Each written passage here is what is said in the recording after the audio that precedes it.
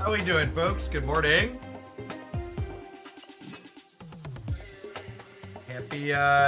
Happy Wednesday. The whole reason I even have a Twitch account, thanks for creating a space you do on this horrible thing we call the internet. Thanks for hooking that prime up again, Lewis. Appreciate it. Dury, thank you for the 13 months before I popped up live. Good morning, good morning.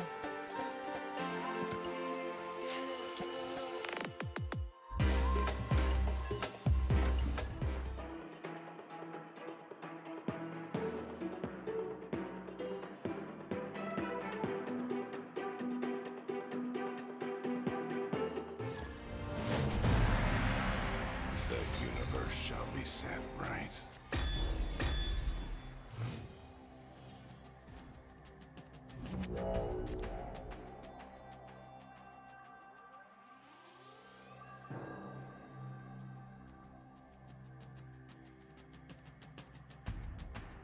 Snap. We look at untapped stats. I'm not really gonna put a lot of stock in untapped stats.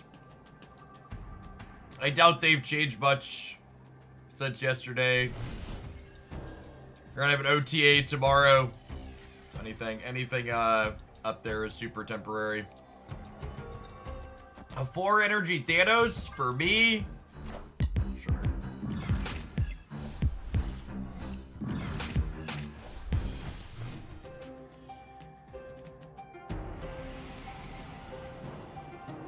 This just in.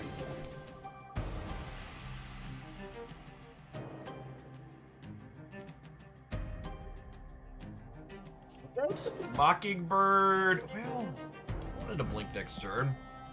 Who do you think will get buffed and nerfed? I don't think anything really needs nerfs at the moment. And I think the buff list is long. There's definitely a couple dozen cards you could call out that are a little underplayed.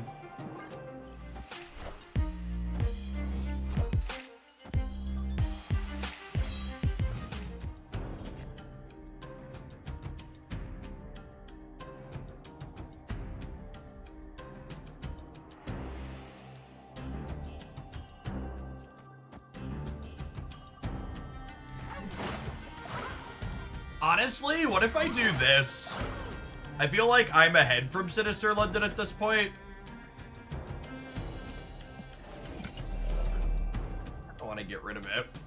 I guess double blob's pretty good.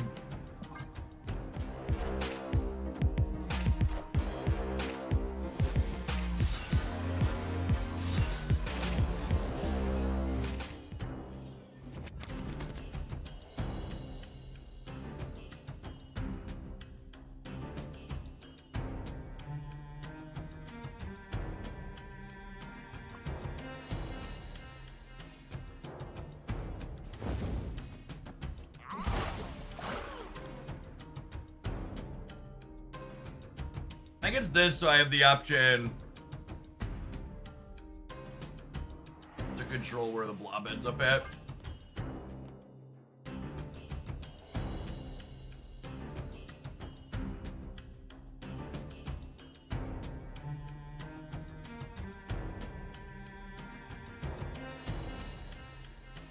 I snapped, right? Classic hella gamer sweating in the proving grounds.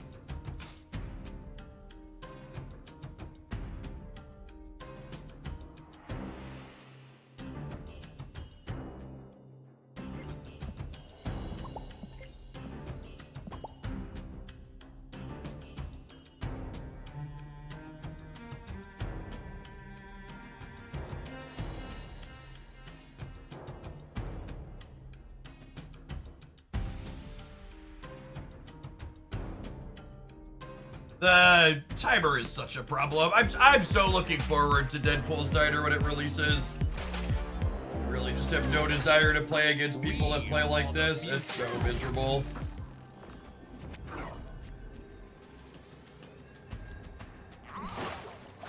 Sucks playing against them so much.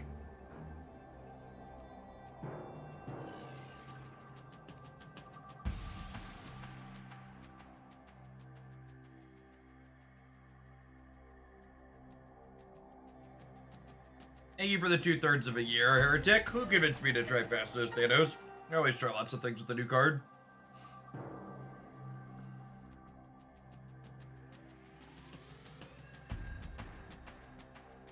How will Deadpool Steiner work? The big difference will be that it auto-snaps 3 times over the course of the game, so turns 4, 5, and 6 the stakes raise automatically, and then each player can snap.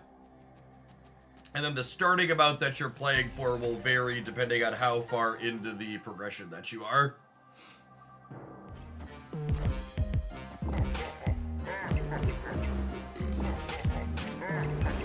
Alright, hopefully Infinite goes middle lane. Minions to me.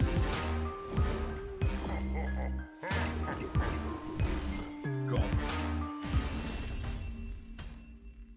Victory.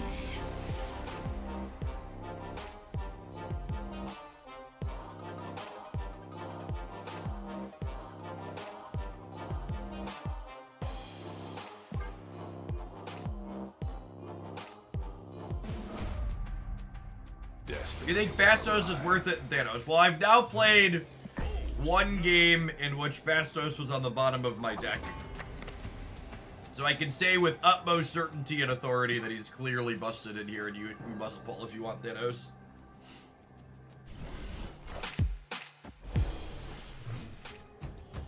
So he's the best card ever. Yes, exactly that.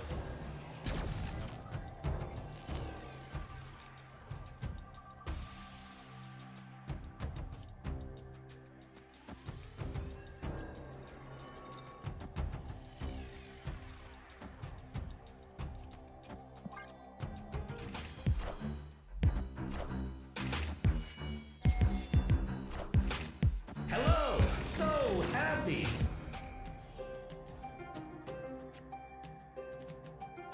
You thought about trying Fastos and Bounce. What problem does Bounce have that is solved by adding Fastos to the deck? Can you explain it to me?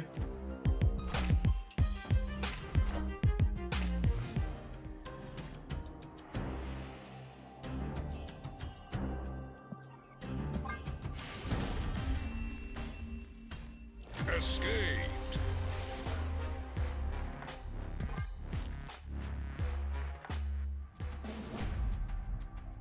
The universe shall be set right. Oh, snap.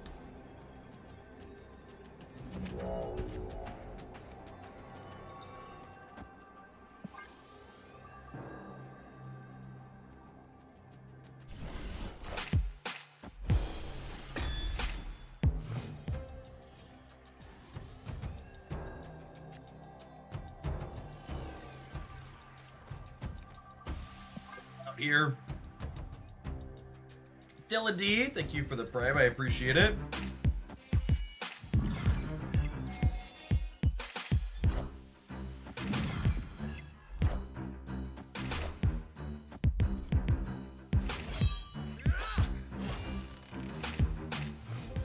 Power Blade.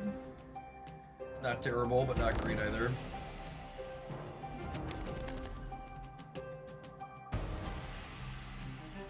I'll buy a bear. Thank you for the 9 months. Welcome back.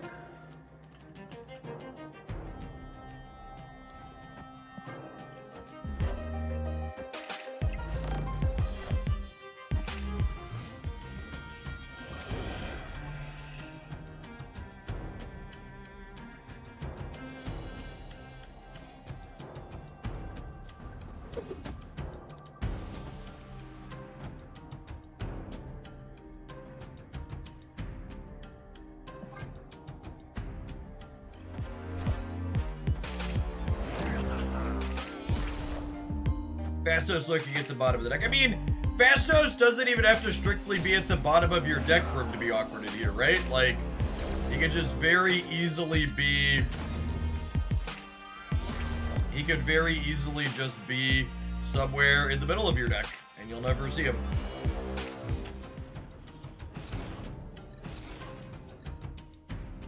He has to, what, explicitly be in the top third of your deck? In order to make it happen. Why Nico and not Psylocke? Why should I play Psylocke? What problem are we solving by adding that card?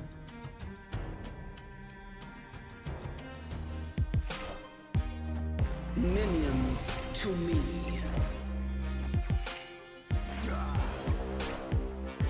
All systems go.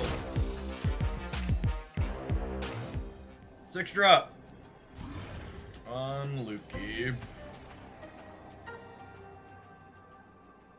Statistically, I think we're dead here. They're gaining 3 over here because I didn't draw a 6 drop.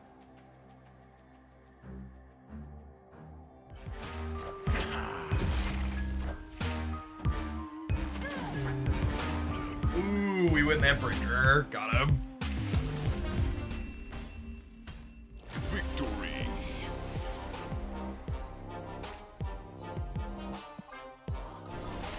Do you have any experience with Lorcana? I've not played that Lorcana's actual gameplay at all, no. I've heard a lot of good things about it from people that play a lot of card games, but it's a little bit... They're similar to like Magic and Flesh and Blood in that their staple cards tend to be expensive and it costs hundreds of dollars to build competitive tier decks.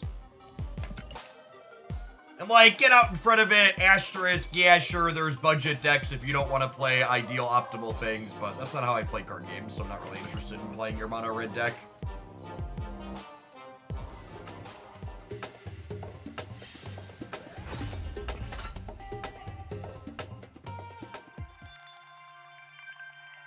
Have some adverts, chat. We'll see you in 120 seconds. Thanks for hanging out. Don't go anywhere. We have a card rec command here, right? There were Thanos gamers are on one this morning.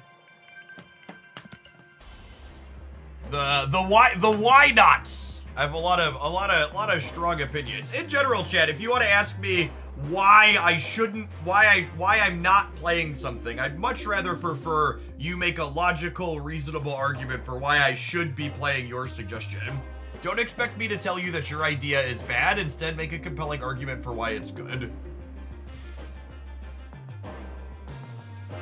There's lots of cards in Marvel Snap, but I only get to put 12 of them in my deck. Do we have it optimized? We don't, too. That too, Milla. Like, there isn't an established stock good Thanos deck to go off of. It is very much an underexplored, unoptimized archetype in the current environment.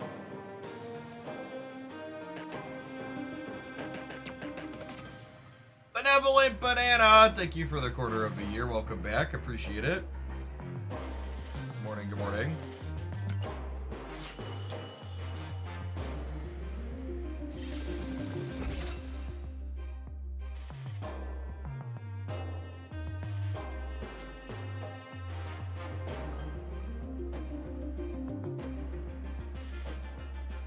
Weapon to High Evo, I haven't seen that deck in a minute.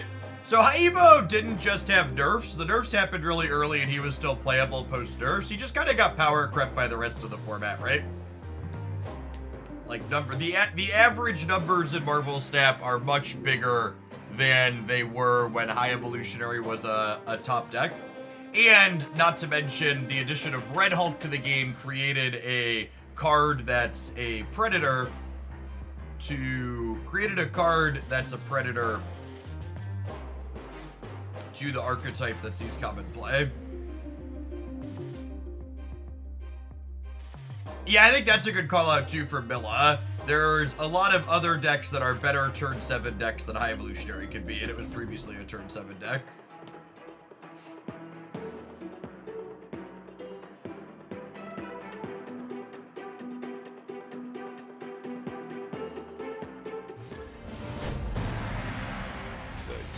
Shall be set right.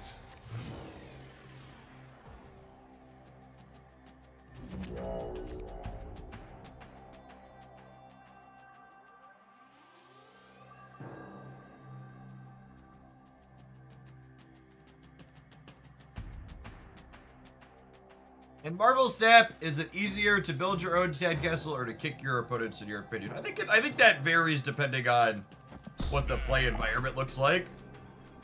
I think we're currently in a format where Shang-Chi's kind of mid, he says, while playing a Scar deck full of 10 power cards.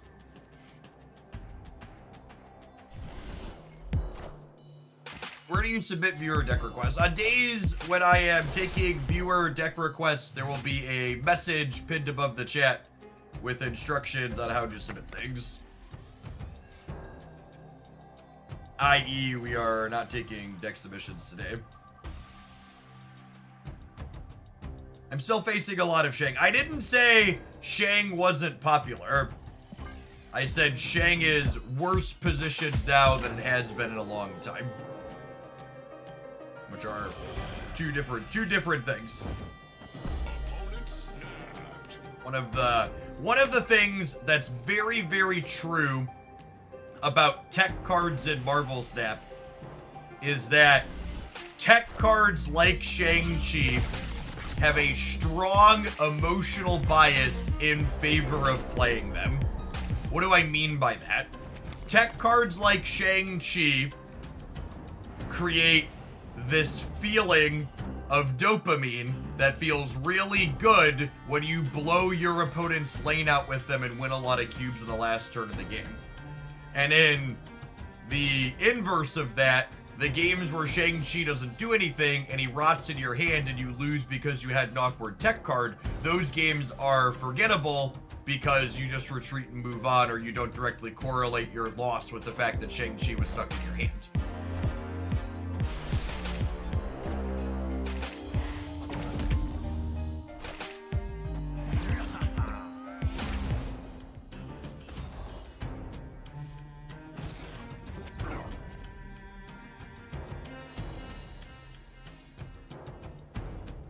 I honestly wouldn't be surprised if we play this entire set, never draw a Fastos, and move on to something else, because it's just like, it's so unlikely to be in your starting hand in this archetype. I wanted to try it because some other people were talking about it, but I'd be pretty surprised if Fastos is good here.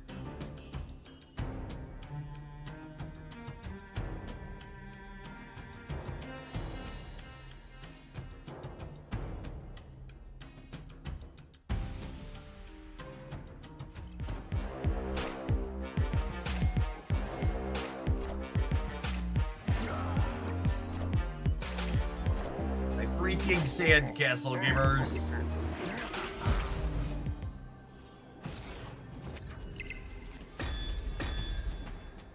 I'm done. Oh, I guess we hit the 2x mode, so we'll do this.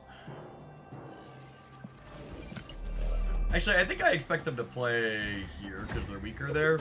This gets me 7-16. I guess that's only ties here, but if I tie here, I should win because of the center. Let's do this.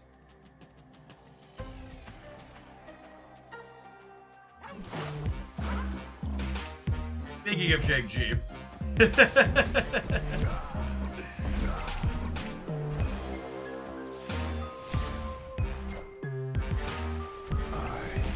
am inevitable.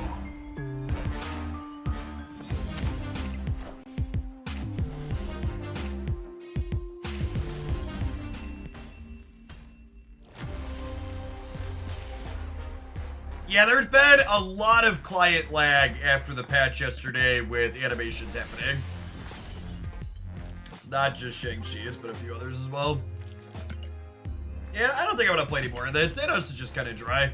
These play one big thing per turn decks tend to not be very interesting.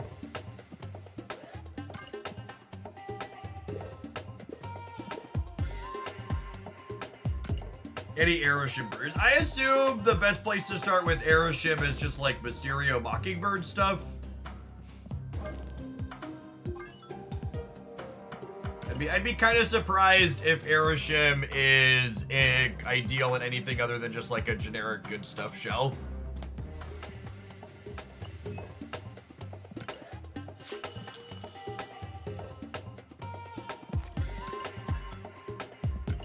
Yeah, Quinjet's probably fine too.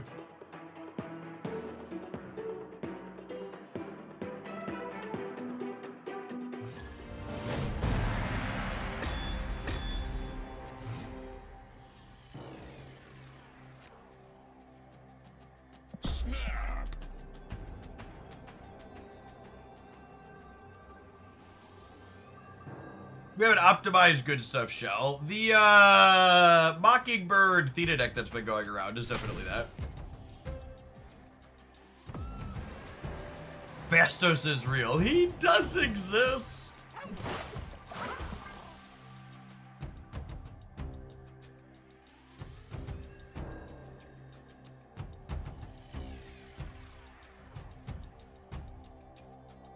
Yeah, I'm just not really interested in playing more Thanos, Dr. Grindel. He plays out very same Z in a way that's not particularly compelling. And your odds of actually having this card early enough to matter are just super low. Juka Gordo, thank you for the Prime support. Appreciate it. Good morning, good morning.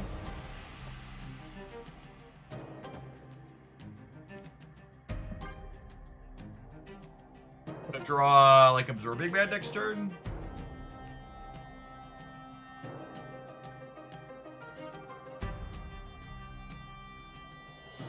I'm sure it's psychological, but boy does Fastos feel like he never wants to be drawn. I mean, there's actual stats behind that too, because you gotta remember a lot of other cards in Marvel Snap, you wanna draw them by turn 6 usually, whereas Fastos, you need to explicitly draw him by turn 3, typically for him to be relevant.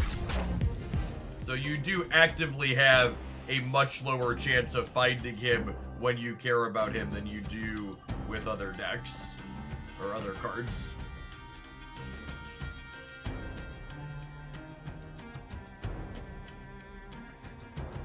Yeah, it's very comparable to like Mr. Negative or Pixie.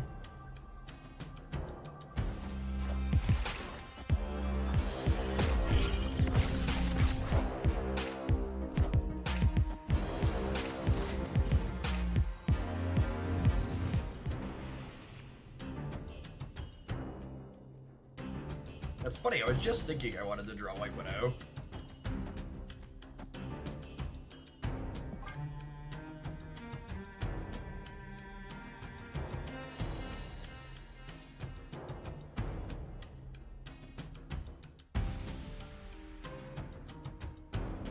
Thanks for getting out, Hash. Welcome back.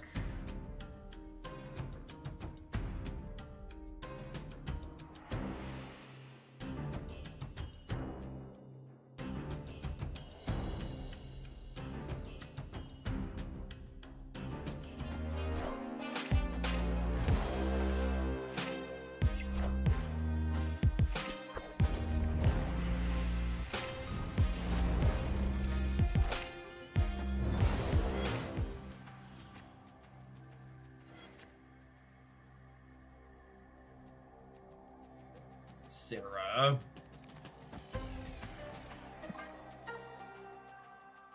Also, Fred's in the middle here. Disrupt their surfer draw here, I assume.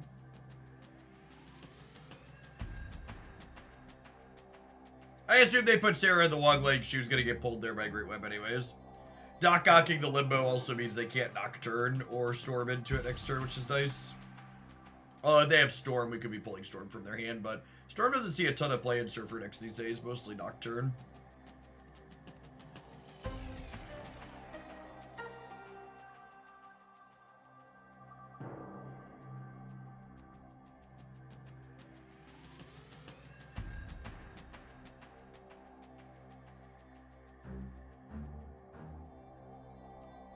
Adam Warlock with Aerosham. There's some cope. Assuredly, this is the card that makes Adam Warlock playable. He can't possibly be worse than another deck, so maybe it's fine to try.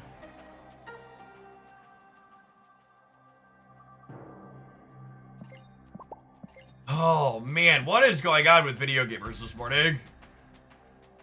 Just constant ropes every single game.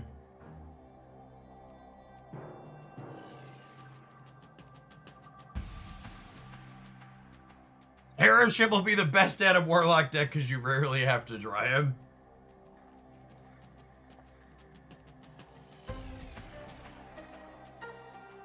What spotlight should I go all in on, Jeff? This one or Aeroship? I mean, I expect Aeroship to be a far more novel card.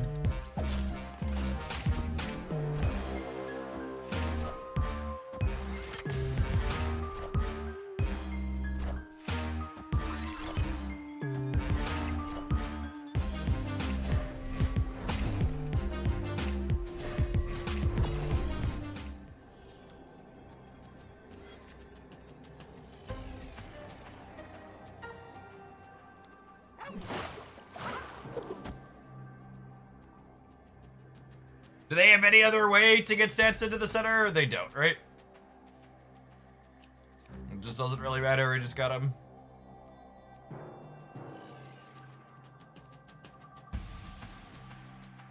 Ironheart's a good call. Ironheart's a reason to put more points over here too, though, right? I'm only up 2 here right now. Ironheart's a good shot, though. This will give me 11 for 23 in the middle. This will give me 13 over here. So they'd have to have all 3 go here or all 3 go here with Ironheart, which is unlikely.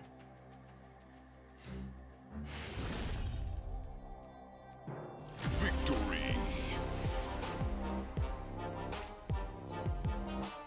They might have the end turn bug. I don't know. I'm a lot less likely to assume my opponent who's roping me every turn is experiencing some kind of issue when they don't snap me back in the proving grounds. Absorbing Man as well. Their Absorbing Man was in play.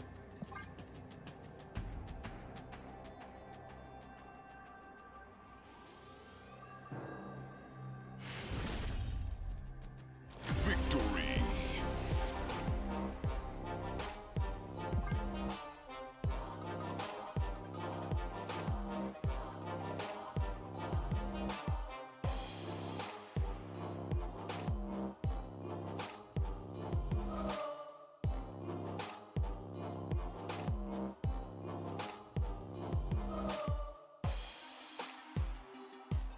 Yeah, see, they're even roping us in between these.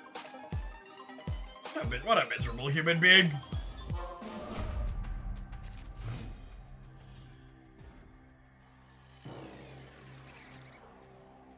Snap.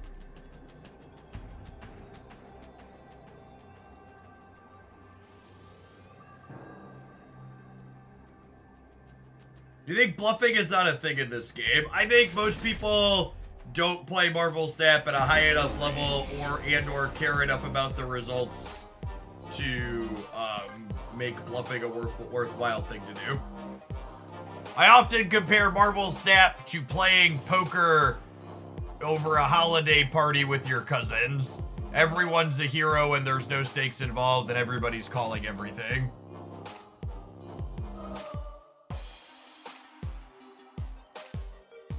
Yeah, maybe Deadpool's diner will change that, but honestly, like, I'd be surprised if it does. Oh, snap.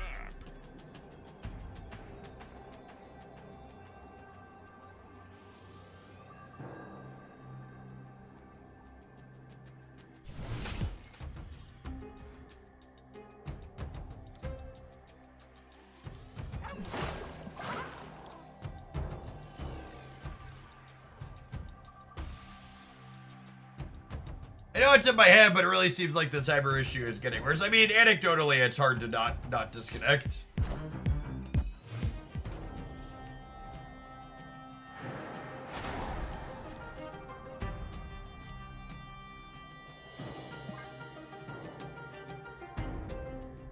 Circe does have anti-synergy with Fastos. Yeah, it gets rid of buffs and debuffs.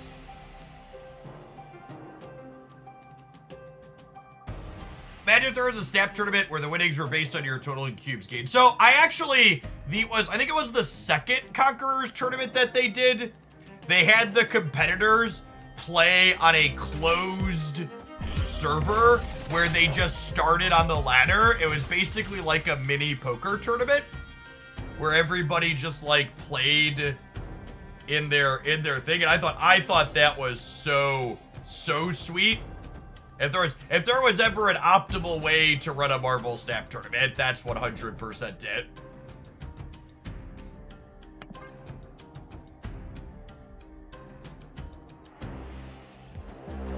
Just like making it so you have a lot of people and the snapping and retreating is meaningful. It'd basically be like playing a bunch of individual poker hands. I was super into it. This is my 3/6 magic. There are many like her, but this one is mine.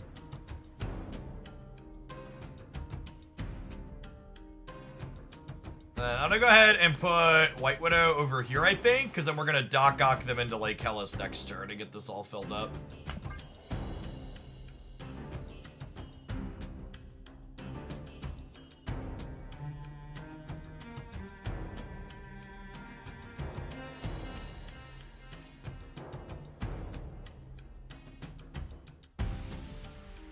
So like, I always feel like I'm going a little bit crazy with, I always feel like I'm going a little bit crazy when people try to cite booster farming as the reason you wouldn't snap me back in the proving grounds. Because gamers, you get the same number of boosters playing against a bunch of different people as you do for holding one person hostage for a bunch of games. There's no reason to make one person be the only person you play against for your boosters. Like, if your goal is to farm boosters, just like still snap and play best of one and just play more games against more people. Unless your queue time is consistently multiple minutes. And here's the thing, the people queuing into me have similar queue times to me, and my queue time is never, basically never more than 60 seconds in Proving Grounds. Usually it's like 15 to 30 seconds or less. So you really gain actual nothing. All Wrath, thanks for the membership on the YouTube side. Appreciate the support.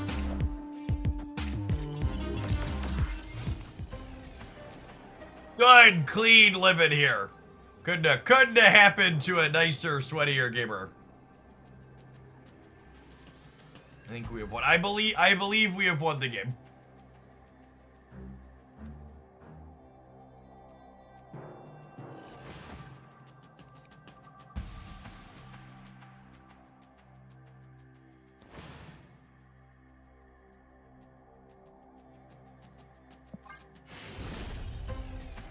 That retreat later, while deterministically locked out on the board, retreat later. This is the Proving Grounds, by the way. BTW. They are certainly proving something.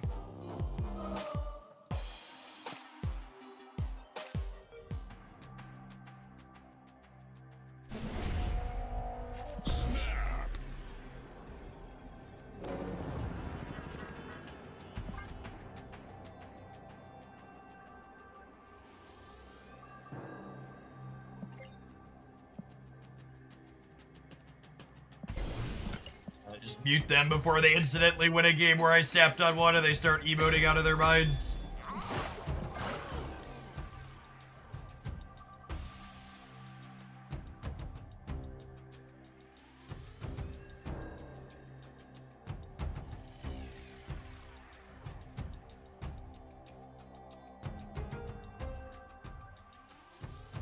The Pixie Monkey with Fastos has felt good. Dice Hex. It felt pretty solid for us yesterday. Is Cannonball a thing in this deck? I think if you're missing Circe, Cannonball's a fine sub there, but I think Circe's probably better in that slot in general.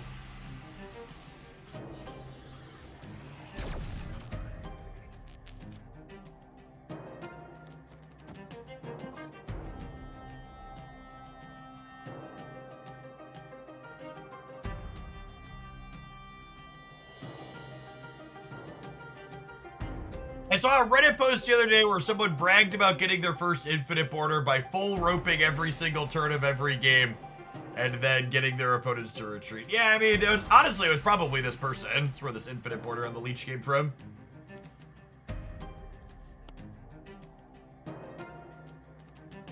Was Fastos an upgrade to Pixie? Not necessarily. Rude.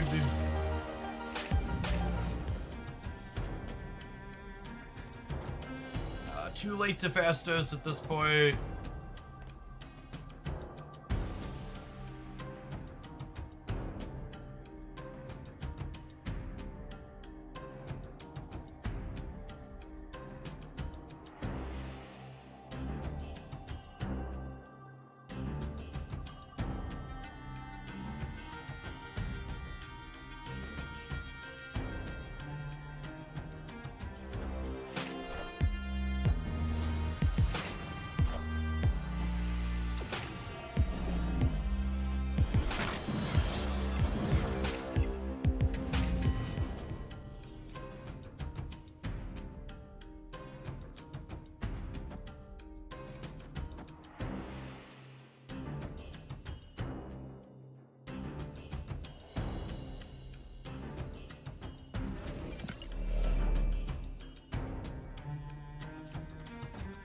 Is it ever this?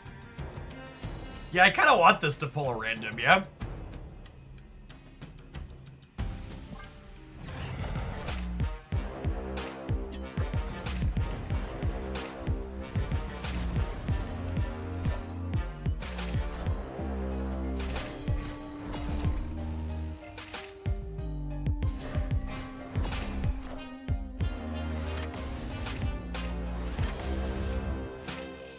I'm glad we muted them, because there's no way they're not emoting us like crazy right now.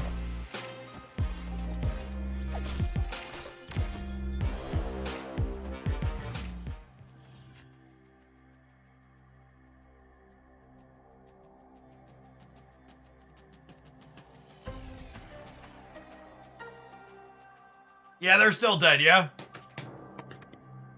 Deterministically? I'm guaranteed to win. Mockingbird plus Fastos on the left wins the game. I'm gonna stand up and stretch for a minute though first.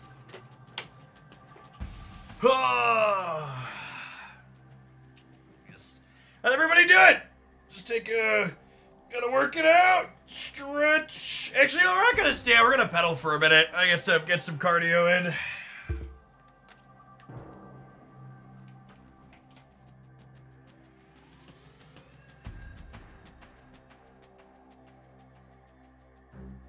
So also stretching. Gotta flex here a little bit. Managed to win the game. Slogged it out here with these.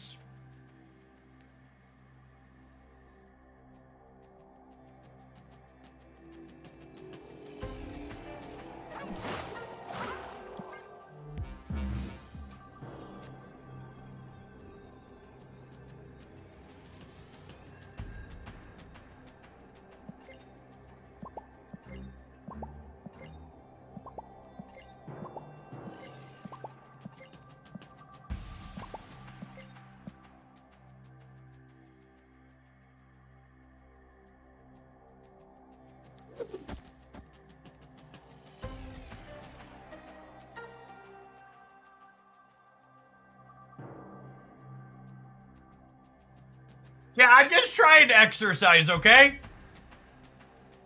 I gotta make sure I get my exercise in here.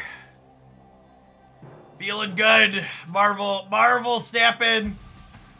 Getting my cardio in.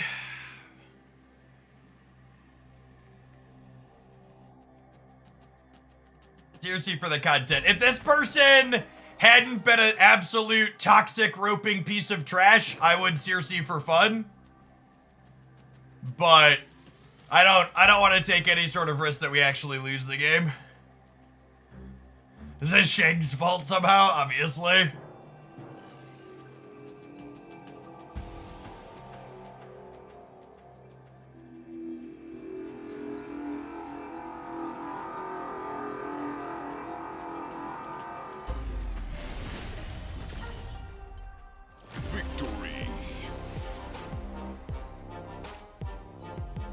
Ran out of time. Sorry, I was pedaling. I missed it.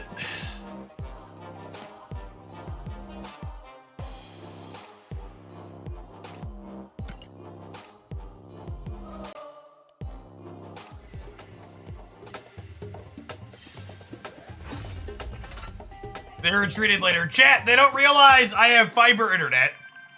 They thought Comcast wasn't out, but my internet is more stable than that. And sweet silver ticket.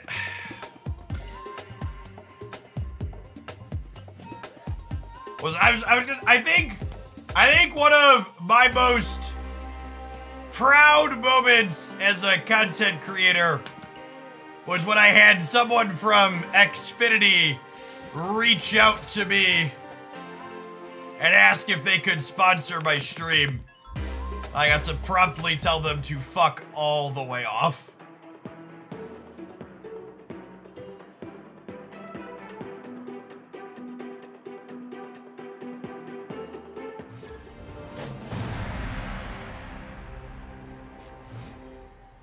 In the video on this deck, you mentioned that cannonballs are a replacement for CRC, but is there a replacement for the replacement? There is not.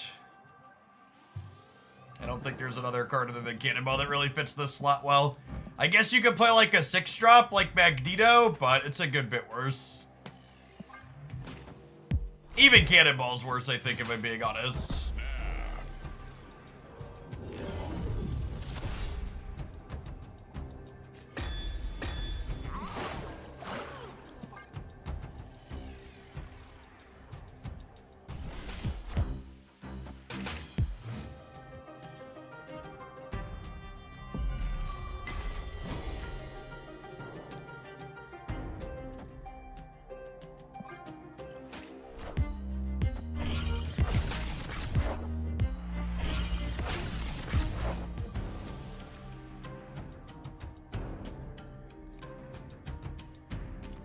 I want to do this because I would like to be able to Absorbing Man this if possible.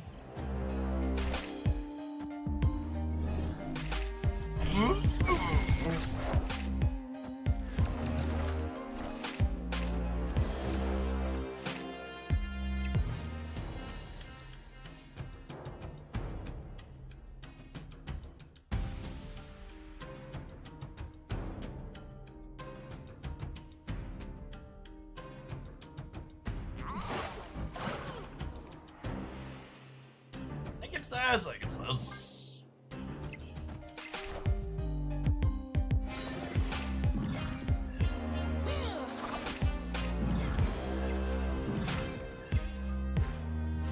I was worried about how much Mockingbird was gonna cost. I am Iron Man.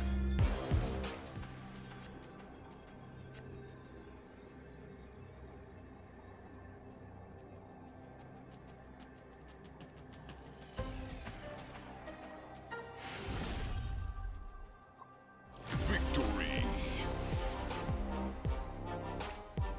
What changes are coming in the next OTA? Other than when they were leaked online a couple of times, the OTA changes are not known in advance to the general public. Yeah, Absorbing Man gets to copy Cersei there.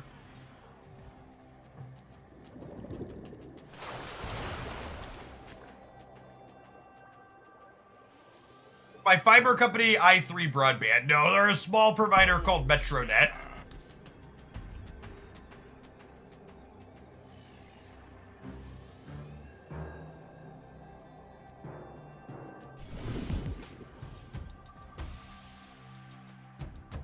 Did people talking about a leaked OTA from yesterday turn out to be false? Yeah, of course it was false. It came from Dara's chat.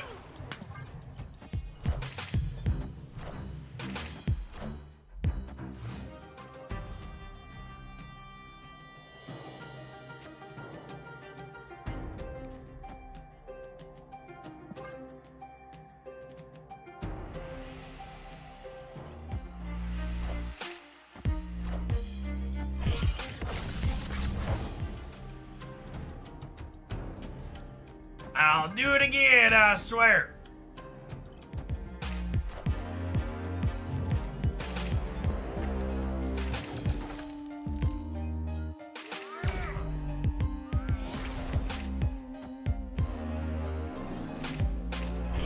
Alright, hoping to hit magic here. Discounted Cersei would be a nice follow-up, corollary as well.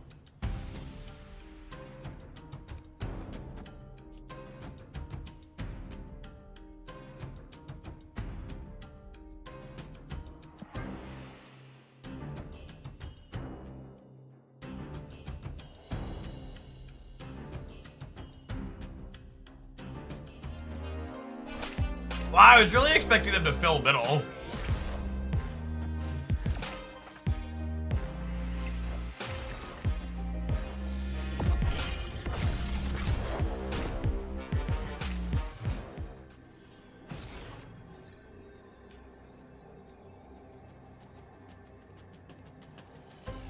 The UK has much better broadband than the US in terms of what I've heard. There's more variety in terms of providers. So, ISPs in the US figured out that the most profitable thing to do is not have competition. It's to section off different parts of the United States and only compete in ones where they're largely a monopoly, because it allows them to gouge customers and provide worse service for the cost.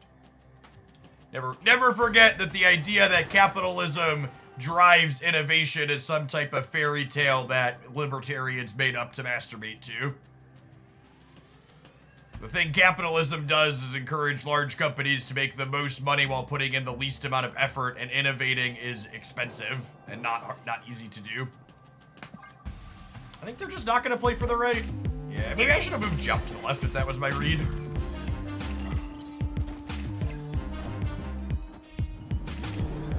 Yeah, I should have slid jump to the left.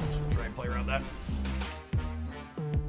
Probably still lose. I would have had to have a 6 power 3 drop, which is unlikely.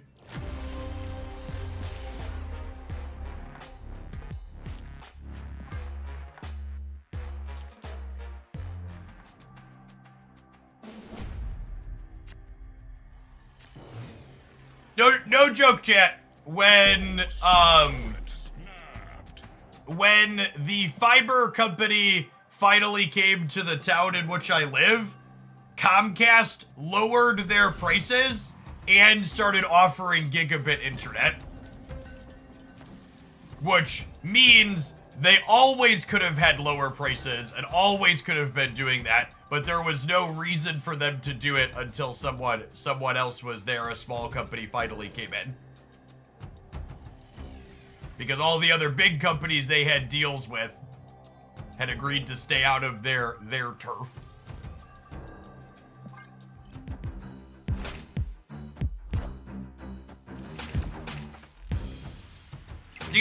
To give you context, so I've been streaming for a long time, including since when Comcast was my only option for a while.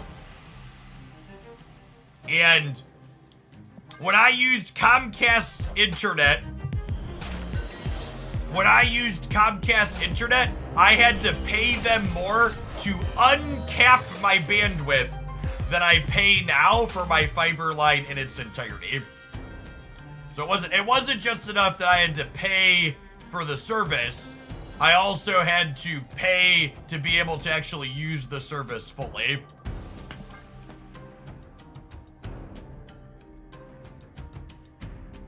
Which is the average fiber connection per month in the US, give or take. It depends on where you live, but anywhere from like 60 to 100 bucks, depending on the speeds you're getting. Can you explain Fastos' role in this deck? I mean, I guess I'm confused as to what you do or don't. Fastos does the same thing in every deck, yeah?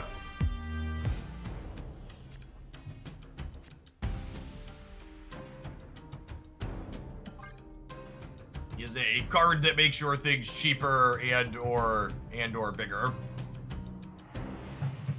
Fastos generically has synergy with the deck that wants to play Limbo, because having an extra turn of the game means that you get one more Fastos card drawn. Fastos also has synergy with Circe because upgrading 3s and 4s with on-reveal effects is kind of her sweet spot.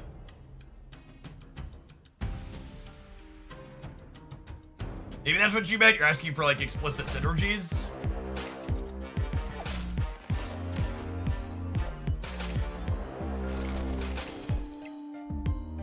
Misunderstanding, though. I am Iron Man.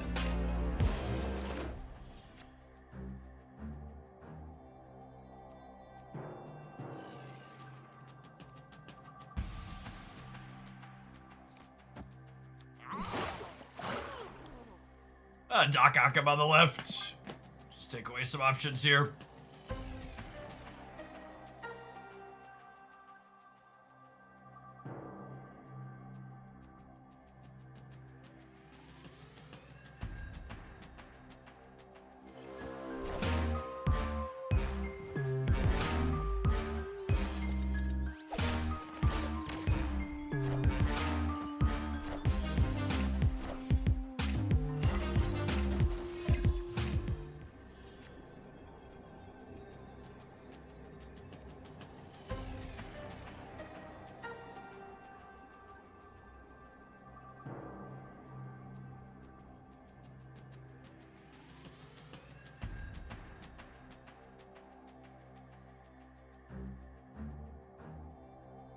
I don't have the capacity to play for all 3 here.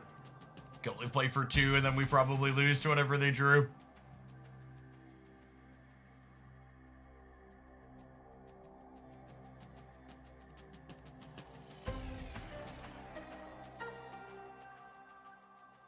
Thanos was terrible. Deck continues to just be super clunky and awkward.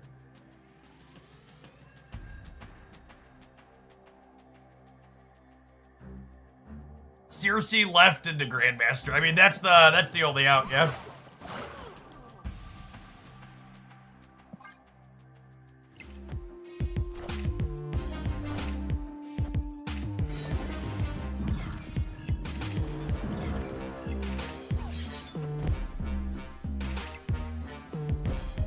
Okay, let's send Circe middle. Coin flip. RNG! RNG! Come on! Come on!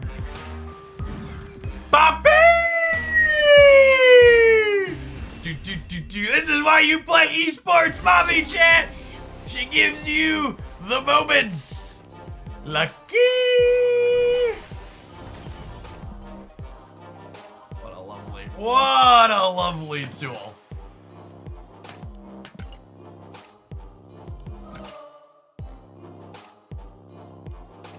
Alright, gamers, have some adverts. We're gonna play some more at this deck when we get back. It's fun. Don't go anywhere.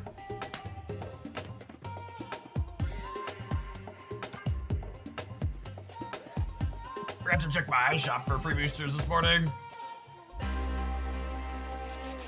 Esports Bobby is ready and waiting? Lame.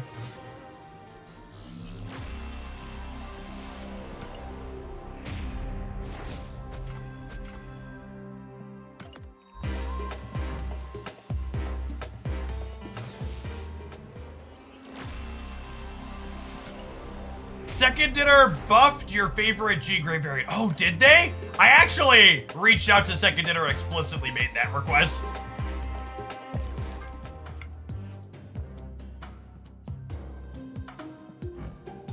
Oh my gosh, they did! They gave the fire. Oh. Okay, well, she's at the top of the split list then, yeah? Yeah, so, previously the flames disappeared behind her. Like, the foiling covered the fire. That's stellar. All right, I actually got a ton of boosters for her too. Got 1,600 boosters, 1,700 boosters. All right, well, top of the list, gamers.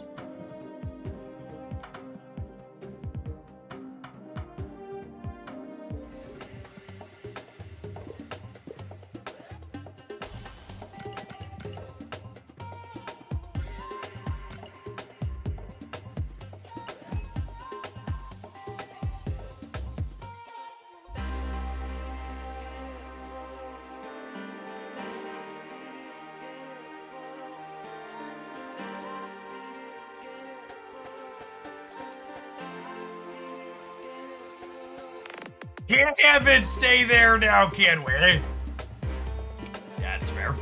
All right, let's see if we get a fifth split gold here, huh?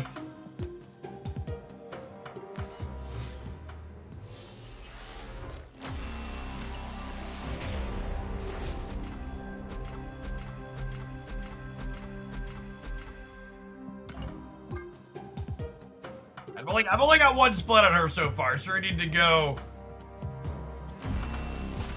I need to go a little deep here. We've got credits, we've got boosters. That's true. I am down to my last 130 spotlight keys after this week, so splitting some cards to pump those back up is sounds ideal.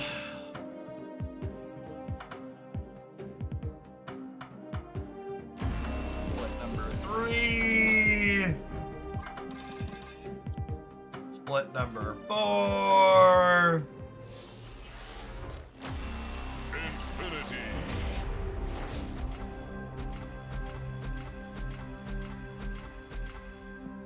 It's been a while since I had a fifth split gold.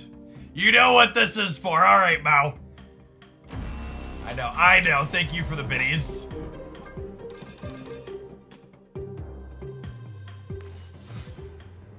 All right, Miss Gray. We've got a lot of splits in the tank here.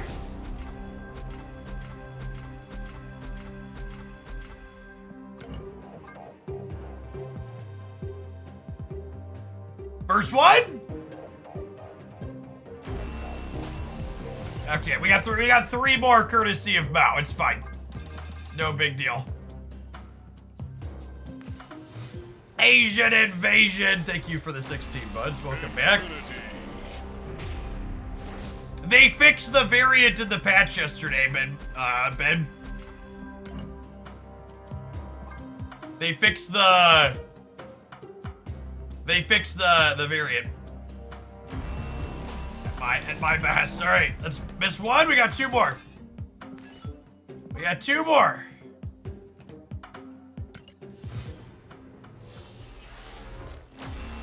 What credits? Yeah, everybody was acting like I had a ton of credits, and it was literally just enough credits to take one card to 5 splits. They go so fast.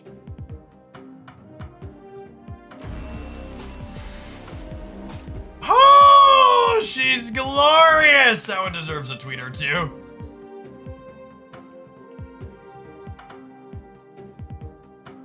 Gold split number 210. Oh, my screenshot messed up.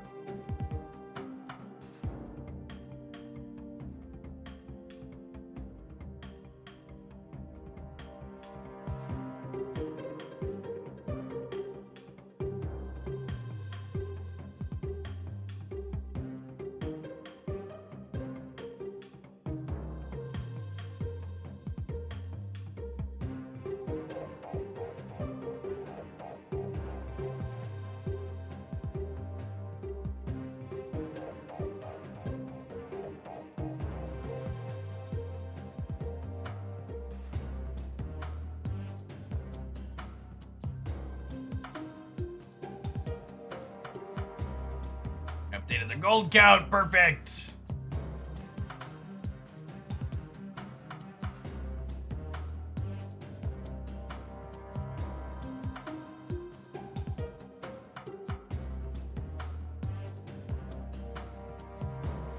Lovely, lovely, lovely. How many total cards are in the game? About 280. All right, I owe Mao one more split because we got there early on Gene. Who do we need to take a spin on?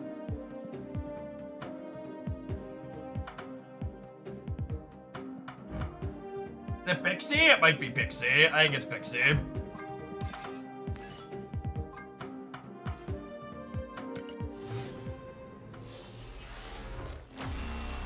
Infinity.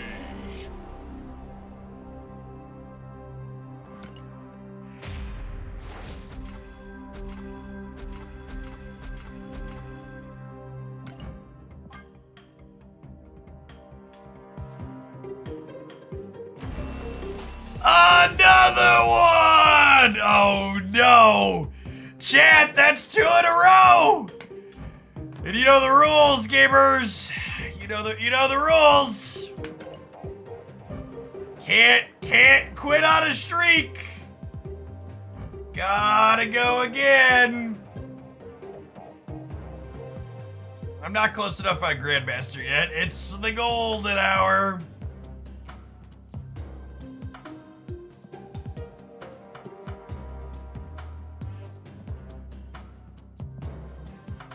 Split. Who are we splitting?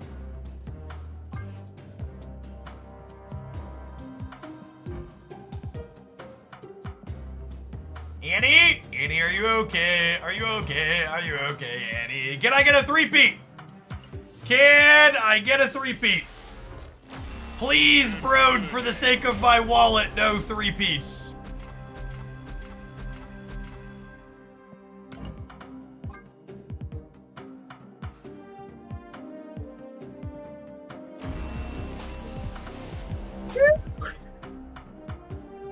I mean, unlucky. Unlucky. Alright, back to playing the minigame.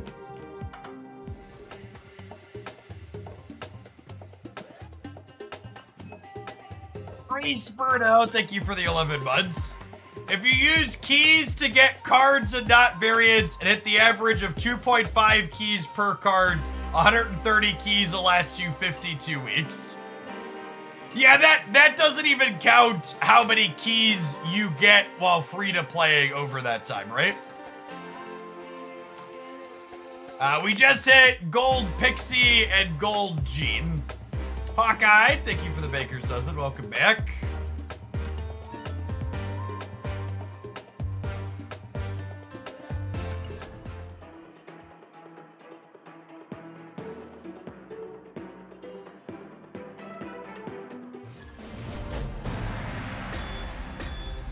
You thought you were done. I understand. I understand. I understand. Ramaset, thank you for the 13 months, Luatek. Would you like another roll on Annie? Or would you like something else? I know I'm close. I got a few things I'm close on. We have Annie, we have Nick Fury. Who else do I have splits on at this point? Grandmaster is honestly kind of close. This is one split between the two of them. We could take a few splits on Grandmaster. I can close. How many am I with Circe 2? Am I 2 or 3 on her? Only 2. I feel like Gold Grandmaster is a rarity. I think I'm gonna go on him. I think I only have one X23 split. Yeah, I only have a singular split on her. I have some boosters, but not a lot. Let's do Granddaddy. We'll split both of these and count that as one since they're close. So we'll have two rolls at gold here. Infinity. Premium splits on bad cards is my kink, chat.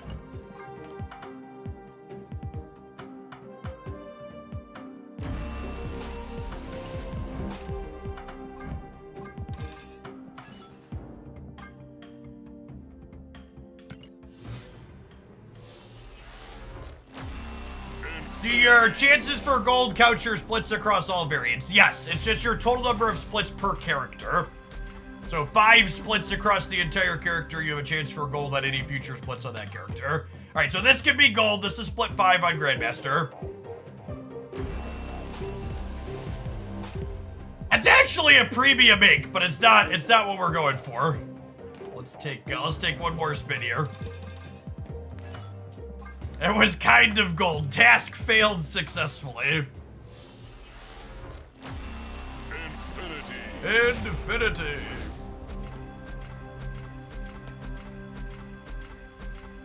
Alright, can you be 212? Mr. Master, are you grand? Unlucky. That's fine. He's primed for the future. It is gold Stardust Flare again, isn't it? It's actually the exact same border.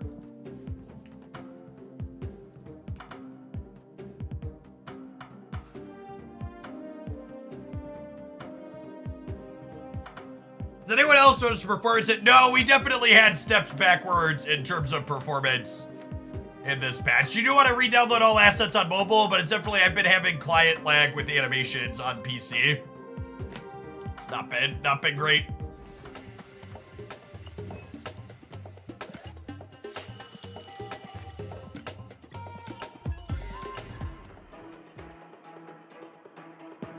Someone asked what's the best Jean Grid act. I actually don't know the answer to that. She's a little bit poorly positioned because there's been a lot of kitty pride running around.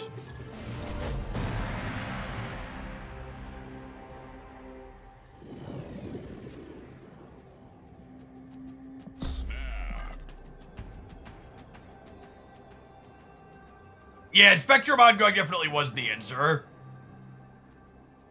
It might still be the answer, but I'm just not sure that Jean is currently slot optimal, that archetype.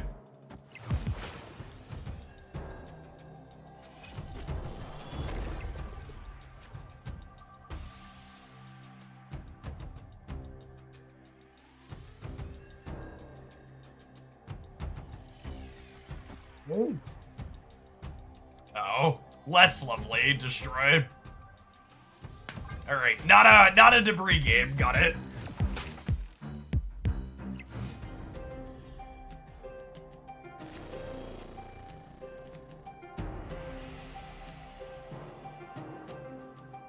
My head says Black Widow. My heart says Fastos.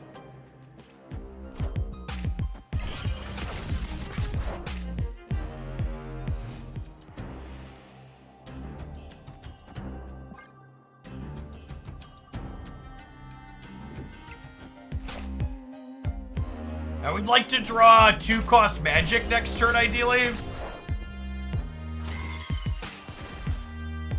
We can go 2-cost magic plus Black Widow.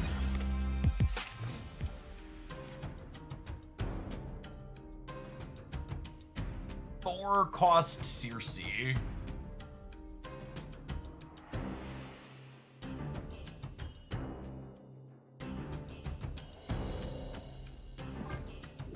Without a turn 7, we might be in trouble here.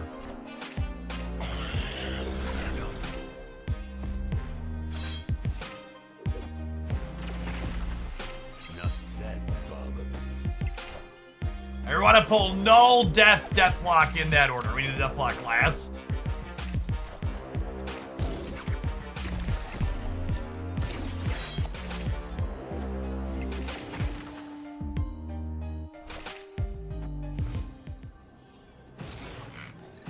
Torched? I think we're torched. I needed 2-cost magic last turn. Deathlock is already on the board. The Nico copied Deathlock back to their hand. If you're gonna correct something I say, at least do me the decency of paying attention to what's going on stream.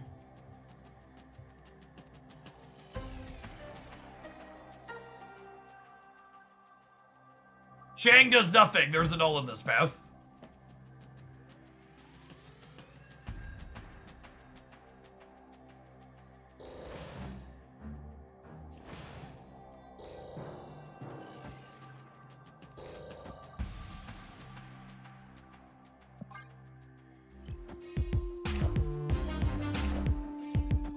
Excuse me?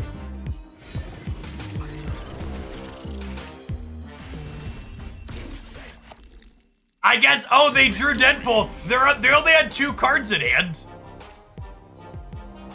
So that was their hand was Deathlock Deadpool. They actually couldn't win the game with their hand. Because we knew their other card was Nico Deathlock. That's funny. The stay was crazy there, though. Hey, Jeff, I haven't tuned in a little bit, but I wanted to say I saw a clip on Twitter and say that you're looking good. Nothing was wrong before, but I say this because I know you made it a priority to lose some weight. Yeah. Oh, snap. Thank you. That was a little bit of a Venom audio thing going on.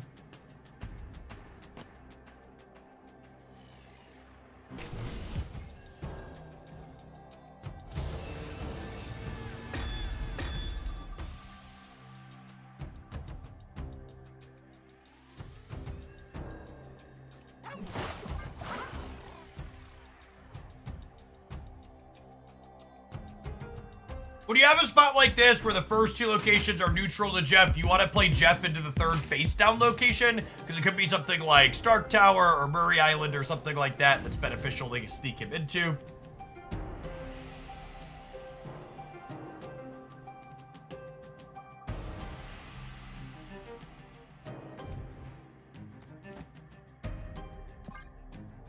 Don't think Black Widowing Luke Spar is profitable. I'm not going to have energy to replay her every turn. I need to actually develop my board a little bit while we disrupt them.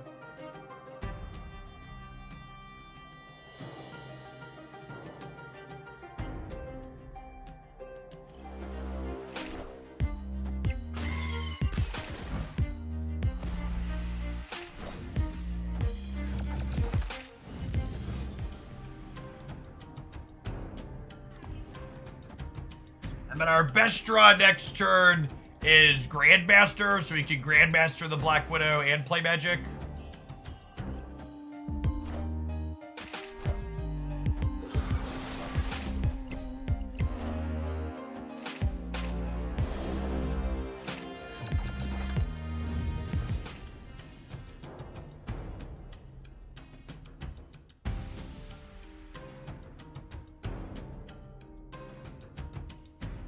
Oh, Grandmaster wouldn't work with nowhere. Yeah, that's true. Do I want a magic here? I'm not sure that I do. I think it's actually Doc Ock middle and then like Circe left.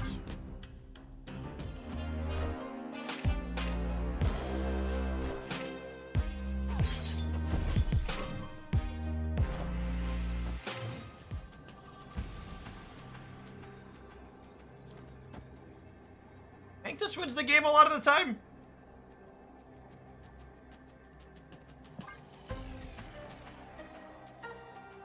They shouldn't be able to get into Luke's bar.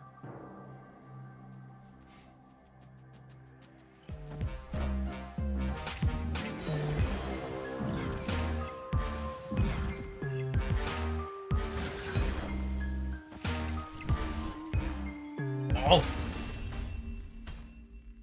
Victory.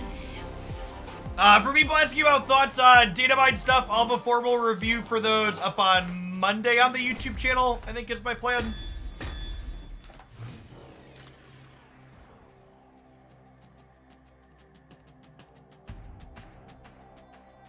Oh, snap.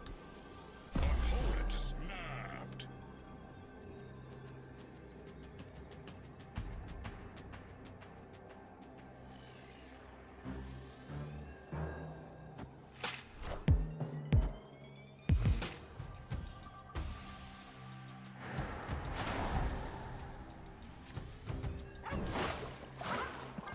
Love the snap back there. I finally figured out how to push the button. Enough said, bub.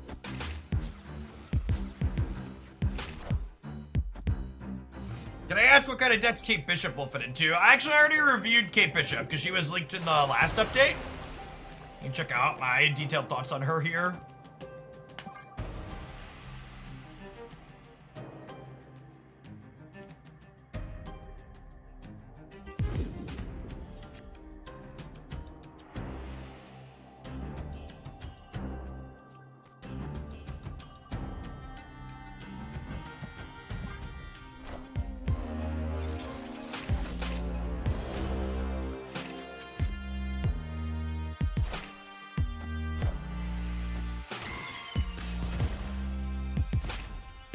Enough said, bub.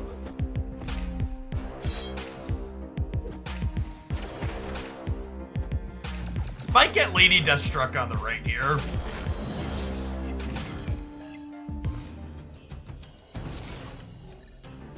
That being said, I think this is optimal. Although, if they don't Lady Deathstrike me and I leave the Jeff here, I get to have a free Mockingbird next turn, which is appealing. Use Venom is solid for us. Enough said, bub.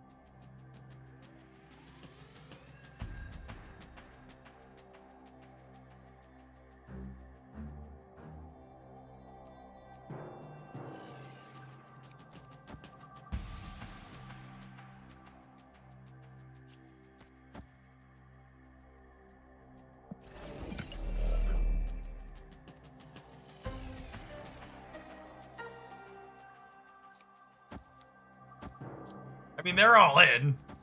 What if I do this?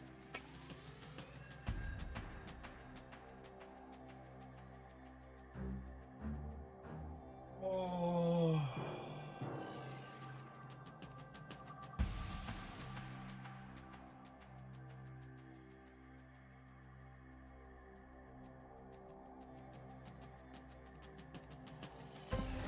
Alternatively,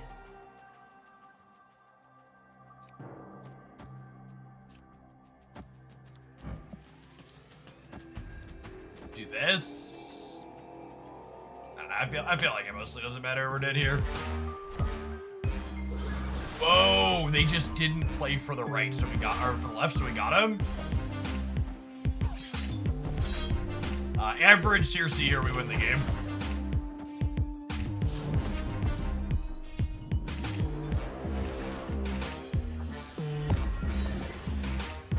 That'll do, big. That'll do.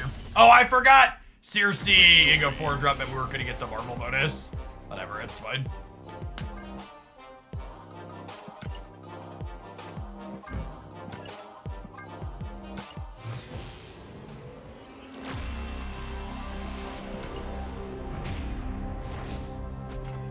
Great read. Chat, it's not a great read even when I win the flip. It's still just a flip. We got fortunate that I elected to spread out and play for all three, and that they only played for two, and we were able to steal one with Shang. It always makes me eye roll when, like, streamers are like, oh, I got sniped, I'm unlucky. But then, like, when they win the same coin flip, they were skillful because they won it and had a good read. It's like, no, it was variance regardless of whether or not I won or lost. New York's just a crapshoot.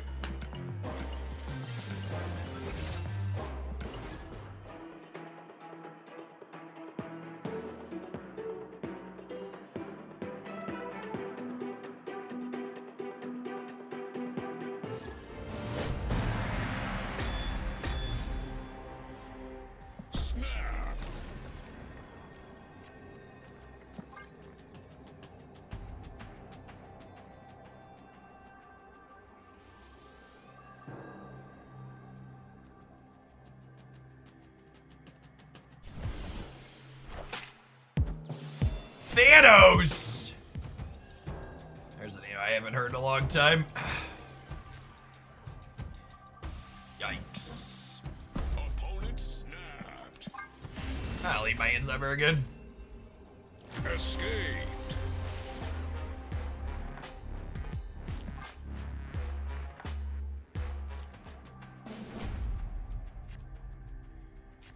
Oh, snap.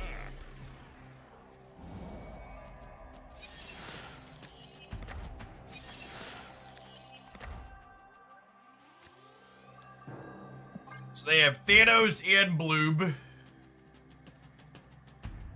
Our Clutter stuff's probably pretty solid this matchup. They have fairly limited board space.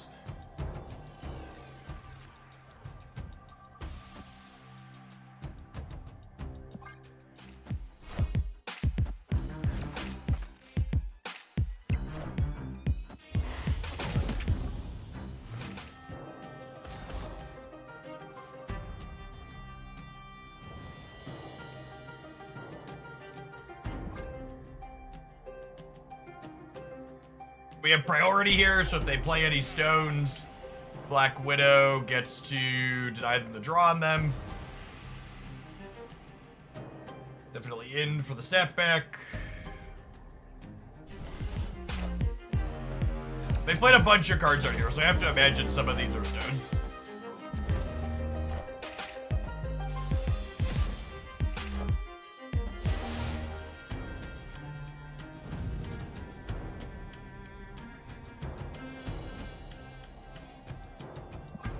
And with Circe, I can even contest this Mockingbird path. Titan seems good for them. I mean, it's fine, but the board state's not great for them.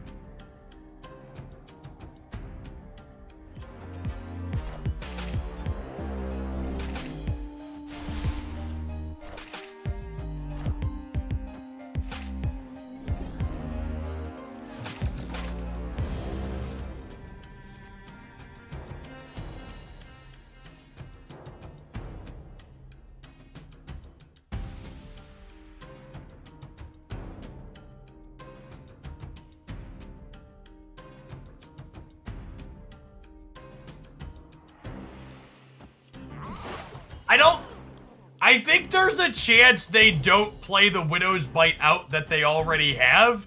So I don't think I Grandmaster here.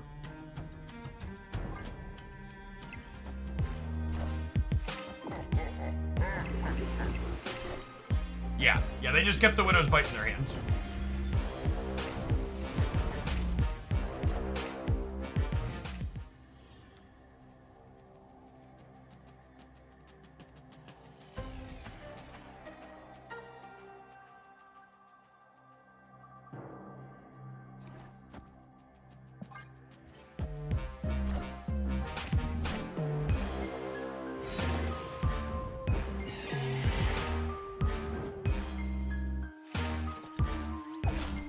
esports, Bobby!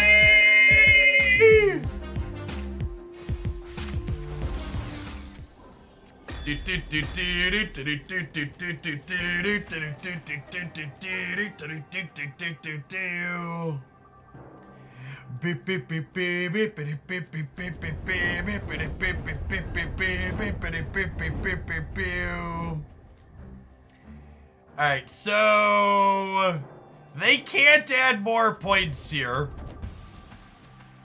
So this is 12, this is 22 over here.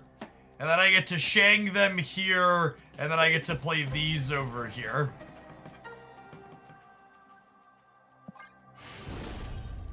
Victory. Oh, man. She is just easily the most fun Marvel Snap card to have released in a while. Would they ever have Blue Marvel? No, Blue Marvel's usually not in the output range of these decks. Snap. You should not play around cards like Blue Marvel against Blob Thanos.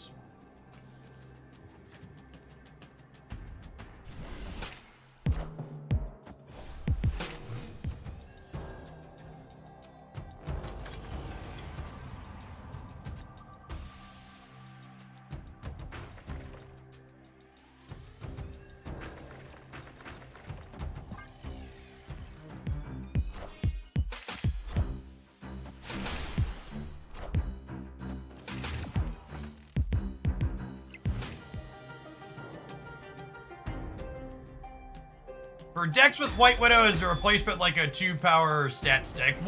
So it depends on the deck. In this deck, White Widow is unfortunately just not replaceable. She's a very unique effect. In other White Widow decks, you could replace her with a generically good 2-energy card, or generically good 2-energy card, like Lizard or some others, but in this one, she's a pretty unique role. They might fill here this turn. They didn't. Good stuff.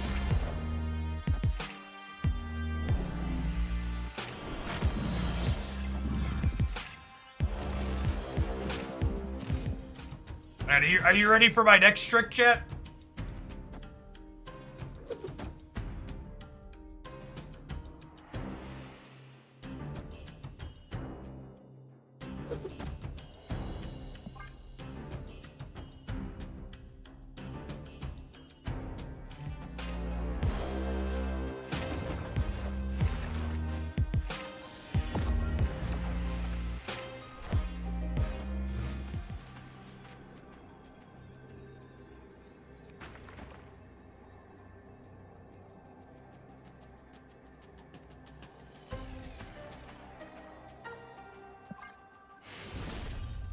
I love the retreat leaders.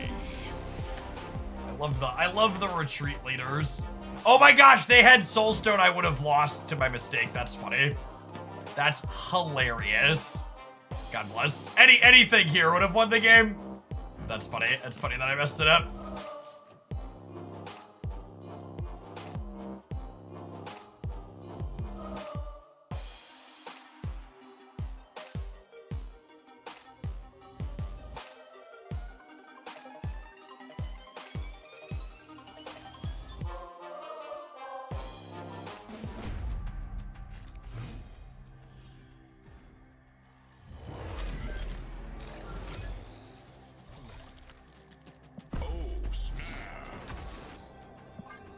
This card's honestly not bad for us. We're gonna fill our board up. She's a 1/5.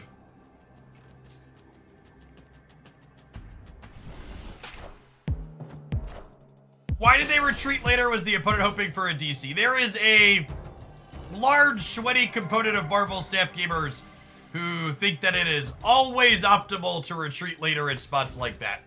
And while technically they are correct, they're definitely wasting their time and everybody else's when they do it.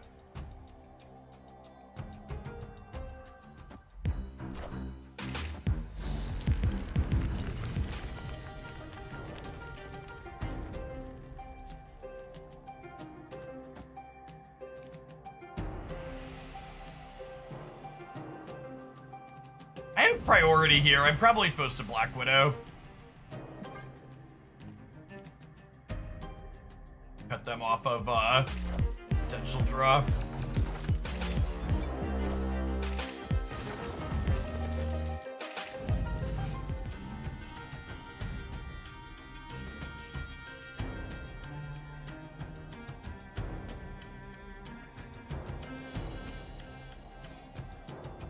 Opponent snapped.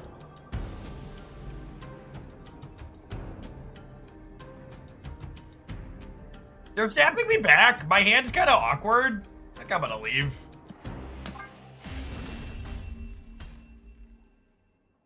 Escaped. They've been really conservative about their snaps. They've been sweating with their retreat, so I assume if they're snapping here, they're in a good spot.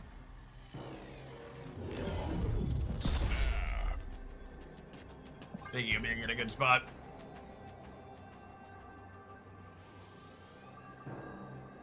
You plan to play more Hitmonkey Cheerios today? Maybe. It depends on how the other decks go.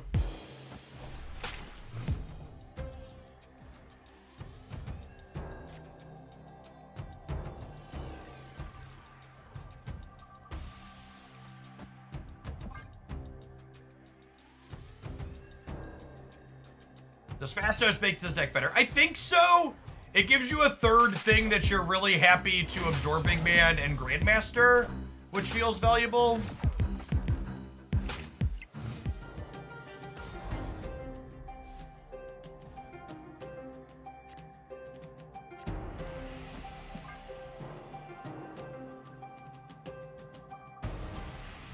Wake up for Fastos. I had a Nico in the Fastos slot previously.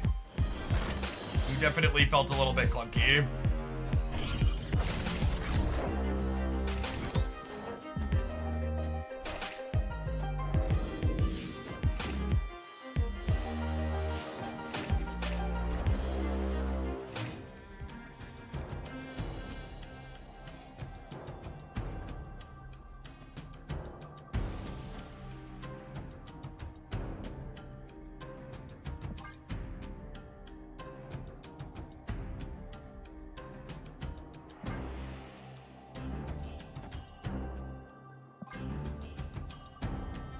I don't need another debris, and I just want to choke them on space in general, I think.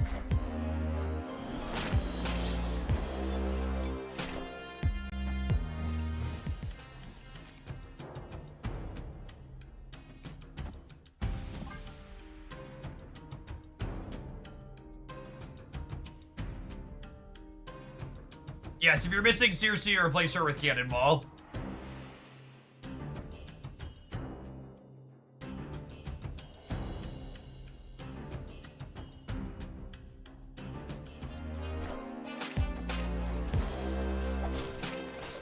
I have a lot of hits here that could bite us. It's not one of them.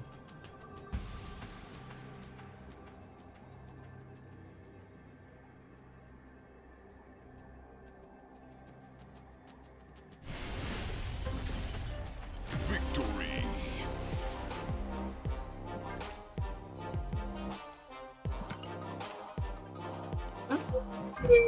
Grandmaster boosters! Lovely. You know what else is lovely, chat? These adverts. We'll see you in 120 seconds for some more Clutter. Circe, thanks for hanging out. Don't go anywhere. Alright, we're gonna pedal for 2 minutes. I think we're gonna stand up.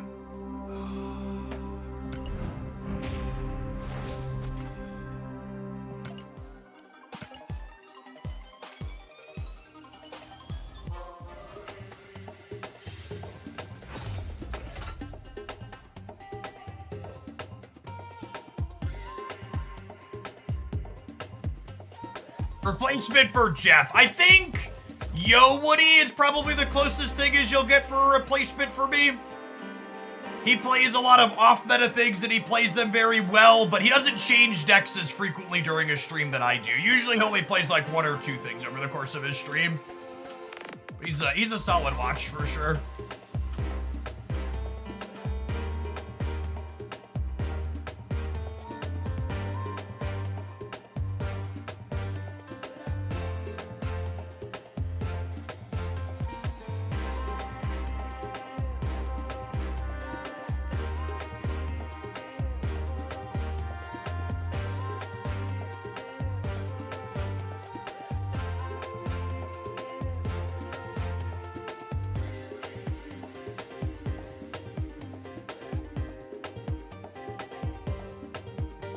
Dad jokes. Chat, we're working on getting rid of the dad bod. You'll never get rid of the dad jokes.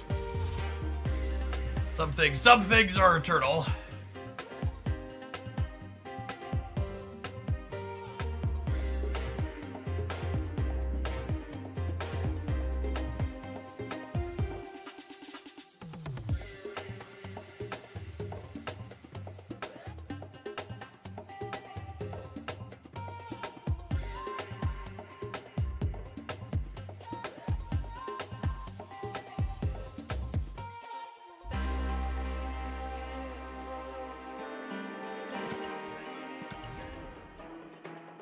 Stand up for a little bit, huh? Not a dad bod, it's a father figure. Mafia, thank you for the 51 months. Welcome back.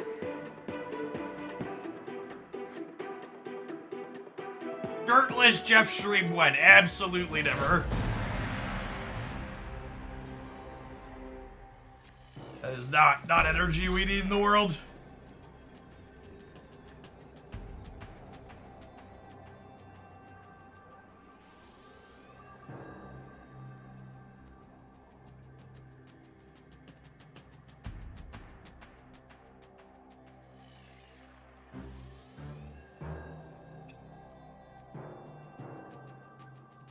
Opponent snapped.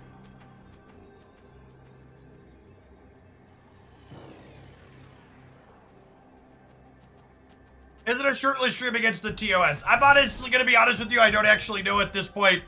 They've gone back and forth and updated it so much in recent whatevers. It's definitely the best draw on my deck.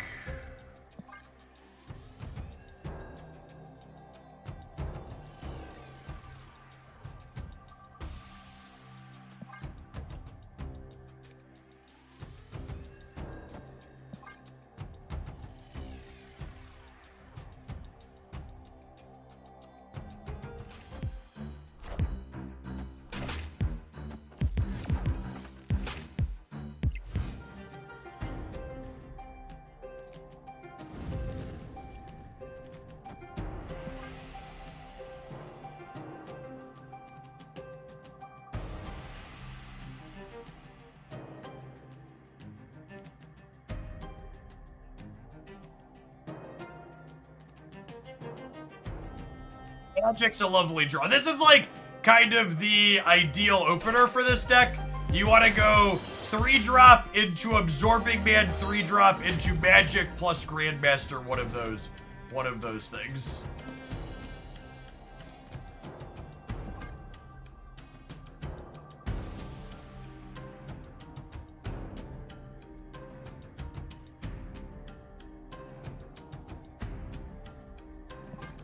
Actually, do I want to do this? Because my next one's going to go from here. It might tag White Widow with Grandmaster here, and I think that's a worthwhile risk. I just want to get guaranteed more rocks into play.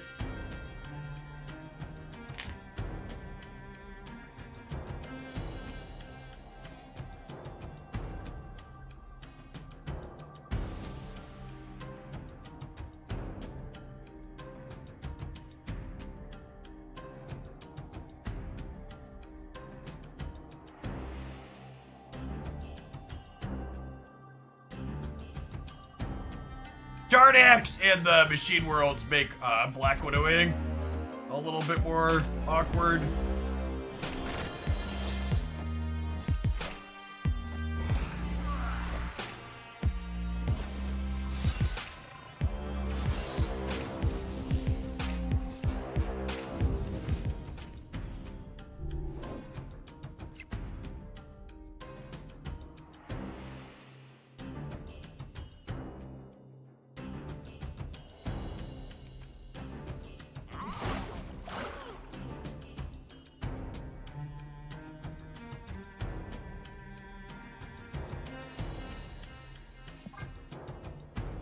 Sure if this is right.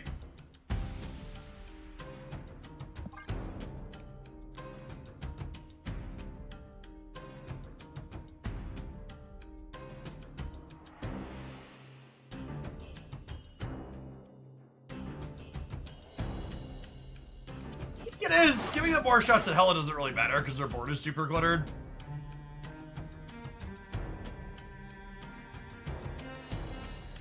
Inviction, thank you for the 31 months. Welcome back.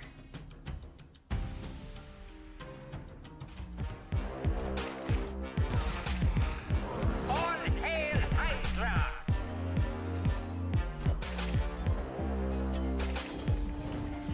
That's funny right there.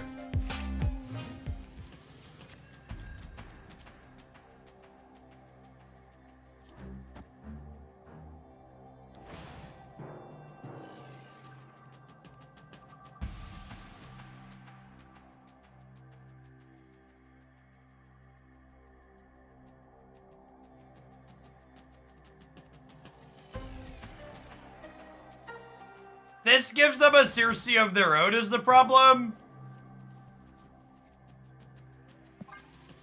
It might still be the best line.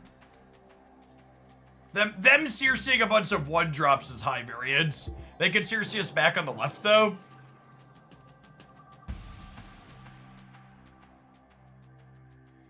We're hoping to draw Doc Ock or Mockingbird on the last turn here.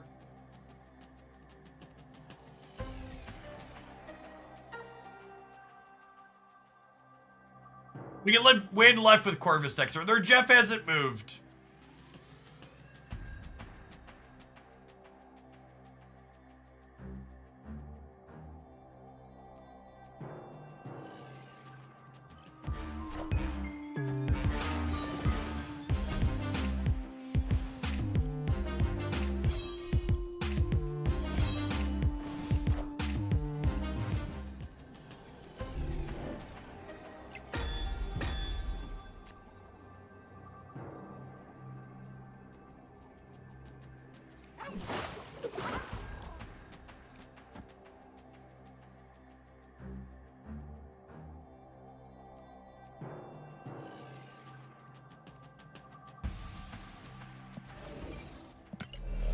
And I put the most points here, actually, because they could Circe here. And if they Circe here and they Kitty here, we're still winning here. Well...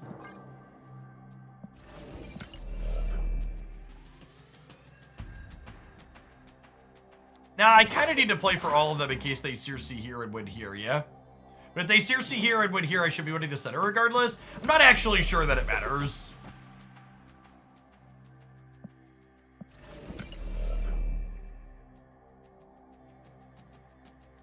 It's Mockingbird mid better. Why?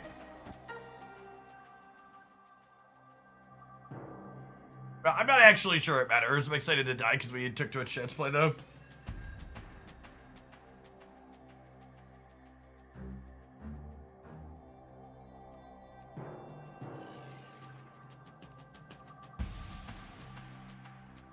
No, I'm not going to turn off the deck overlay on the actual stream because it needs to be there for the YouTube videos. And it's the tracker that I look at personally. I know your overlay tracker on the Twitch side goes over the top of it, but you can deal with that.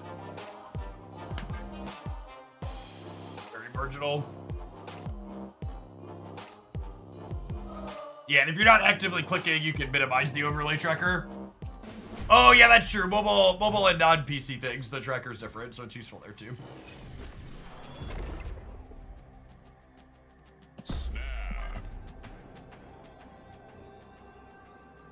Worth noting, they actually might not be playing Hella. Corvus means it could go either way, but Black Knight and She-Hulk specifically makes me think they could be doing non-Hella discard things.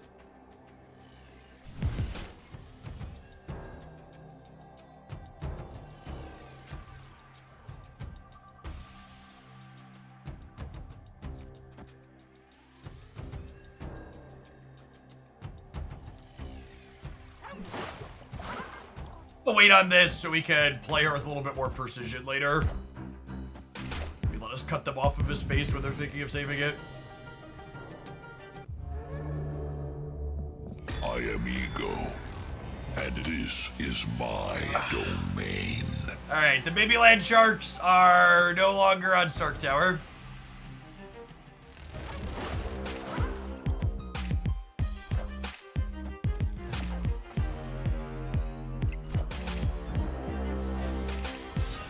Confirmed to Helinek.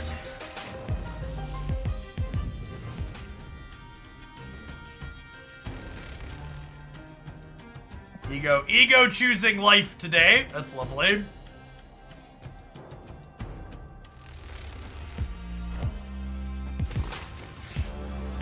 Minions to me. Yikes!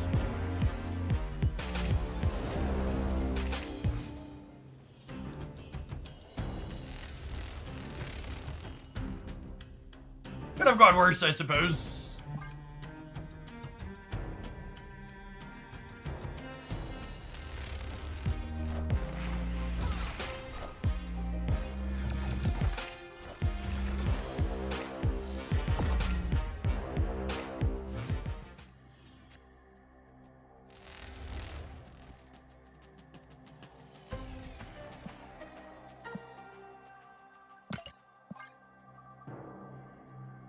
He can still absorbing me and shake the right.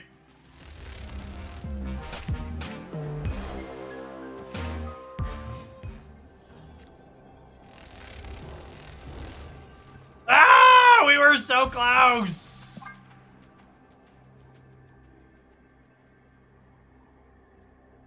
It's fine, we'll win the next one.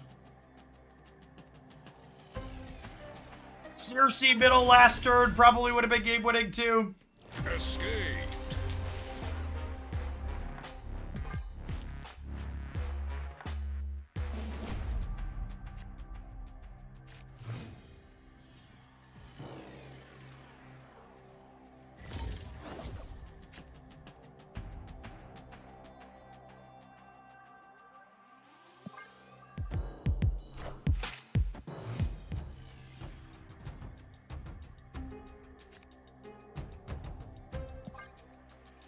We're looking for Debris or Black Widow next turn, or Fastos would be fine too. You one of our good threes though.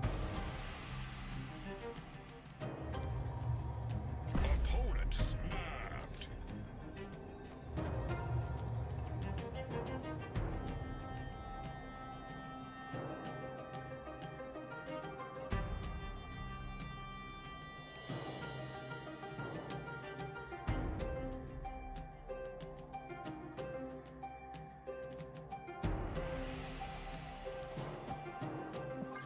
I think I need to be able to shake them everywhere, yeah?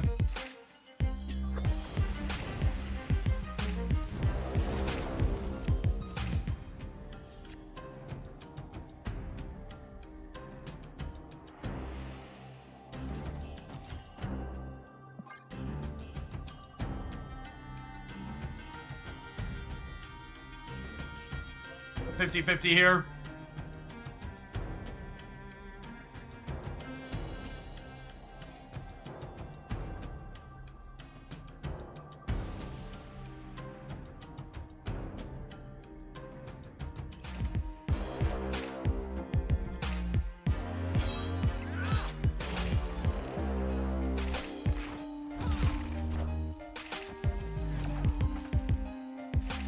Does Magic only roll Limbo? Yeah, she's guaranteed to give you Limbo.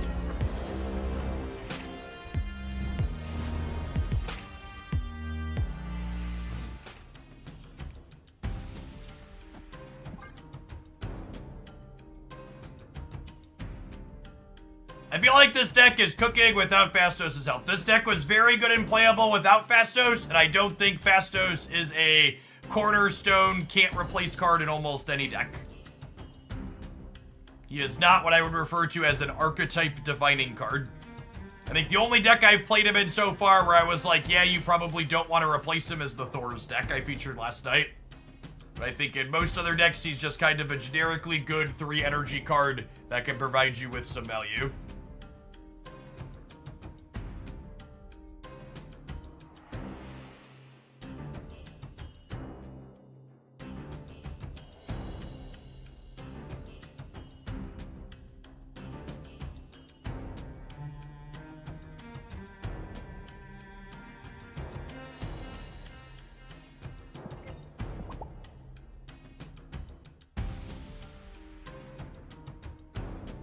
White Widow's not replaceable in here now.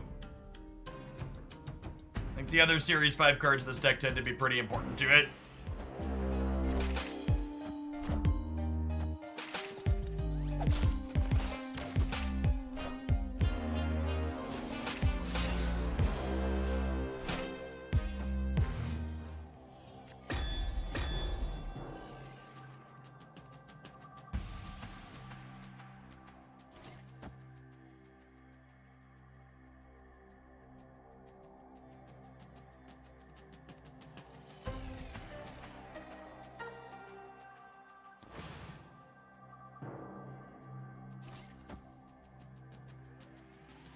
This makes her cost 3, which means I can Shag and White Widow next turn, which is appealing.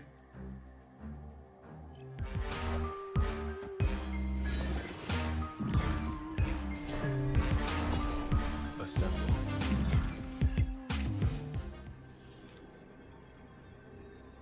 Oh my god! That lets me win the center because we rolled Surfer on Circe.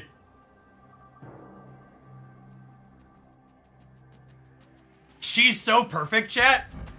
She's so perfect. Just actually incredible. Could Magneto rude things? They discarded Magneto for Ebony Blade.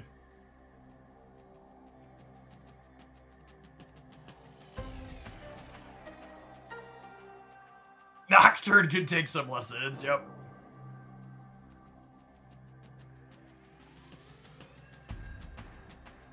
Circe is definitely a lot more important to this deck than Fastos. I've enjoyed Fastos. He feels good to have another 3 energy card that you could Absorbing Man and Grandmaster, but he's definitely less important than the other higher series cards here.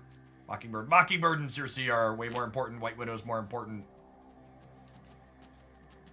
This is also one of the only decks where Grandmaster has felt consistently important. Victory. I had Nico Minaru in Fastos' slot previously, but honestly, she felt kind of awkward, so I'm not sure I would put her back in. Maybe play something like Mojo in that slot. Or some other generically good cheap card.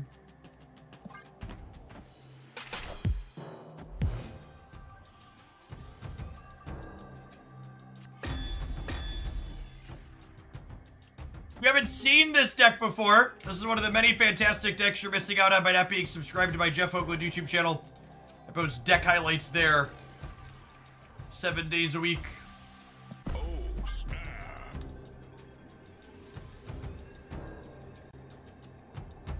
Play, I don't know, probably 4 or 5 different decks on stream per day, and the best of the best throughout the course of the week get posted over there.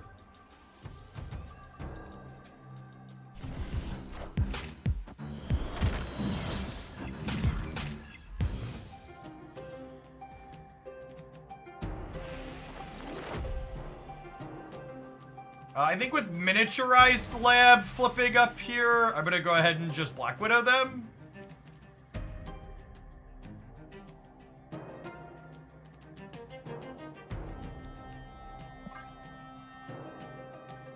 Cut off a couple of draws here. Black Widow has a chance to mess up a Blade here, or even a Corvus with the Black Knight.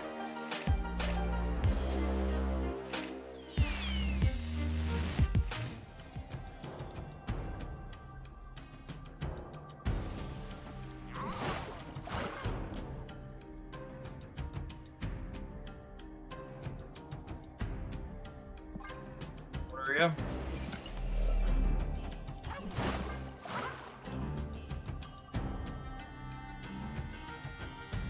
I think this deck is much worse without White Widow. Probably recommend playing something else. I also, for the record, like, I don't think this deck is necessarily amazing even with White Widow. So, like, once you take a B tier deck and start cutting a bunch of cards from it, like, it's probably, even calling this deck B tier is probably being generous. If we're being completely honest.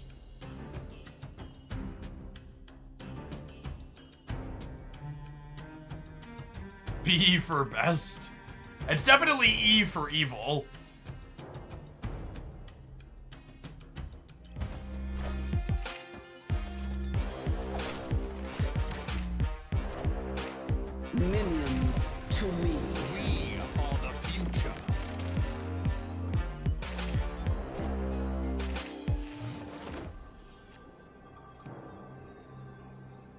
That's pretty good.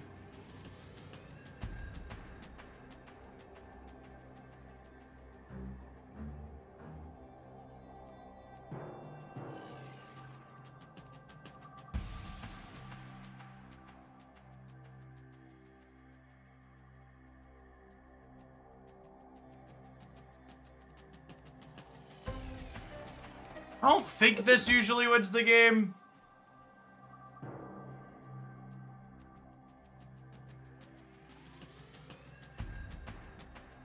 Loses the She-Hulk plus move, Jeff.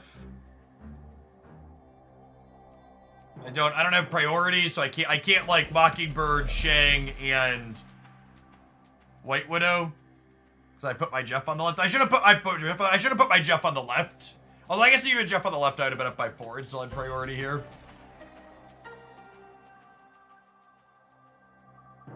You're missing who has priority, Lacarp. Yeah, we can just have to go. I'll play the next one. The miniaturized lab was ultimately pretty bad for us. No, the opponent's Jeff hasn't moved. It was Jubilee into play. Escaped.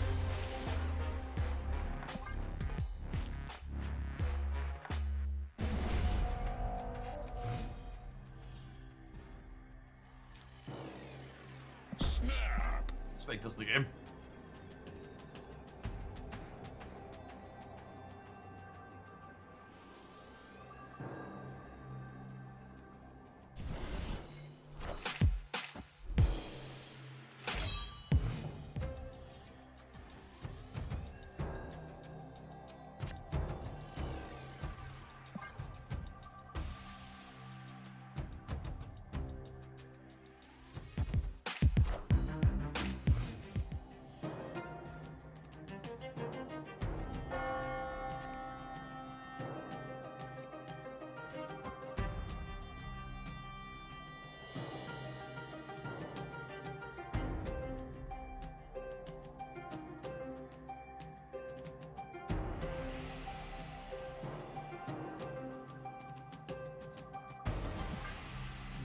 That's close.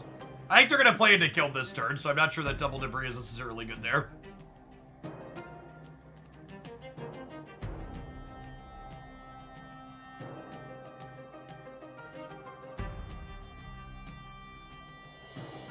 You'll use debris next turn. Yeah, but both Fastos and debris have diminishing returns in terms of how good or bad they are the later you play them.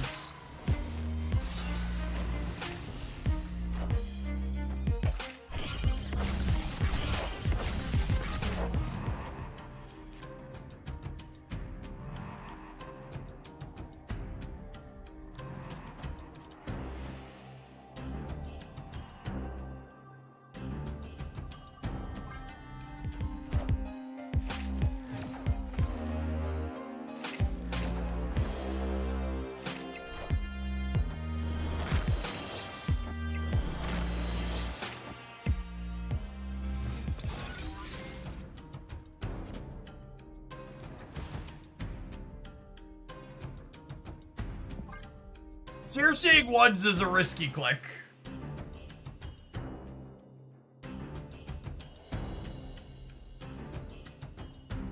Okay, Ari, thank you for the half a year. I appreciate that. Welcome back. I think it's the line that I have.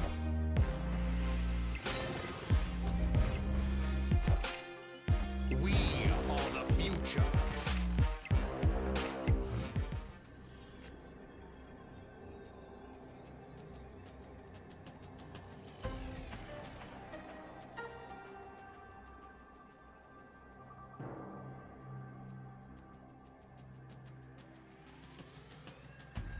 And that sucks. I just can't win this scenario.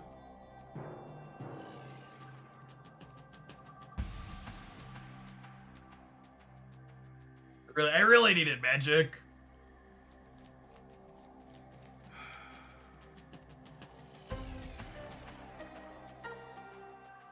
Grandmaster plus Jeff. I'm gonna give you 10 minutes to learn how to count.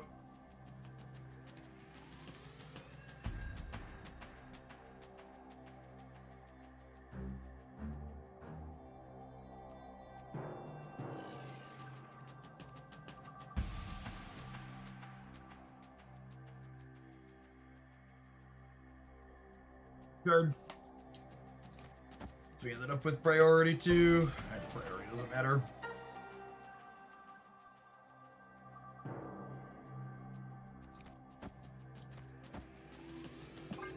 Here, we'll play a Grandmaster so people can see that it doesn't matter. This person is actually just full rooping us every single turn, even when they've won. God, there have been so many toxic pieces of shit this morning.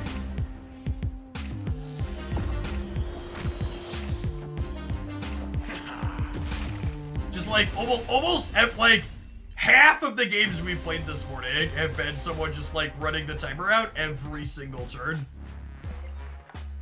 Already muted. Yeah,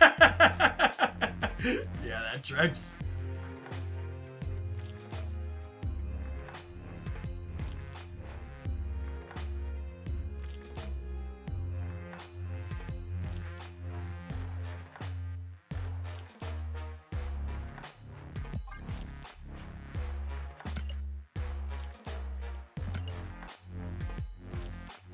Alright, let's roll some ads and we'll play something else when we get back. Thanks for hanging out.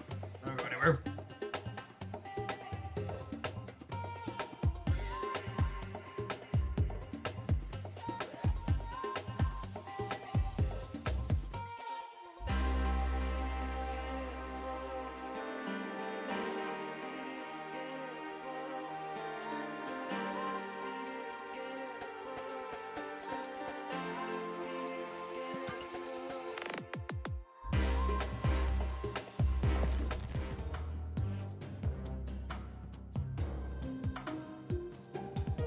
Why Conquest gets asked enough, let's make a command for it.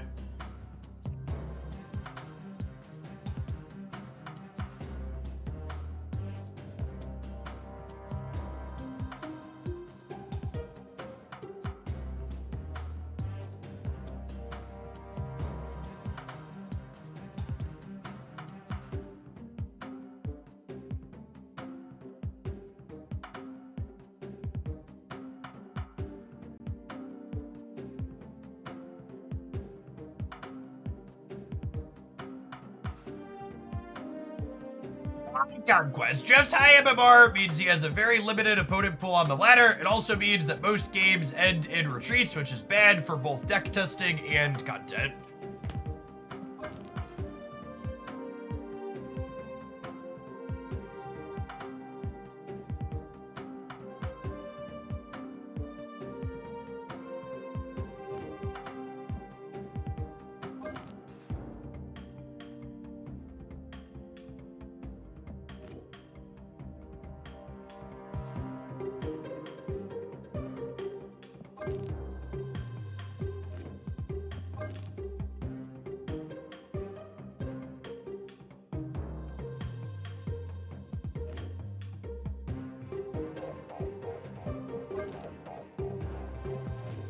Shall we surfer? Let's surfer for a little bit.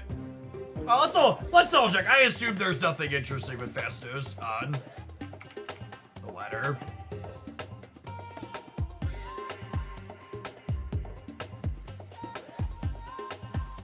I get rid of Surfer, and I get rid of Thanos.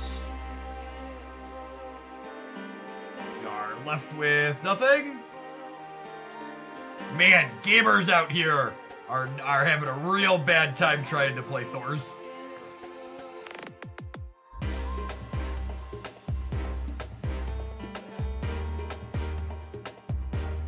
Nacho Luez, thank you for the 11 months. Welcome back.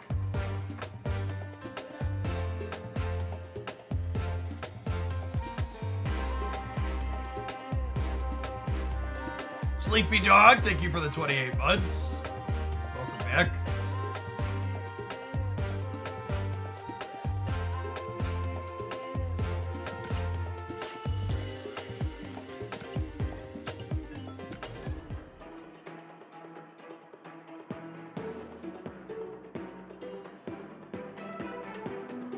I struggled with Fastos in a Surfer deck. I mean, Surfer is generically very reasonable right now, and Fastos is a fine upgrade to it. Can you filter those stats by people who don't play Titania on 1? Unfortunately, you cannot. Oh, snap. Captain Sacrifice, thanks for sacrificing your Prime to Hoaglandia this month. Evan Burke, appreciate the over 2 years. Morning.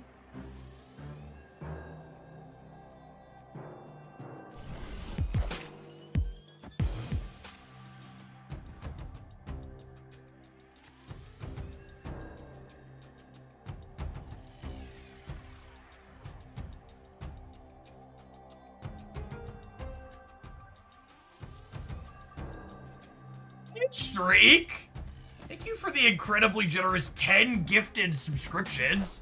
Good morning, good morning.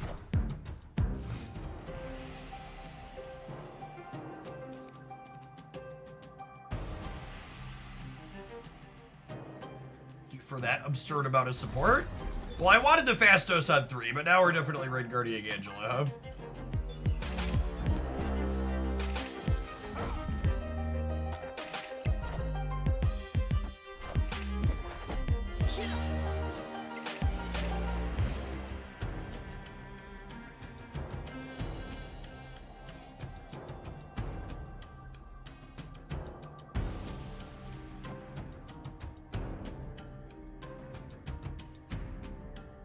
I think it just isn't a Fastos game at this point. Wanna hope it's a thing.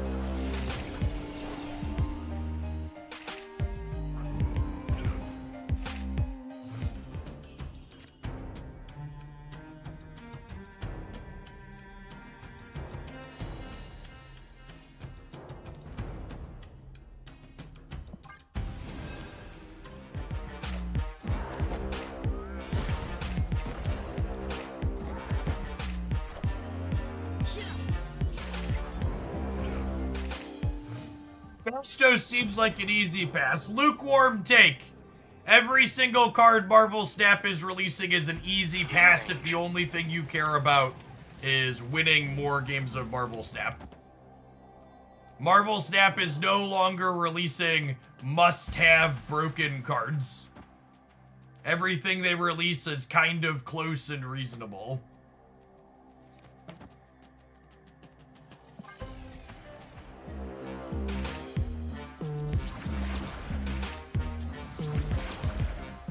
Damn it, Nocturne!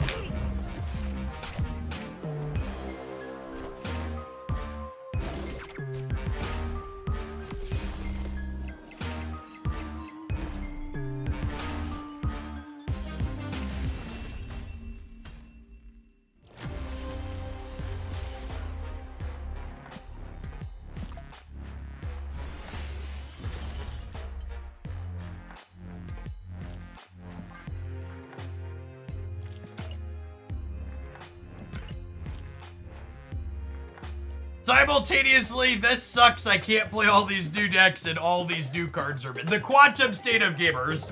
The Marvel Snap economy sucks because I can't have every new card to play every new deck, but also most of these cards are mid and it's ridiculous.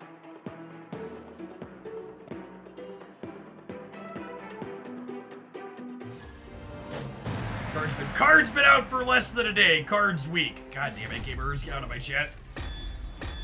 You're so annoying. Snap.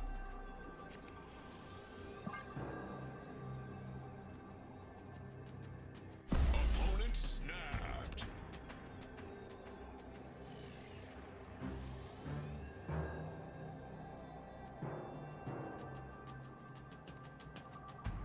I am really, truly confused by the amount of I'm looking forward to playing Fastos with Erishim comments I have seen. Because Erishim is similar to Thanos in that he makes your deck really large, which makes you incredibly unlikely to have the card on curve, which is important.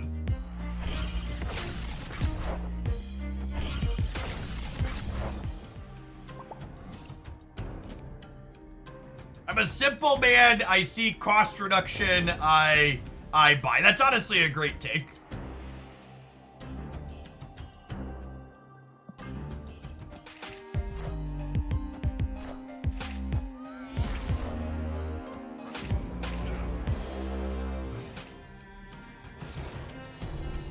You know, 2 energy card. 3 energy absorbing, man. Damn it, Bobby.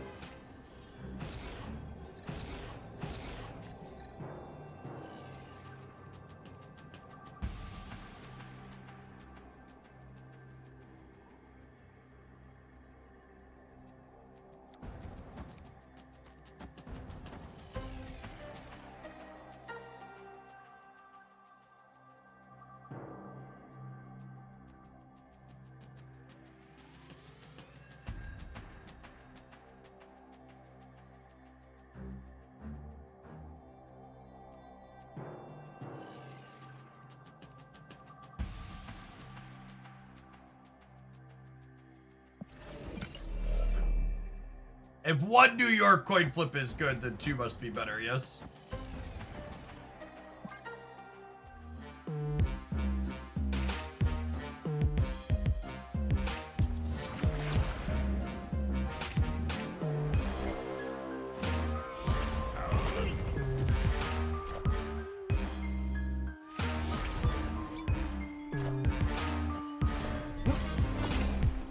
Fine, it did better. It did better. We were torched anyways.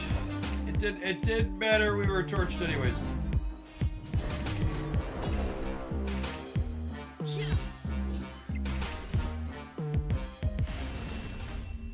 Yeah, Blob Aeroship's also a strange one. Because you don't actually care about the size of your deck, yeah? I mean, it lets you play a 615, but like Red Hulk's probably still better than that consistently, right? BDJ, thank you for the 18 months. Welcome back.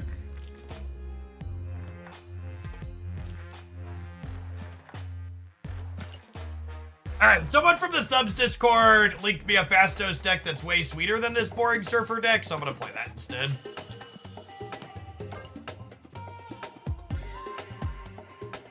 Sounds much more interesting.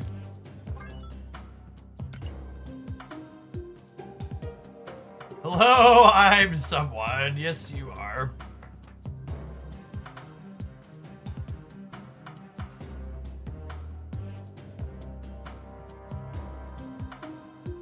I like the idea of combining Fastos with cards like Negative and Pixie, where you have multiple cards you want to play on curve early, so you're more likely to have at least one of them.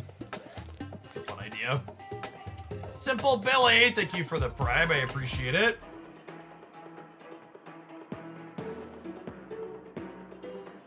Jeff!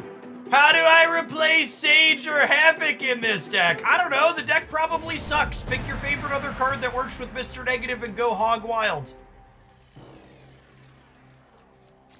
Trash Panda, thank you for the 2 years. I appreciate it. Welcome back. Snap. Opponent snapped.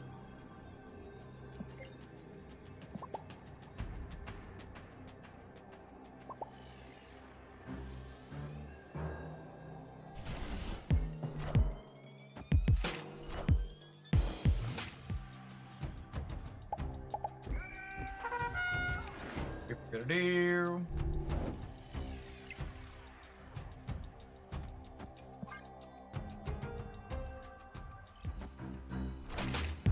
Hey man, I'm Cook. He gave a voice slide to a 1-drop? Are you freaking kidding me? They gave a voice slide to a 1-drop?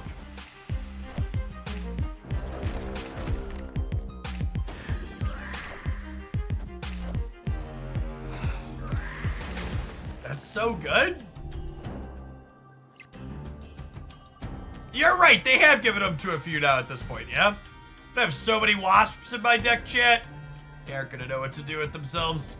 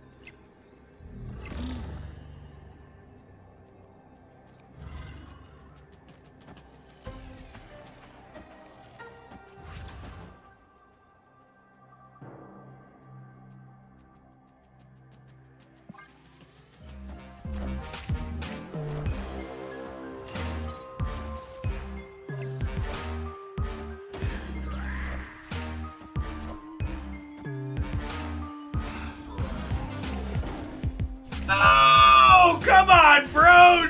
We almost had it! It was this close! This close to greatness!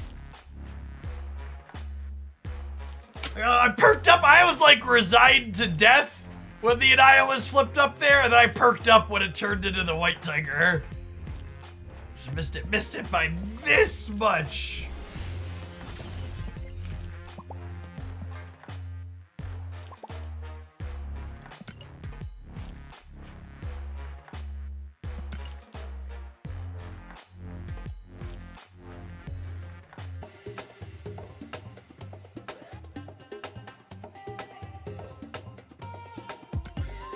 Oh, thank you for the 44 months. Welcome back.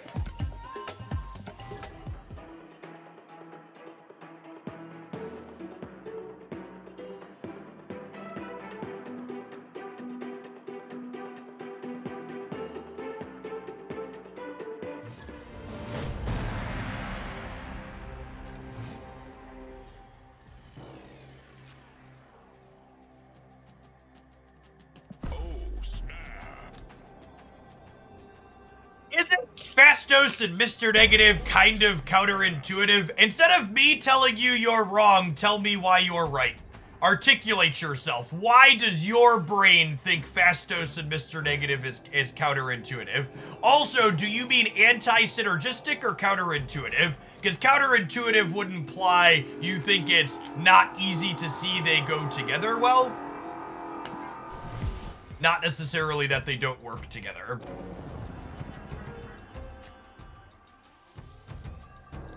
So help me understand what you mean by articulating yourself.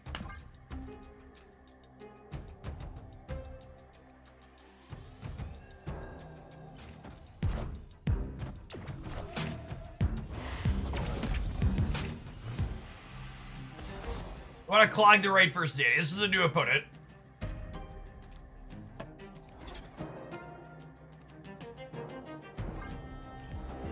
Sing, Mr. Negative. Absolutely not Abe. Oh, they're an onslaught deck. I'm in danger.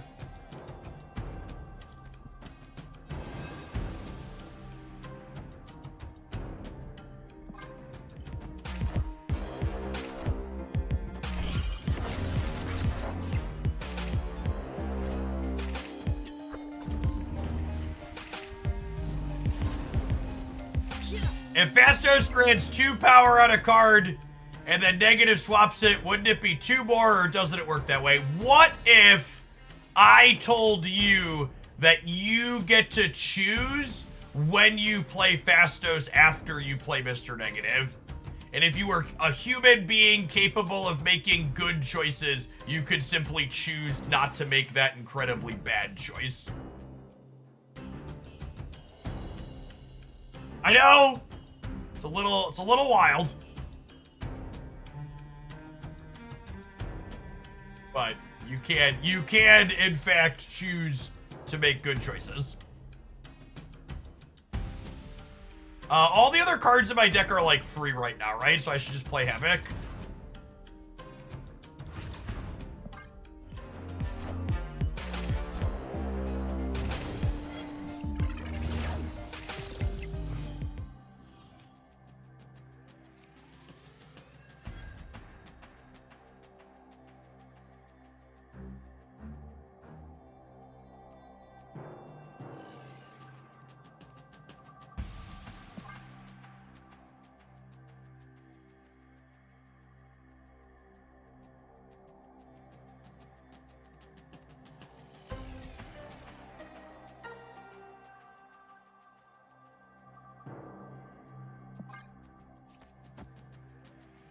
I'm gonna play Wog in case I draw Kitty Pryde, because Kitty Pryde might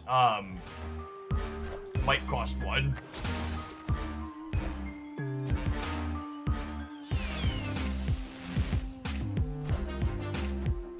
It's good sequencing right there.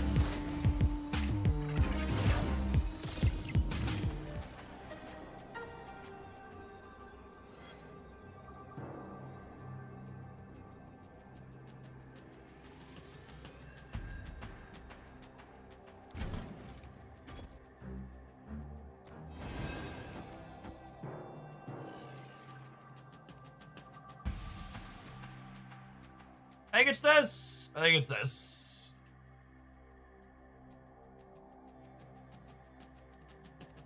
Because what? This is 23, 27. This is 54 here. And then it's just a lot over here. Yeah, okay.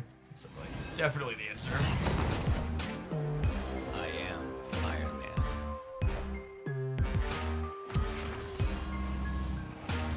I am Iron Man.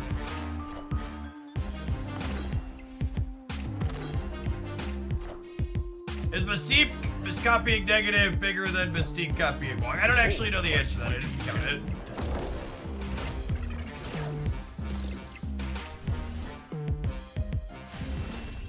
And like these numbers here, we would have beaten their good. Like obviously they didn't combo it, but we would have beaten some of their good combo draws too.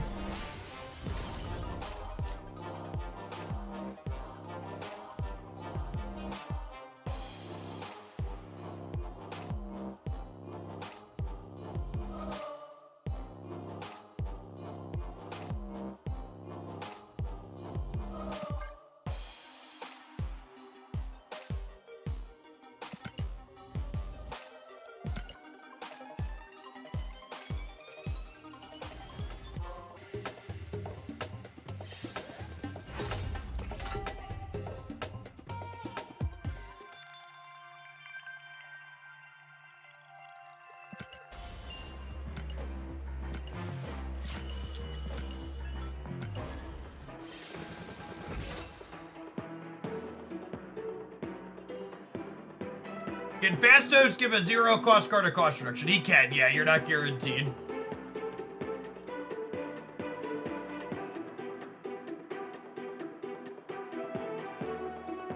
Not guaranteed to get the +2 just because it costs 0 to start.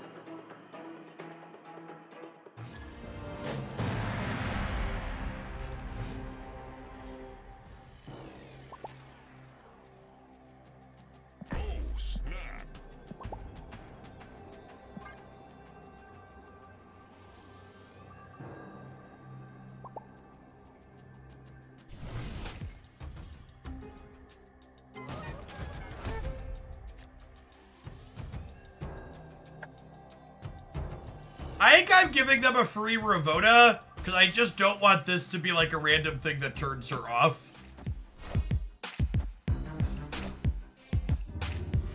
Oh, giving the discard deck random chaff is real good.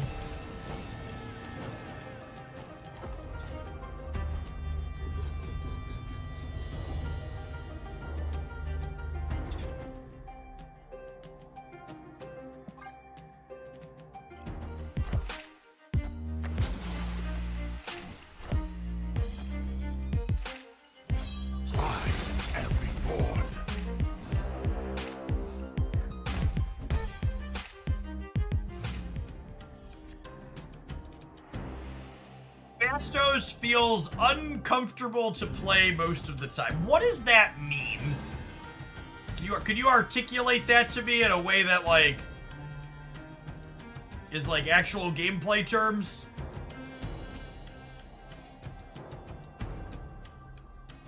Like, is he not quite agile enough so you're gonna have a difficult time hitting your KPIs this quarter? So we need to have a stand-up to talk about it so we can work through the details. Lieber Livewire, thank you for the 1.5 years. I appreciate it. Welcome back.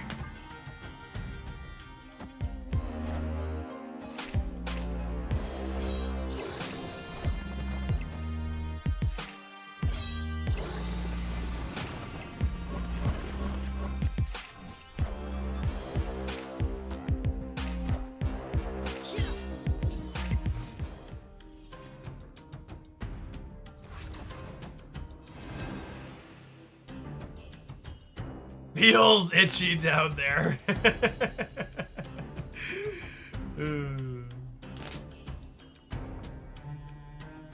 think I actually want the extra energy next turn. Yeah, do I want the extra energy or do I want the power on Havoc? I feel like I could go either way. I think I want the power on Havoc.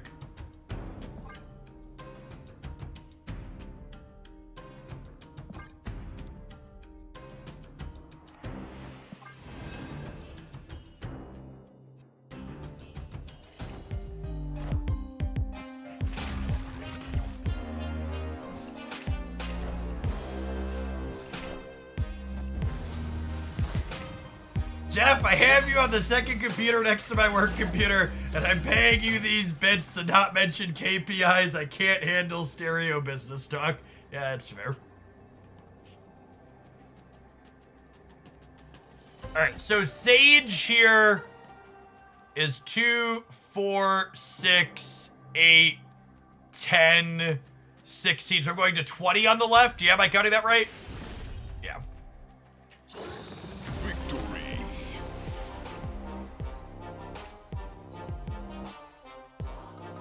And that's only 2 energy, so I get to play on a bunch of other stuff here still. That's also great.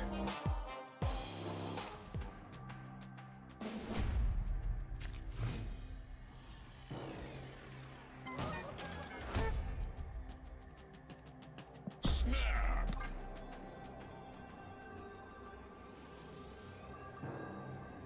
Opponent snapped.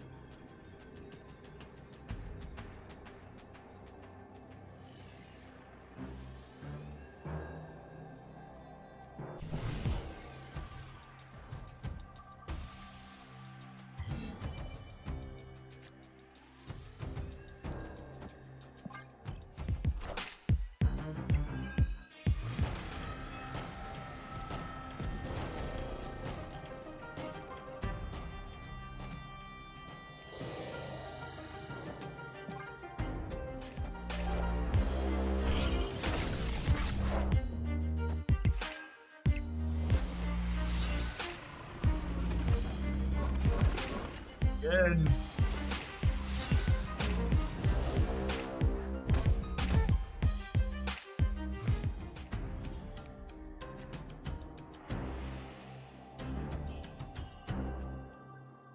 Look at Mr. Positive over here.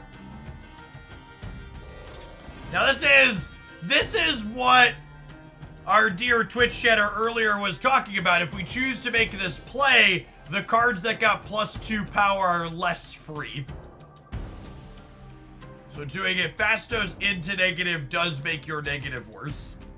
But I also don't really have anything set up to do with Wong at the moment, so I think this is right.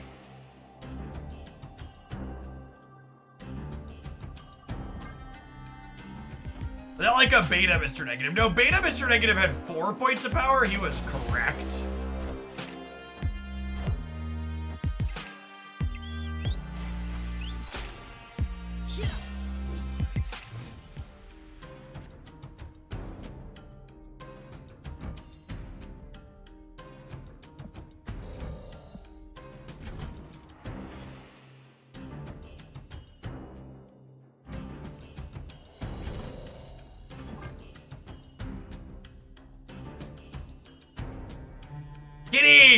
Kitty's going through some stuff right now, chat. She doesn't really want to talk about it. Mobius has been making the rounds in my games. Mobius is from the Helicarrier here. Our opponent's playing discard.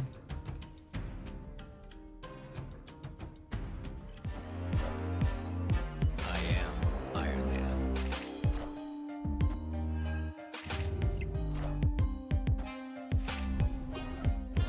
No matter what they hit, it's bad for us. That was the best one. Okay. Cool. And that's a Wolfsbane.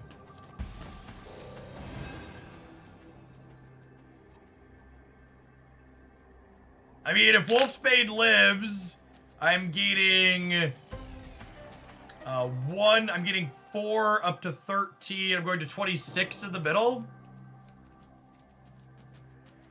Yeah, I'll play for 8.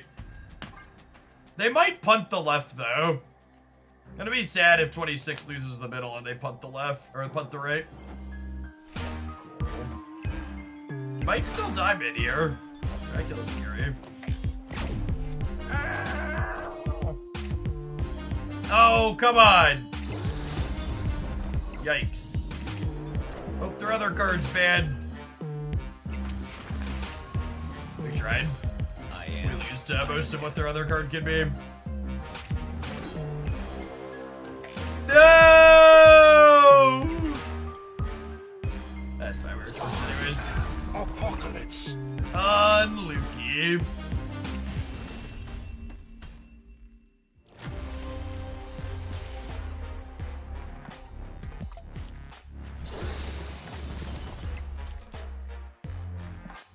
bad considering they got a Mobius out of a helicarrier.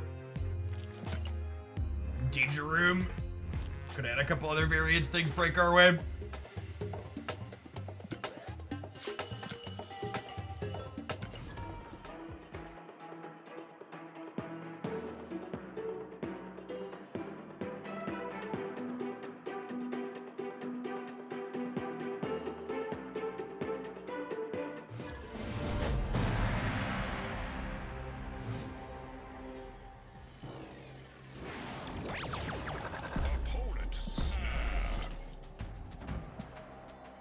Don't tell Scotty, chat.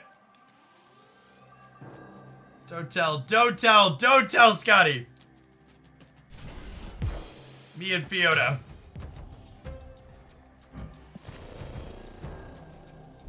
Mother of God.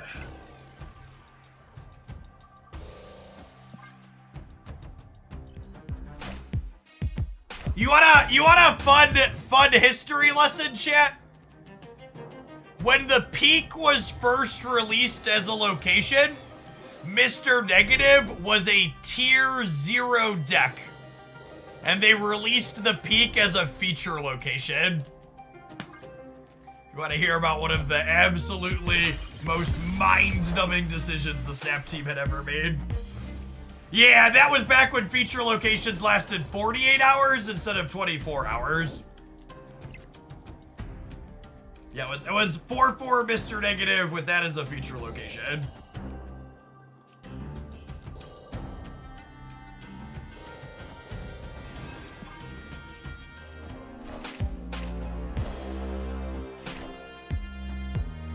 Clench! Clench! No! No! Moon Knight! Why? Moon Knight, why? Oh no! Brood!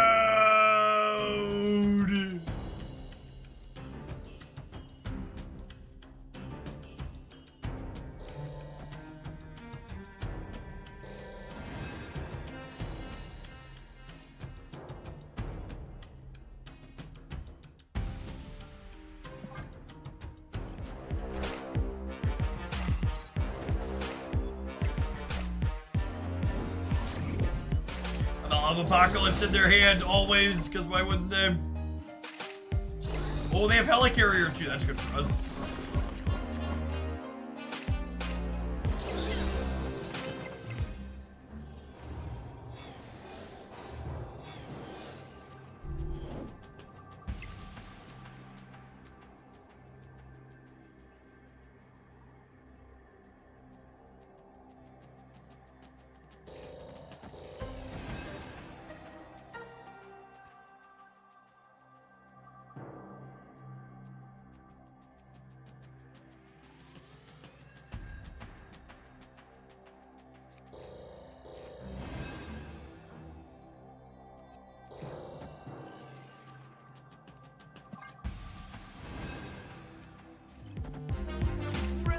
Spider-Man here.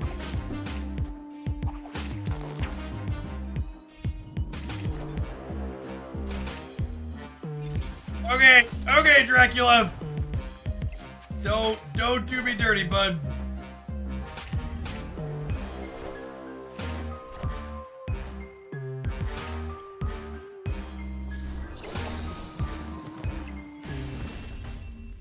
If Corvus discards something like Swarm or Helicarrier, is the second card always a card that was in your hand already, or could it be one of the new cards? It's always a card that was in your hand already.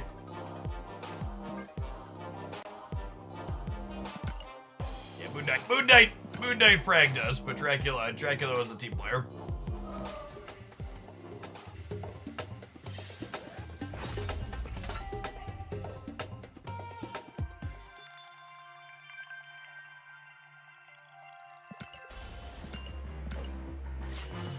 Thanks, Geeky. Yeah, the untapped Twitch extension is such a wonderful addition. Alright. We're gonna go get lunch on the next ad break. So let's get some pedaling in this morning.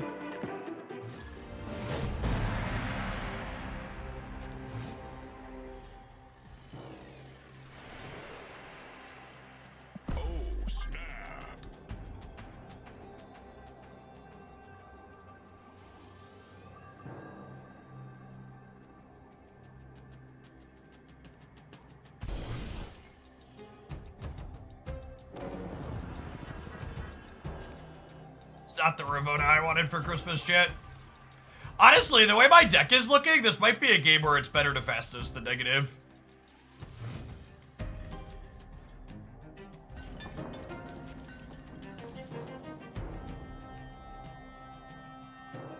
Yeah, I think I'm just gonna Fastos this turn, and then we'll play into, not negative.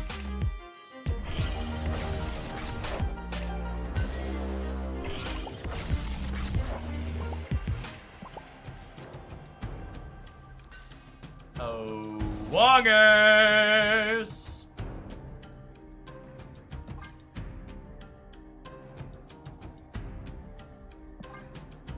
Actually, do I do this over here, and then we set up Sage into Big Taskmaster on the last turn?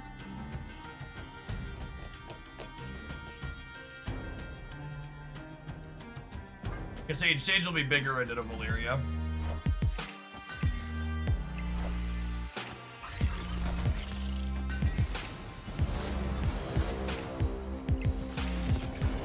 Yeah, 2-cost Mystique is the dream here.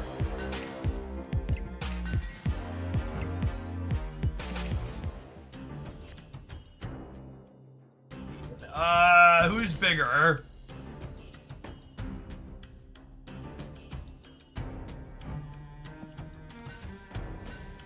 This is 6, 7, 8, 9. This is 16. And this is +6 twice. Which is 15. So this is one bigger? No, Wolf Spade's one smaller, yeah? This is 4, which is 16, and this is 12 twice, which is +3 is 15.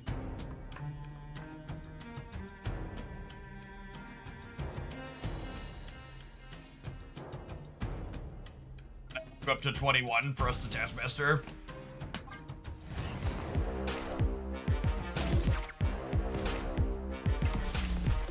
That doesn't. Oh my gosh, that does change it. I lost by 7.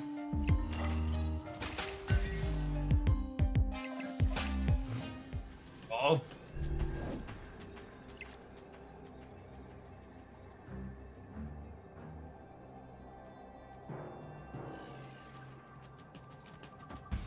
A 17 enough here. Might be. I just don't got it. Cool. Victory.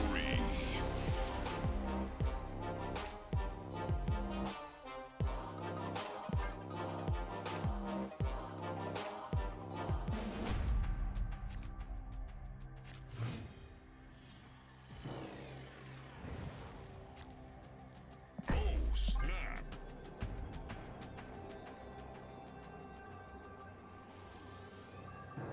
Ideal world, we draw Ravona and then go negative into Fastos. Ravona? Ravona. Tina. Well, I'm definitely Fastosing London. I might trigger her once or twice. We'll play her out.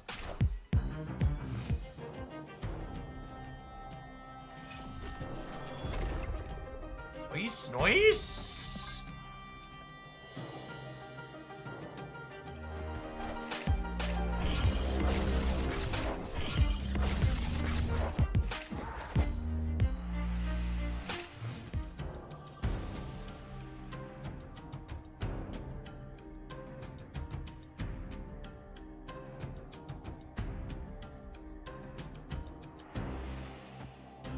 Doing this, I'm expecting them to Nocturne the London. Sure.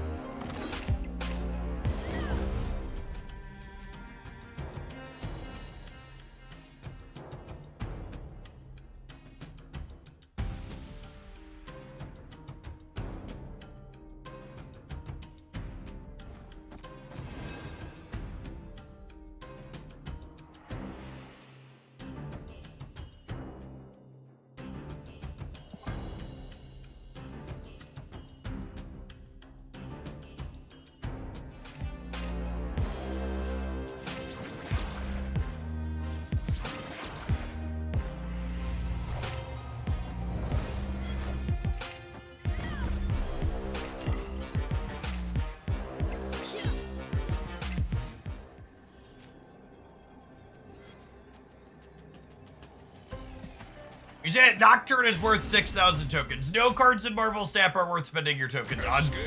The optimal thing to do with your collector's tokens is to sit on top of them while you put them under your mattress so you can pretend you're a dragon.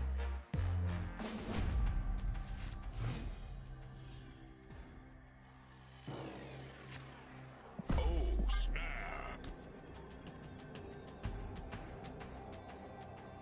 You want my thoughts on the best cards, Series 4 and 5 to consider picking up? Check out my tier list video here.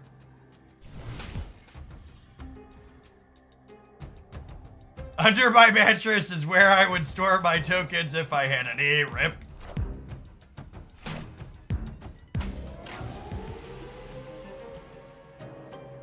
Honestly, we're kind of hoping... Well, I was going to say I'm hoping Asgard dies, but now I actually kind of hope Sanctum dies because we can't get into there.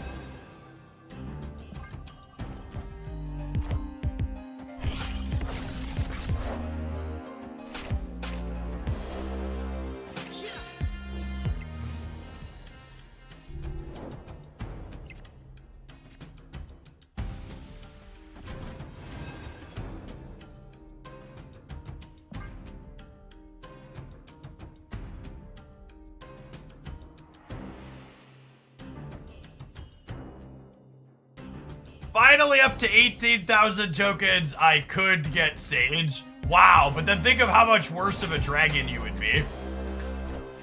Did you consider how much worse your dragon stash would be? If you only had 12,000 tokens instead of 18,000 tokens? Chat, there was someone who unironically just like dead ass in someone else's chat. I usually don't comment in people's Twitch chats. I like lurk exclusively. And someone was like, streamer, I have, what was it? They were like, streamer, I have 50,000 tokens. Should I buy new card I want? And I just like, come on. That can't be real, right? We actually lose to Teenage Warhead on the left tier, but other than that, we're in a pretty good spot. I'm gonna go add another 12 here up to 32 in the middle. Okay. Warhead left gets us. Holy, and the Warhead, come on! That's not real, broed. I am Iron Man. You can't let me win one coin flip and then lose another immediately. It's just not fucking right. Oh my gosh, and we actually would have won the game if I would have put Havoc on the left instead of Kitty, yeah? We would have tied and then won the breaker. This was really our undoing. The fact that this deck can't get into Sanctum Sanctorum is brutal. It meant we didn't have the option to play for all three, so we were just dead.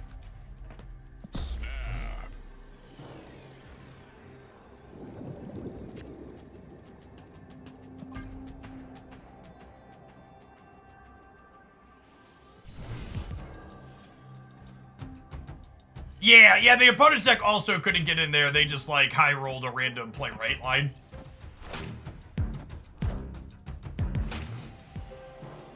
I mean, the rogue didn't matter. They lost the coin flip on the rogue. The person commenting on the rogue happening, that just like was actually the most irrelevant thing possible.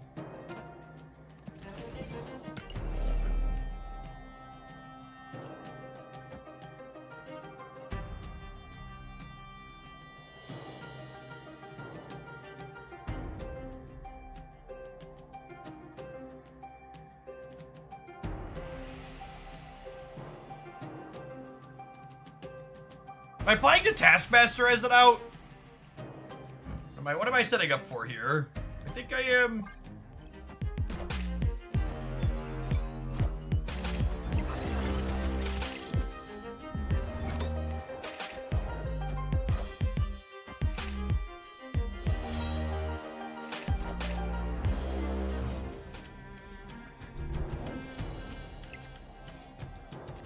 That's fine. We're gonna draw Sage, I believe.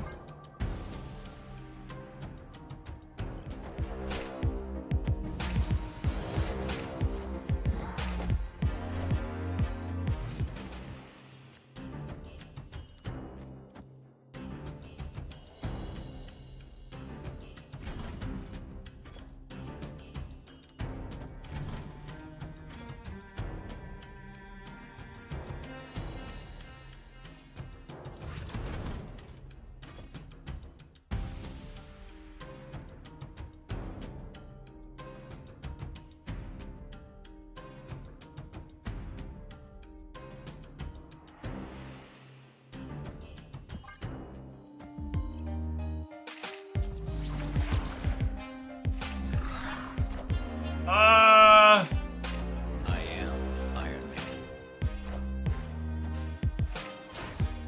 Okay. Question mark?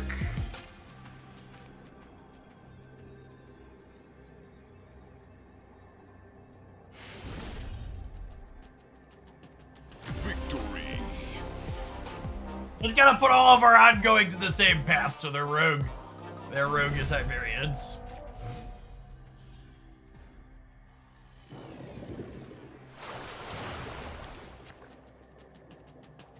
Snap.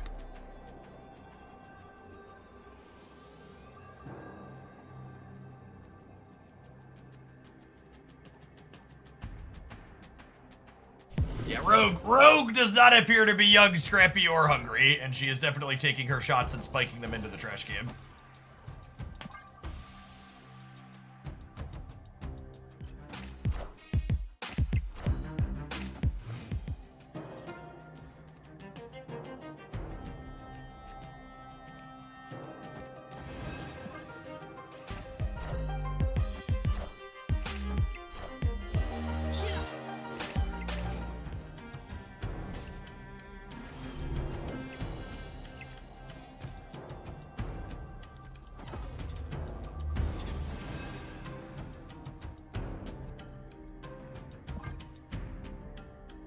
Dodge a Killmonger, I can dodge a ball. Actually, I think Theta goes after Asgard, unfortunately, yeah? Is that how that works?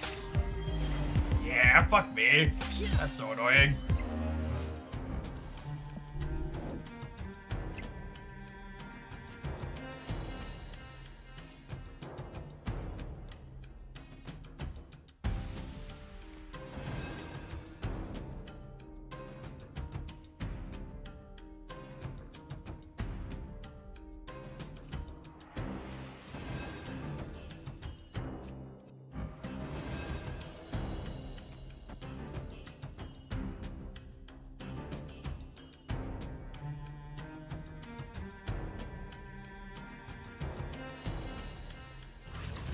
I could have Havoc. Havoc adds 4 on the Sage.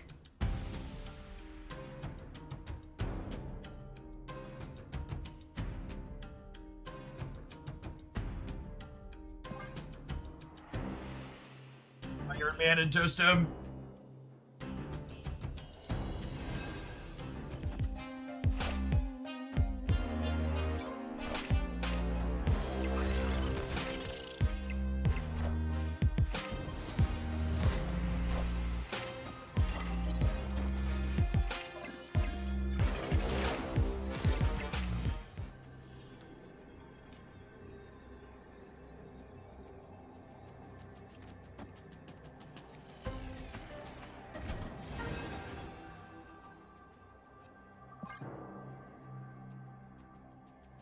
Perpetual best draw. I think if they Teenage Warhead on the left, we still win with Iron Man Kitty, yeah?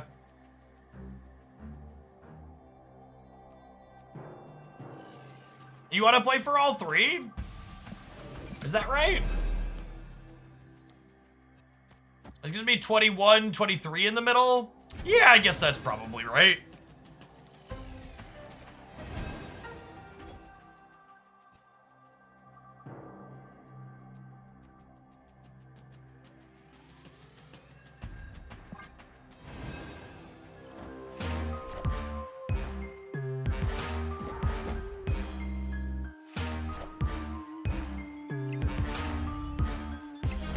were winning this either way, yeah?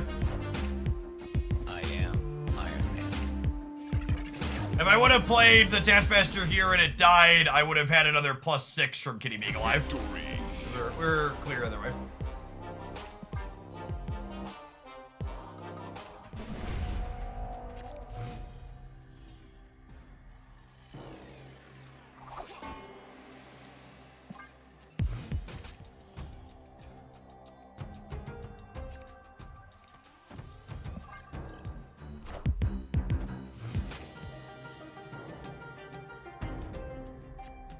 That makes my where am I playing Fastos decision easier.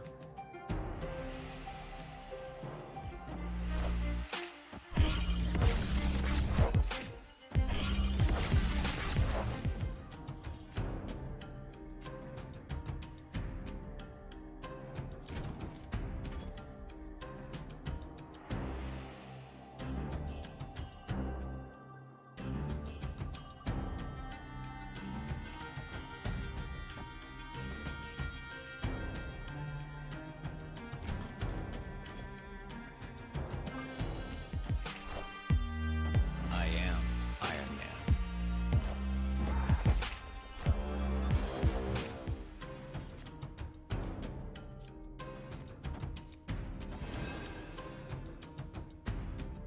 I'm guessing people claiming the OTA leaked yesterday were wrong. I want to make it very clear, chat. When someone says something like the OTA leaked and it wasn't leaked, they're not wrong, they were lying. Aughts, thank you for the 4.5 years. Welcome back. I think it's not a, like, calling it trolling too is also a mischaracterization. Like, it's just a lie.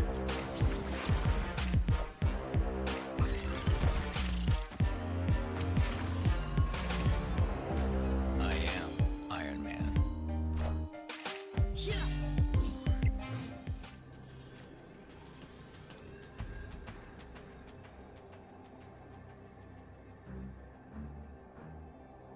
Man, I'm gonna lose the rogue on the right now. Which is sad, because this was a stellar draw.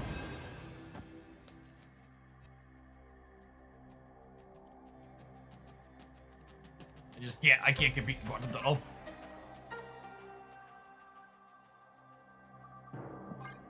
Order? Why would I kitty first?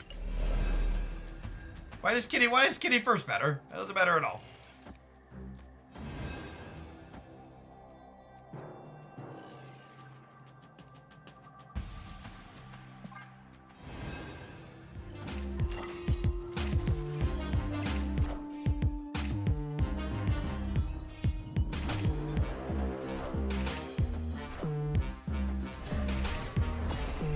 Sometimes lucky, rubber ducky.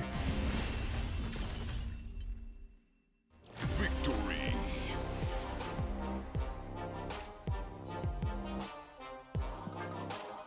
Duck past the interactive deck. Feels good. Alright, I'm gonna run some ads. I'm gonna run upstairs and grab my lunch. We're gonna play some more of this when we return. Thanks for hanging out. Don't go anywhere. BRB subscribers.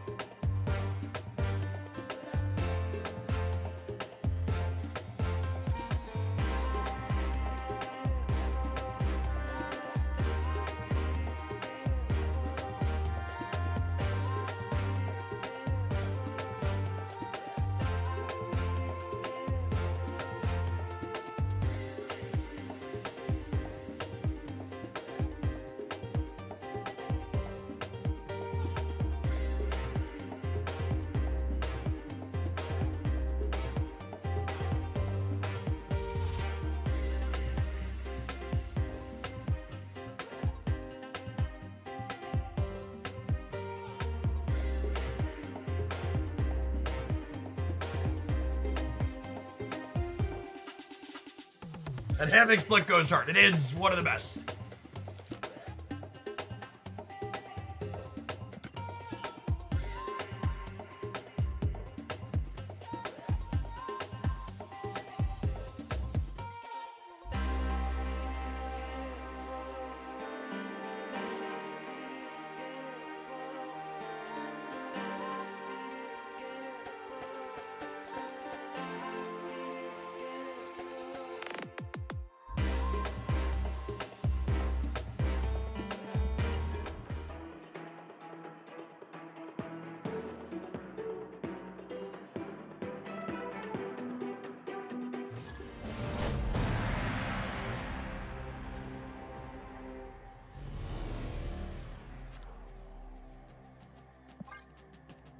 Opponent snapped.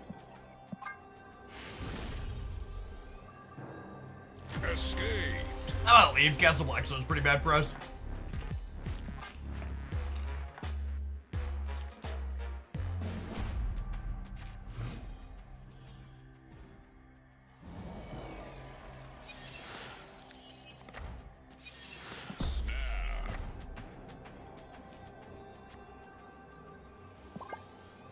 The old Tony Stark exchange.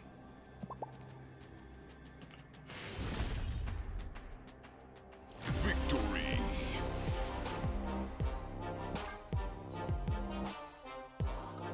How did the Fastos change 1-drops to? I had a really good run with it on stream. I had fun with it.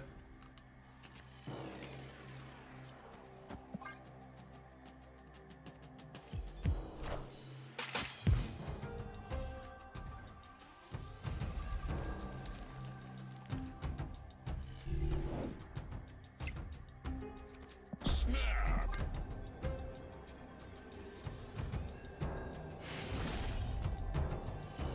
Victory.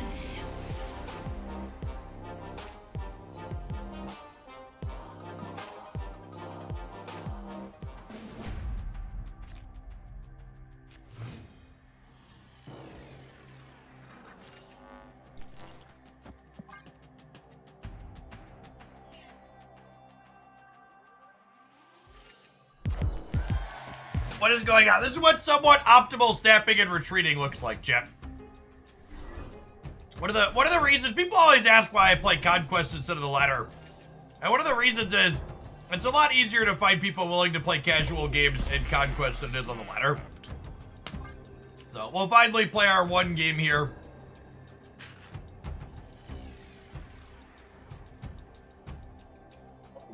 When you have two people that are playing Marvel Snap at a high level and they're playing it well, most games end in retreats often early.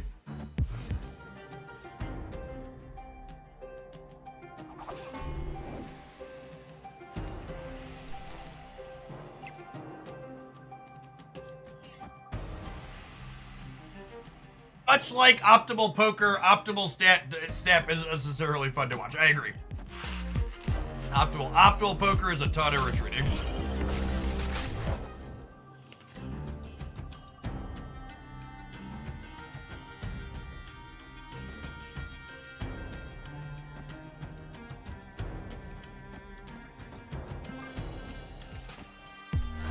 Will Deadpool Diner change that? Maybe?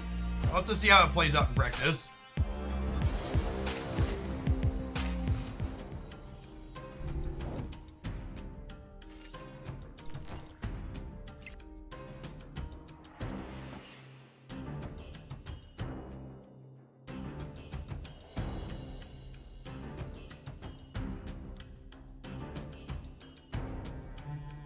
I feel like you get to actually play your deck in Conquest.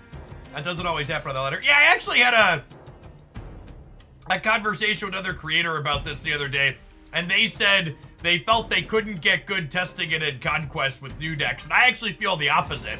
I think getting good testing in on the ladder is really hard because you don't ever actually see your new deck play out. And like when you're figuring out something new, you need to like actually be able to play games and see how they play out in practice, as opposed to just every game ending in a retreat.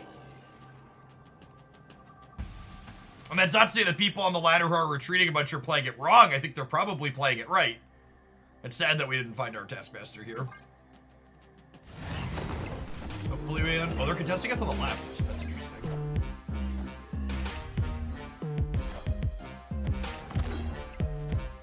Did we lose this? No, we win by a little bit, yeah?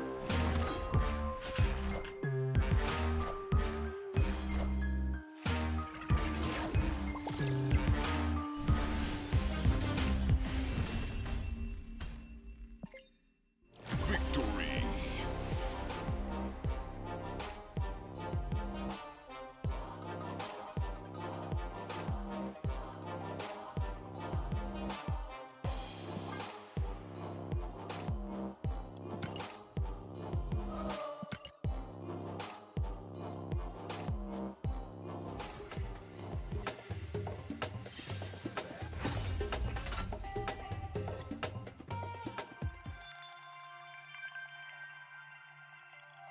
Hey, good game, Silby.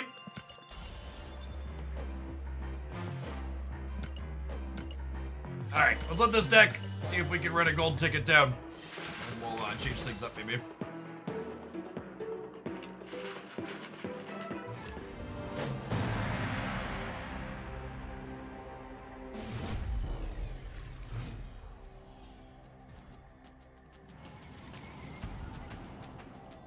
Breaking news.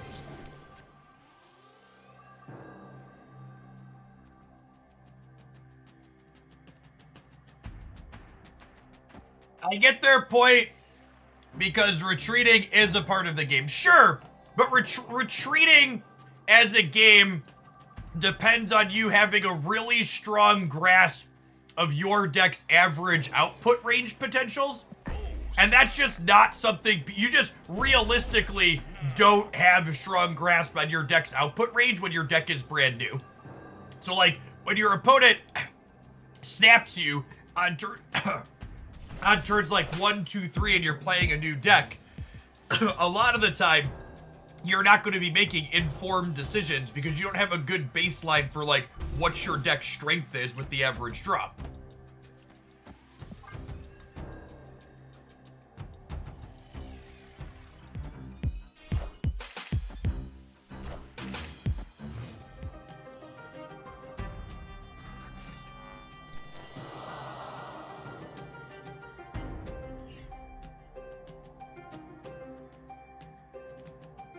Okay, I think we're actually waiting on Fastos. I have a lot of good negative hits in my deck right now.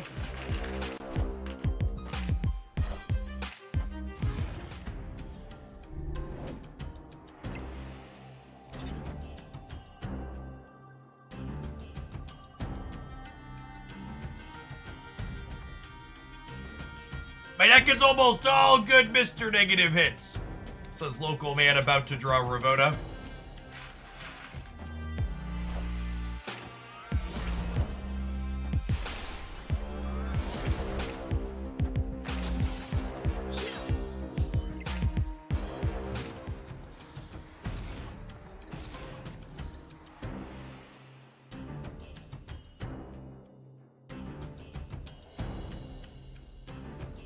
It would be funny if it wasn't so sad.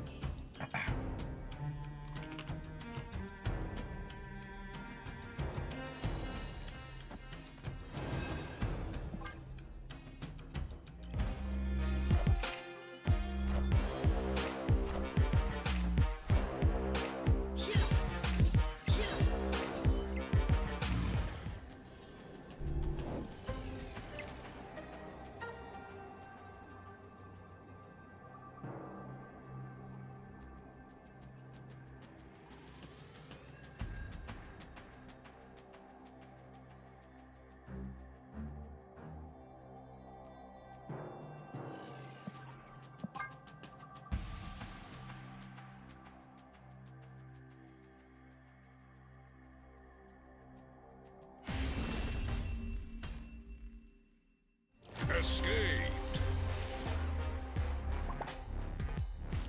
Digital Dookies. Thank you for the 10 months. I appreciate it. Welcome back.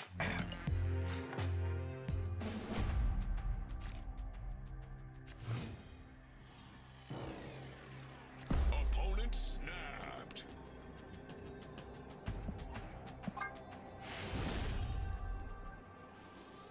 escaped.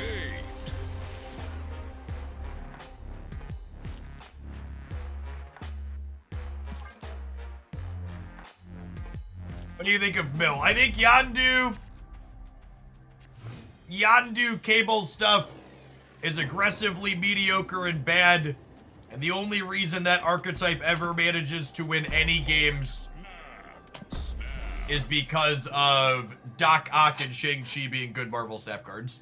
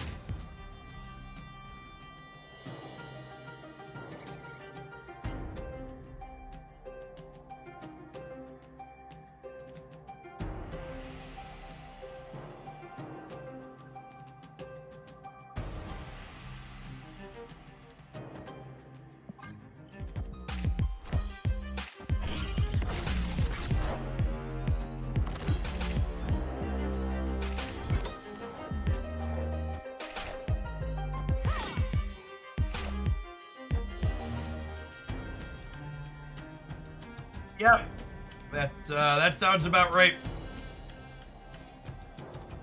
Thank you, video game. Appreciate you.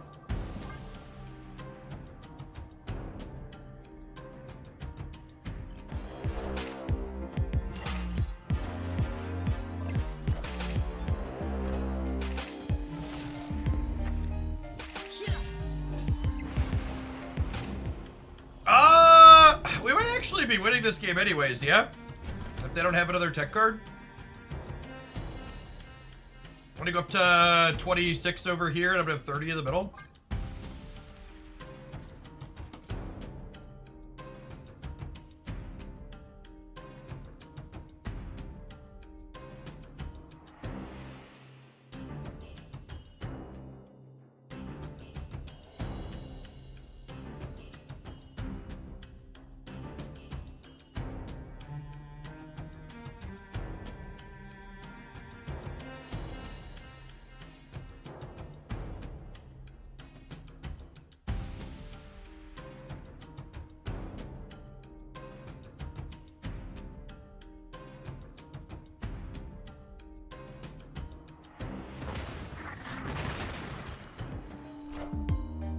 I am Iron Man.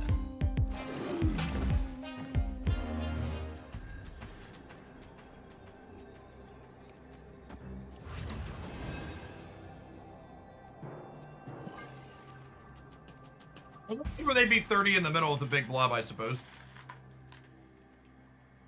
See how lucky or unlucky we end up.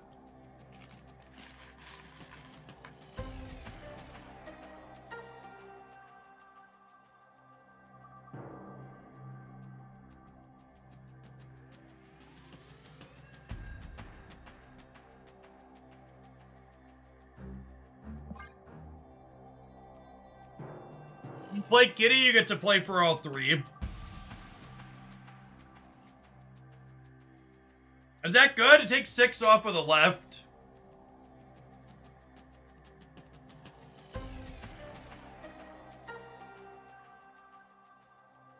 That's probably good though, yeah?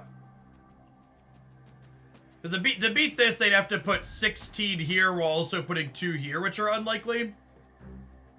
Yeah, I think you're right. I'm supposed to Kitty to play around blob middle.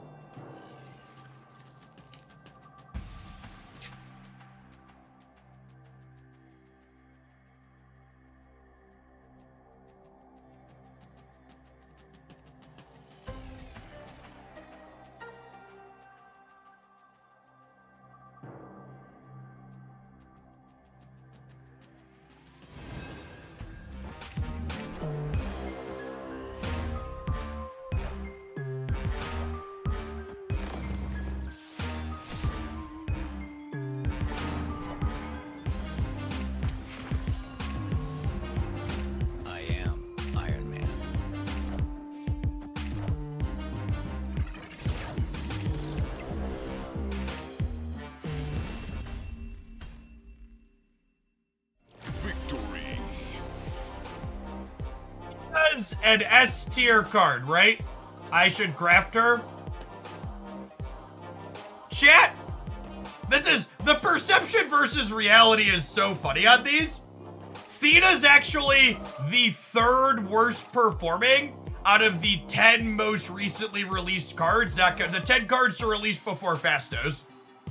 Thena is the 10th, the 7th worst. 8th worst? I mean, like, again, it's gonna take, I'm probably never gonna be able to hammer this into gamers' brains. And that is, they aren't releasing terrible cards anymore. If you're someone that's looking, to like separate which cards you're getting or not getting based on good, bad, or otherwise only, you're gonna be kind of sad. Because Marvel Snap is at this really good balance cadence where almost everything they're releasing is playable. The question you need to be asking yourself when it comes to spending your resources on new cards, is this card busted? They're all reasonable. The question you need to ask yourself is, will I enjoy the play patterns of this card? Do I like the decks that this card goes inside of?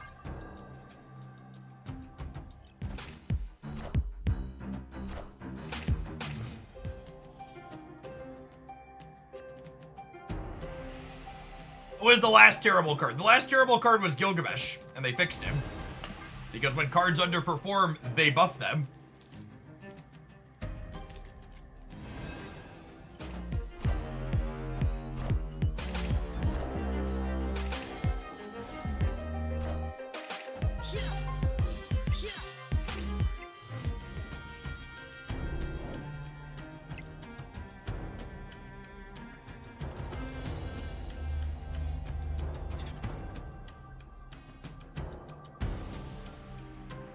Not a great Mr. Negative. I kind of don't really have anything else to do.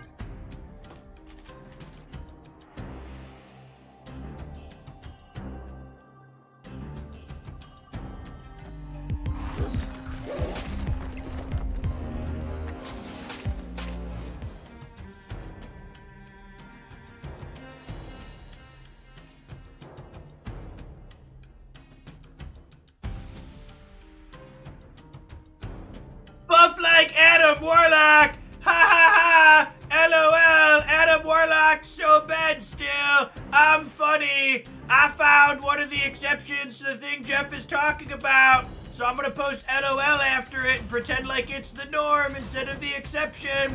I'm such a clever Twitch chatter! Please praise me!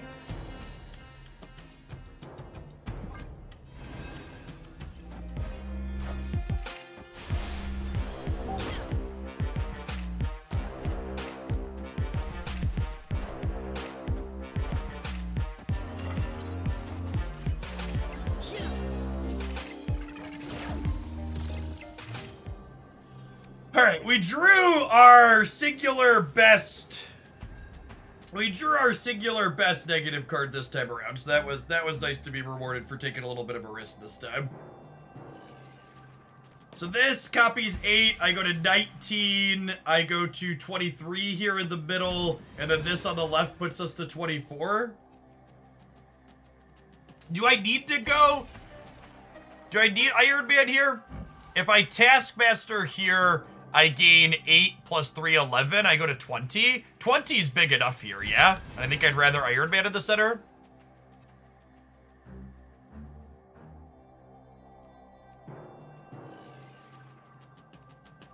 I think some gamers don't know what they like to play besides this deck wins. I agree. Marvel Snap forces gamers to, like, have some introspection and try and figure out playing games for fun as opposed to just, like, making their win rate go up, which is something they're not used to.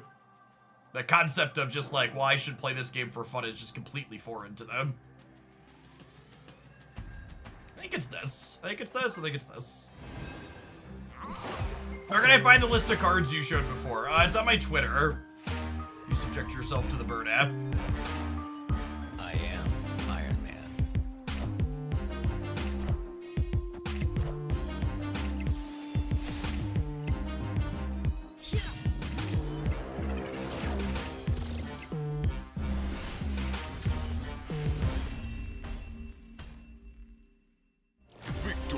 It's funny because I think it was KM Best. He made a video talking about how it was how he felt it was problematic that Second Dinner was releasing every card being playable because it made it more difficult for people to figure out which cards they wanted if all the cards were playable. And like, he's right, it makes it harder to decide how to use your resources. You have to pick the cards based on which ones you enjoy as opposed to just which ones are good and skipping all the rest.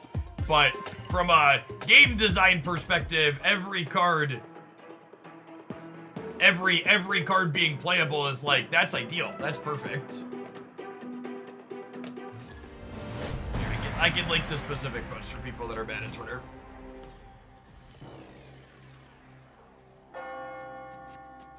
Oh, snap.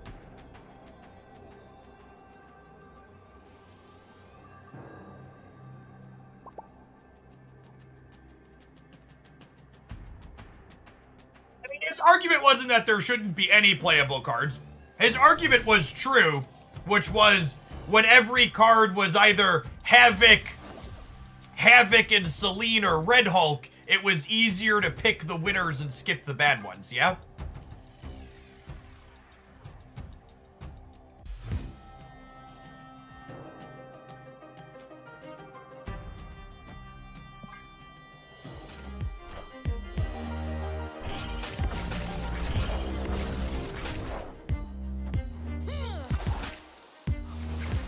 Holy crap, Shodan Carmartage is some insane RNG they just got rewarded for. What the fuck?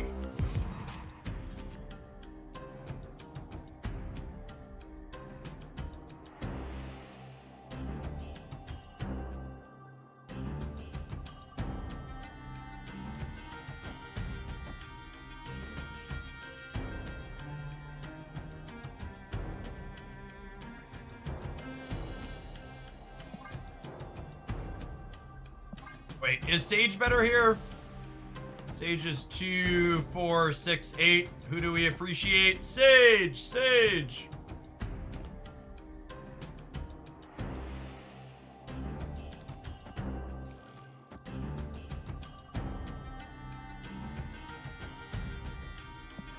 If we were a vote of Mystique and make everything too cheaper. Oh, that's actually really appealing.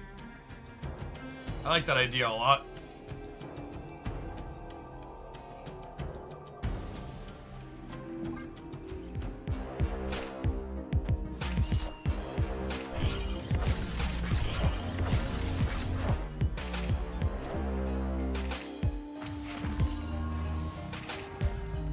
Clear for takeoff. Wong!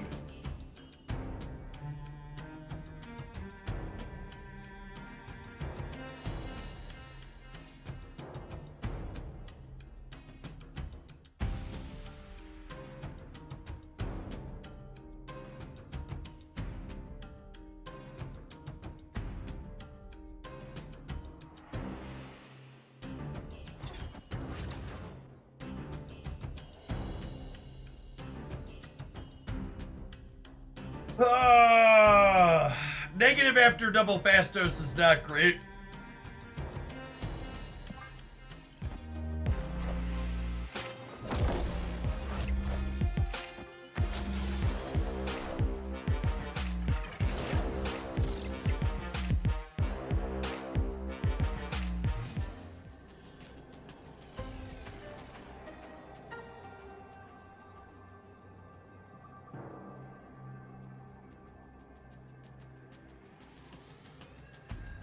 I mean, it didn't matter.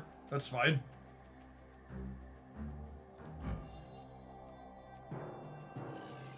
Kitty's going through some stuff right now. 1, 4, 3, 5.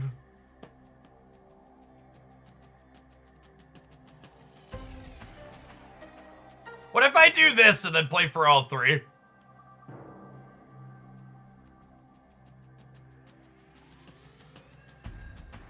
They could turn off the left. They could. I think that's unlikely, though.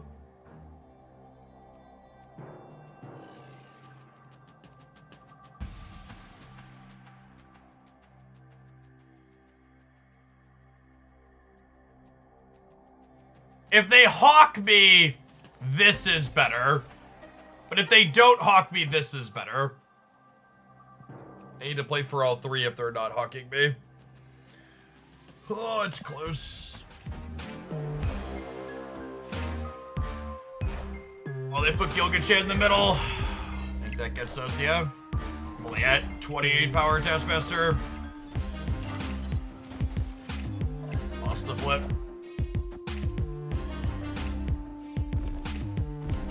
Unlucky.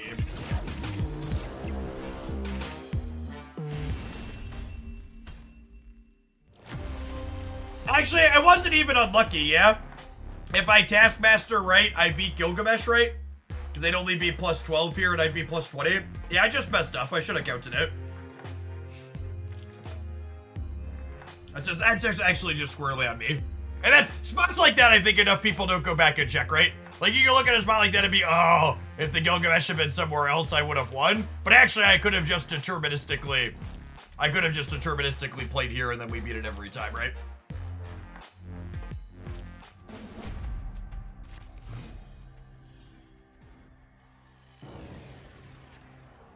My deepest condolences to every Redditor out there who has ever said I think I'm always right. We're wrong all the time, chat. Just ask my wife. I'm just capable of being reflective and understanding when I am actually wrong, as opposed to understanding when I'm pretty confident I'm correct. I dislike questions, did you swap out Angela for Fastos? Because it implies I was playing this deck before Fastos was here, and not that I started from 12 blank cards. Or that someone handed me 12 cards. So no, I didn't start with an existing deck list and then cut something for Fastos. That is not what happened.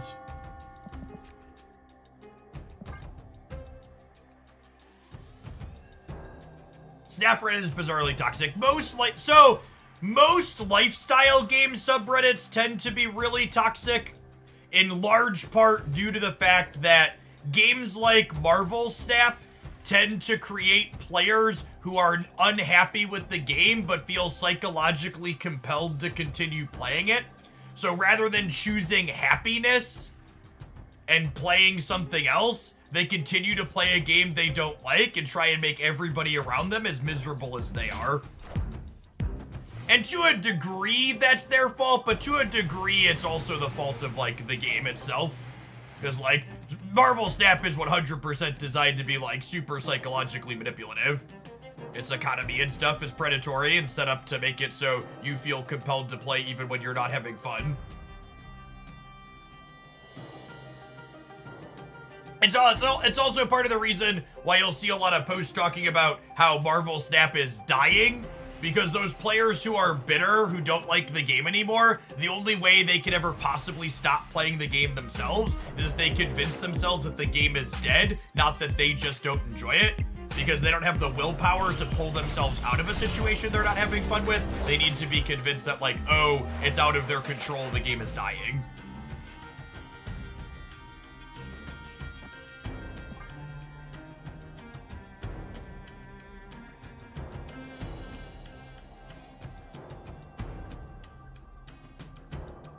It did almost just identically give us our hand back, only smaller, yeah.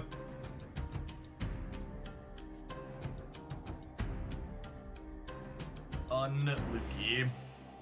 We just need to draw a Taskmaster, yeah? We're gonna get to go Havoc and Dual Spain.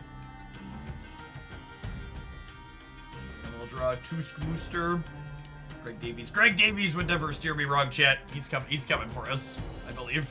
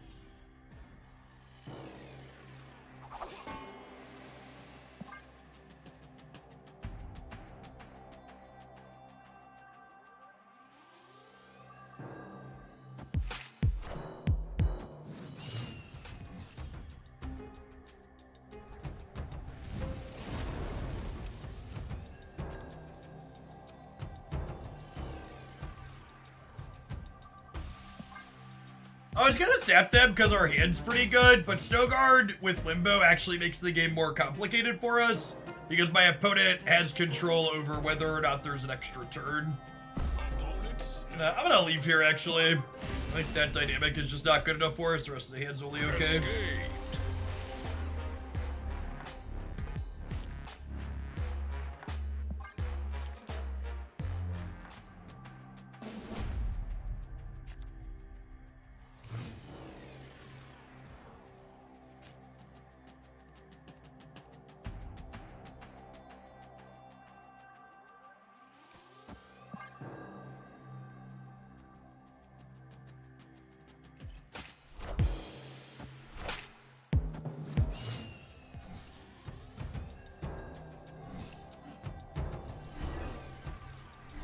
They have Rogue and Shadow King in their deck. This matchup's actually probably incredibly hard for us. The fact that I punted 4 cubes in the first game to a mistake's a big deal. You're gonna need every ounce of equity to try and beat Shadow King and Rogue. Just big oofs for us all around.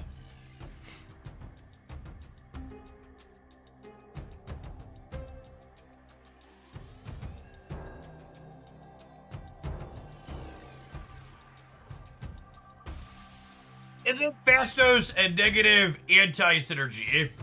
I mean, you wouldn't eat a brownie and mac and cheese simultaneously, but they both individually taste pretty good, and you would eat one after the other, right? Just because your 2 great flavors don't necessarily taste great together doesn't mean you can't line them up appropriately. People get so hung up on everything doesn't work out exactly perfectly with these things, so I can't do them. I need to put Kitty Pride over here in case they bear from the Snow Guard.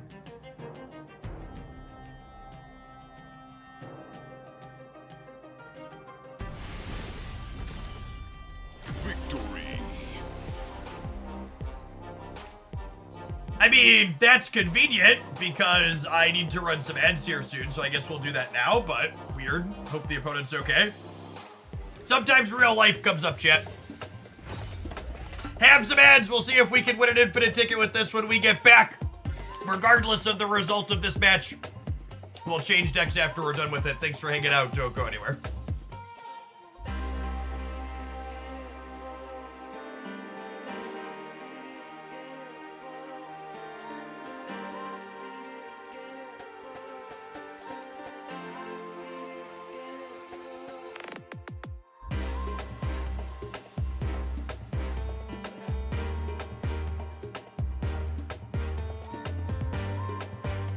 Your preferred Fastos deck still hit Lucky. I think that's what I've had the most fun with.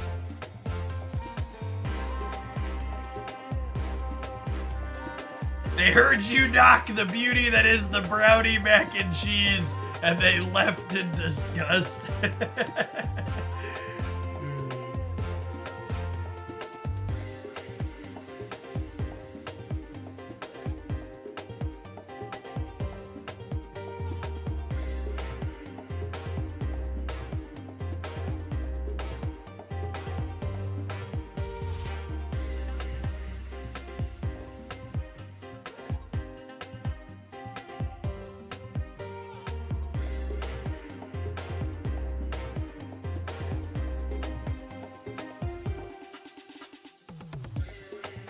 We try to need Fastos Circe shenanigans. Yeah, I think he's an upgrade to Nico Minaru in the Circe Clutter deck, Ben Broad. We played it earlier today for a little while. That's fine. Felt better. Nico always felt kind of clunky in that shell. And Fastos felt like a natural shoe-in. Another 3-drop that you don't mind absorbing manning after. White Duck, thank you for the 3rd of a year.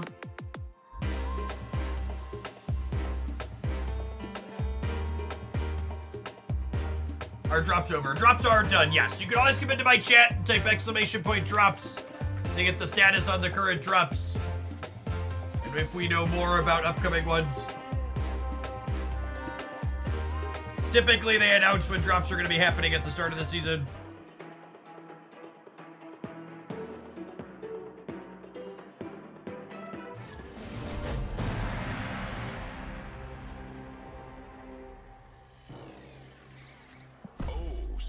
always snap on turn 1. But when I do, it's usually because I have turn 3 Mr. Negative.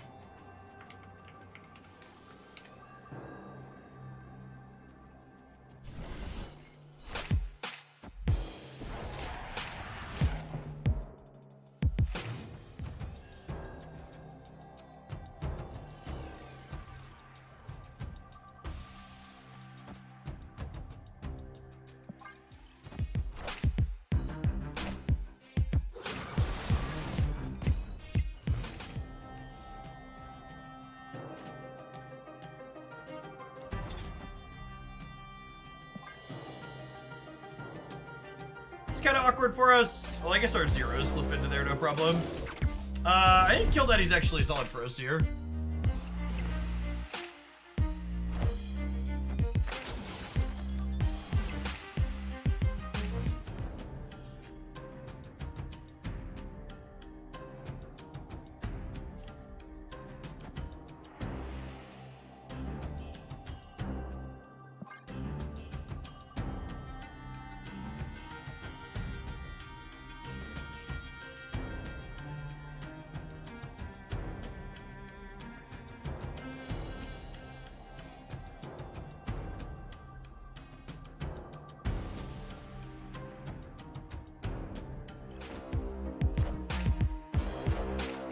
The days before OTAs, I always wonder when Jeff looks / tabs off to the side if he's now receiving the notes, and I will not think otherwise.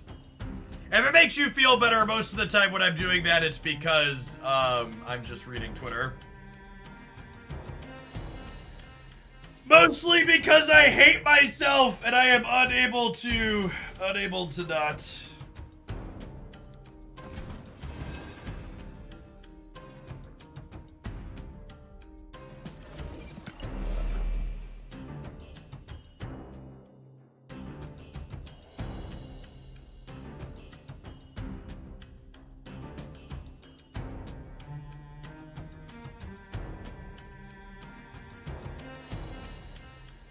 I'm definitely playing Iron Man. The question is, am I also playing Havoc? I'm probably playing Tina. I think I want to do this. I think this is the play. I think this is the play.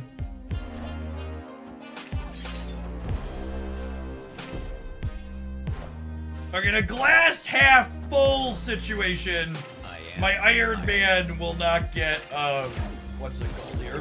We did draw Mystique. Fastos. Not great. Not great, not great.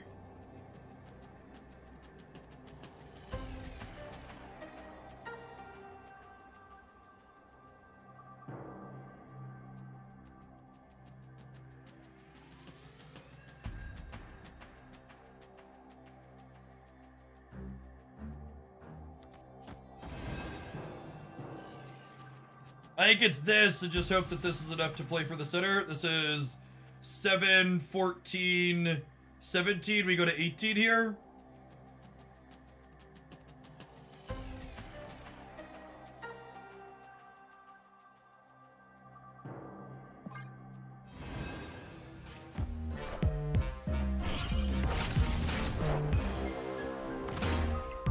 I think we're dead.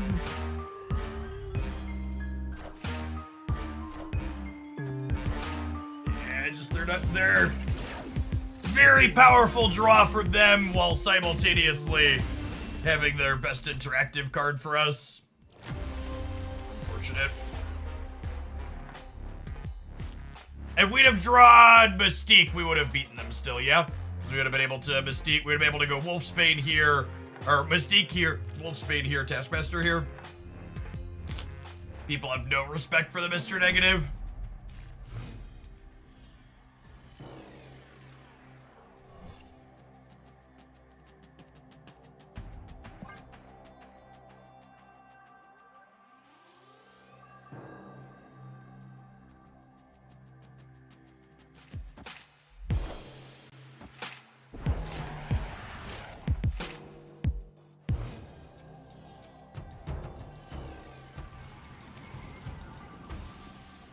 Live from the Daily Bugle.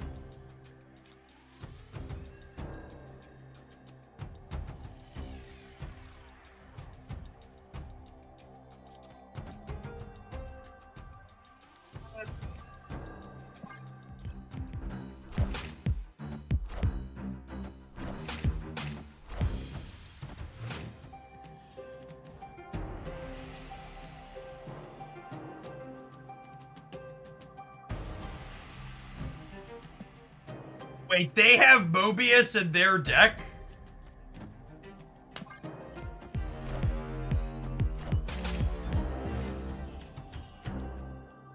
Okay.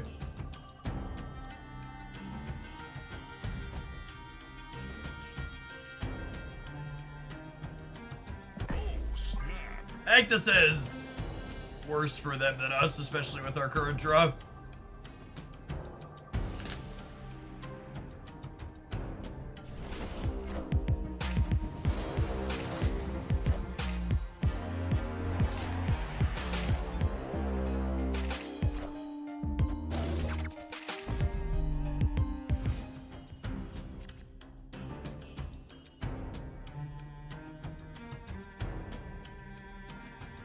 I just gotta hope for no Lady Deathstrike. We unfortunately lost the priority coin flip here. They got it, they got it. Matchup seems bad for us, so you just gotta hope they don't have it in spots like this. They're like 60-ish% to have her, though. I guess they lost one draw, it's probably closer to a coin flip.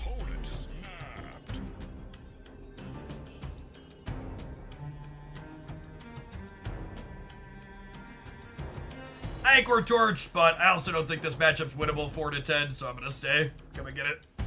Make sure they're muted before we let them potentially blow us out.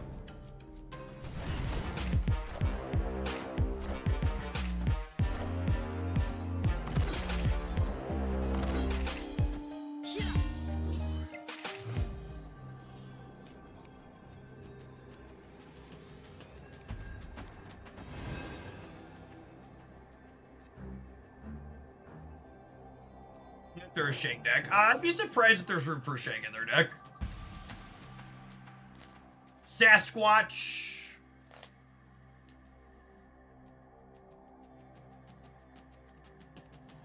I'd love it if instead of hot locations, they did temporary bans. I think that's an interesting concept. Oh, actually, I can't beat 2 demons here. Yeah, I guess we're probably just torched either way. I forgot they had 2 demons in their hands. Stand up. Slim Shady. Slim Shady! Yes! Thank you, Slim! But Slim, what if we win? Wouldn't it be weird? Oh, Slim. He's never let me down before, chat. He's never let me down before. Let's go! Papi! This is one of the key ways Conquest differs from the ladder. On the ladder, you should just retreat this matchup when you're playing it with our deck and go to your next one. In Conquest, I'm locked in a room with them, which means that I just need to hope to get lucky because it's the only way I win this matchup. Is hoping to get lucky. So in places like where they snapped us on turn 5 representing Lady Deathstrike, I just need to leave because on average, I'm losing the game, so I need to hope they don't have it there. Alright, probably not getting Killmonger in this game. To be more specific, the worse a matchup is for your deck, the more risks you should take in Conquest. And the better a matchup is for your deck, the fewer risks you should take. Opponent having Shadow King on top of Mobius and Lady Deathstrike, though. Man, people are just like, they hate our freaking sandcastles today so bad.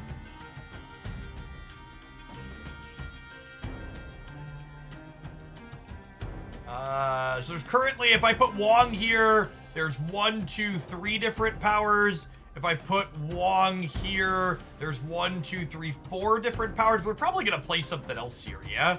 I think it's like this into Ravona Sage.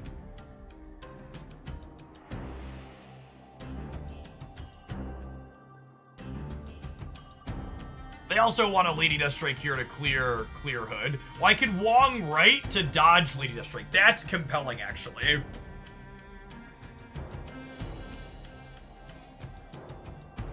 The problem is Sage is so much worse here.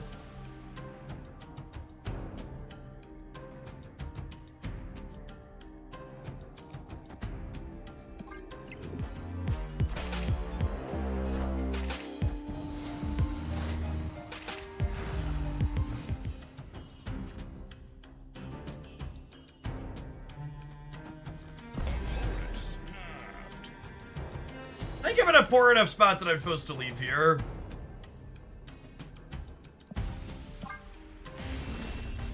I think we're caught back up in cubes. Okay, I'm caught back up in cubes. I'll take a couple of mulligans here.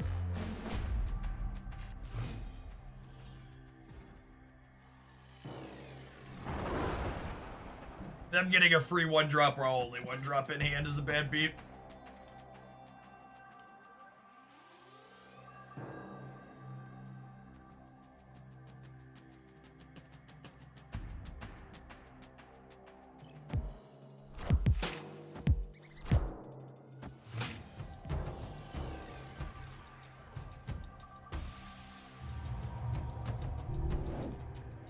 They're a Killmonger deck, so this is not snappable. FYI. I'm going to play Ravona on the right, because I want this to be a clean path to play Wong into.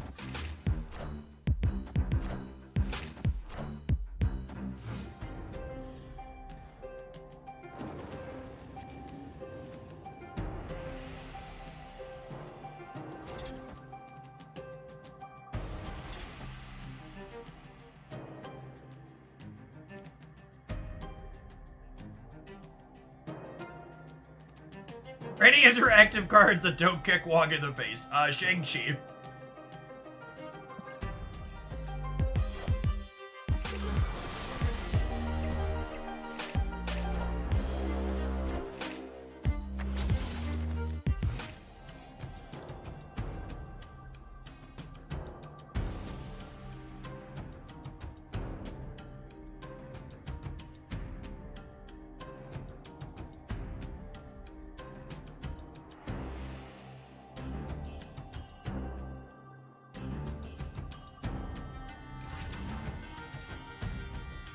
Do I need more energy this game?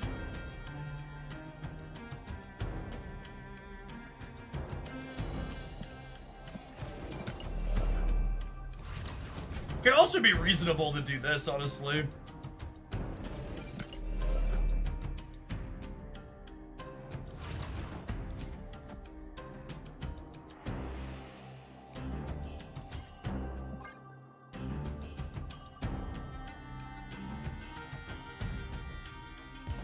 Gonzabone, thank you for the 17 months. I appreciate that. Welcome back.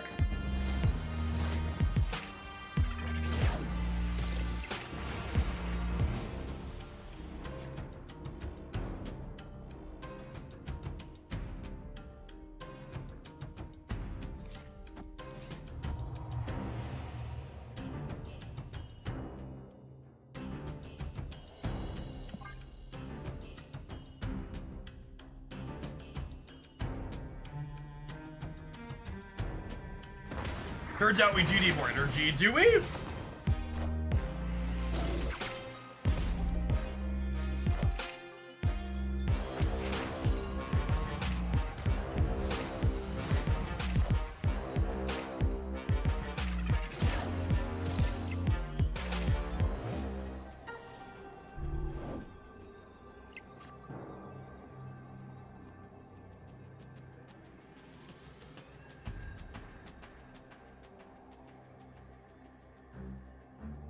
Man, Lady Deathstrike just murders us is the problem. But if they Lady Deathstrike me on the right, What's the biggest thing they could, or on the left, what's the biggest thing they could play center? They didn't hood this game, so they can't demon.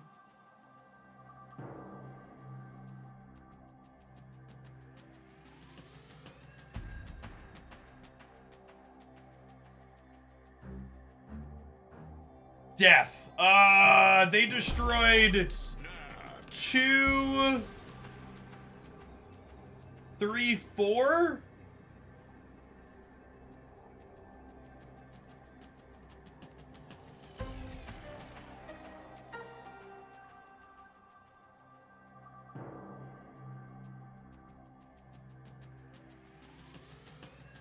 I think we're dead, unfortunately.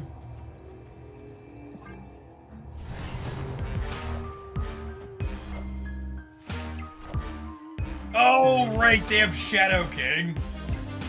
LOL. Yeah, this is just too much sandcastle kicking to overcome, probably. Yeah, try and win 2 in a row now. If we hadn't gotten Mobius on top of it, my Wolfsbane here would have won the game, yeah? Because we went second. My Wolfsbane would have been 9 over here. But their deck is literally just all tech cards.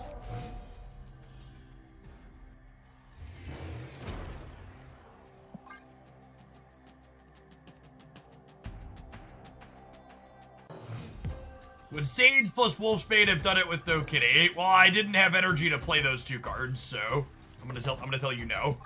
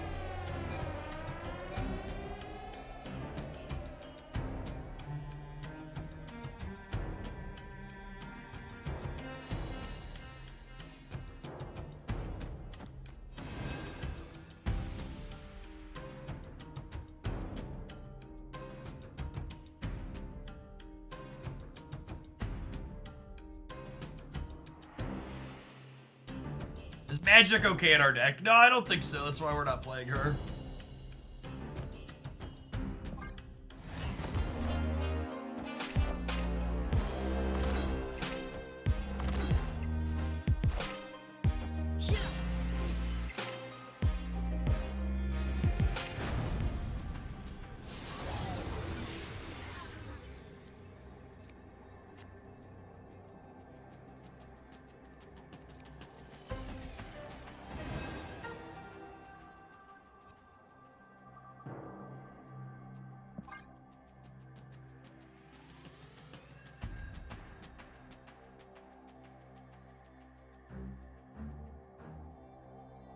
Hey, nightmare matchup, and we're going down to the final 2 cubes.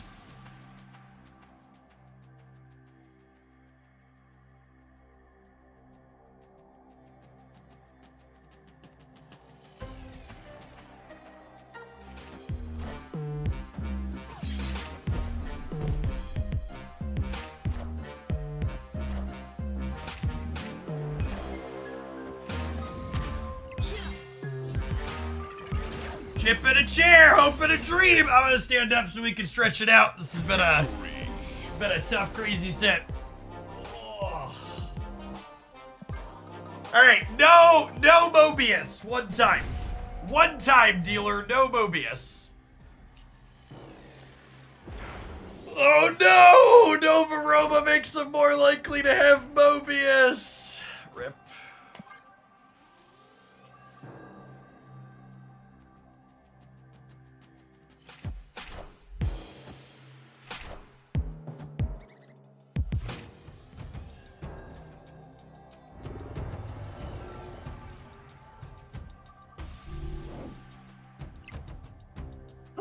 Is Brode going to decide the outcome of this match, chat?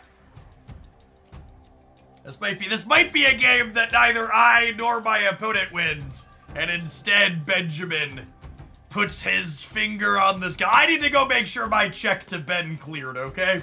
Hold on. Shit, no, wait! I'm gonna pay you! Wait!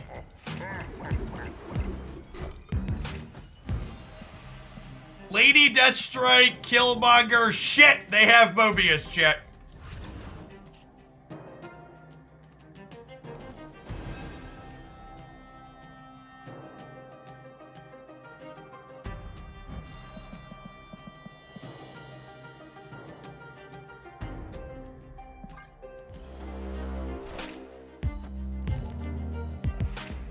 Free Mr. Negative! I got a free Mr. Negative!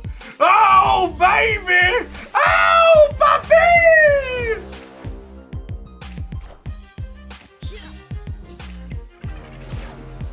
I'm so excited, and I just can't hide it.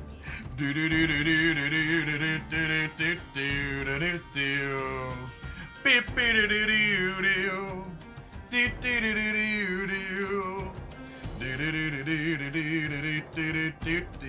do do. We're still gonna get Mobius, chat. The problem here is we're still getting Mobius. Alright. We can still lose this game. There is still a strong possibility we are losing this game.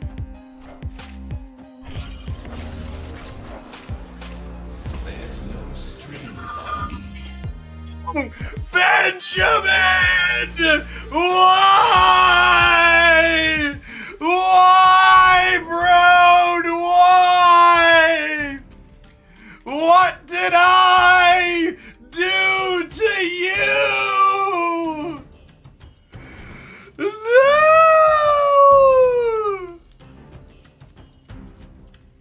Okay, wait, what's the... So remember, they also have Shadow King.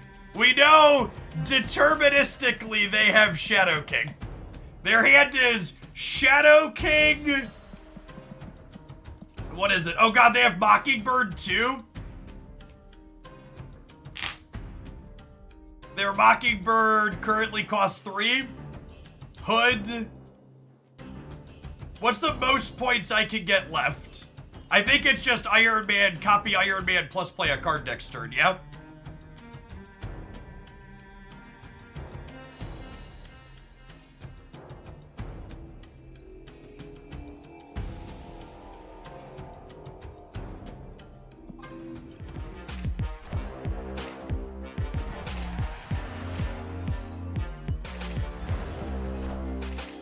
Wait, why did they play Hood? Is Mockingbird in here? No, she's not. They had a Mockingbird they could play, yeah?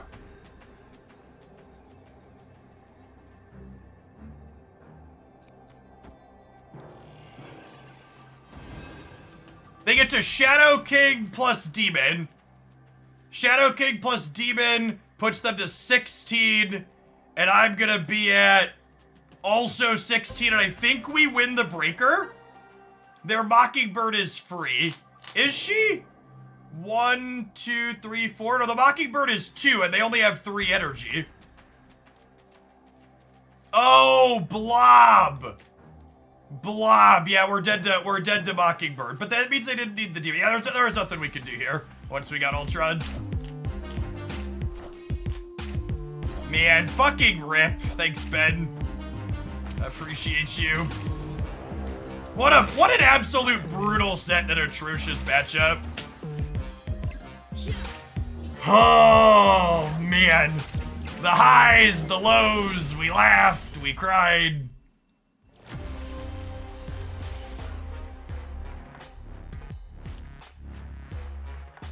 Brutal roller coaster of a set.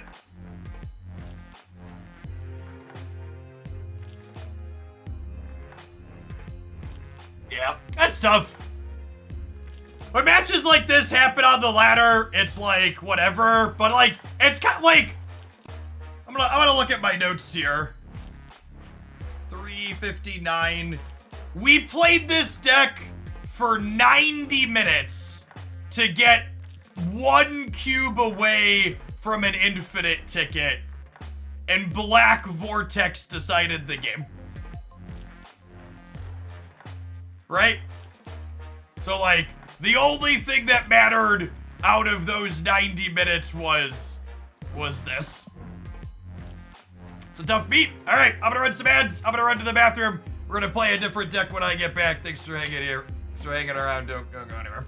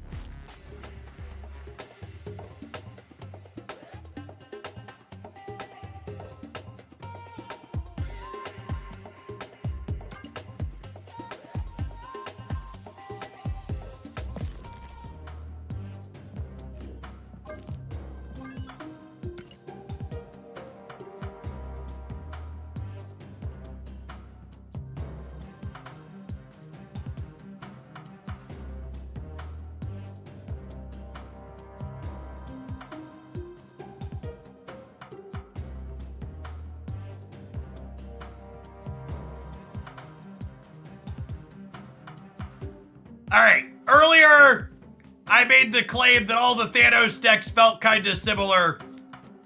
So the Discord decided to let me know that that's probably not the case, so they sent this over. So let's go ahead and do some of this, and we'll see how it goes. Yeah, it was a fun mix of cards, Marty. Thanks for shipping it over.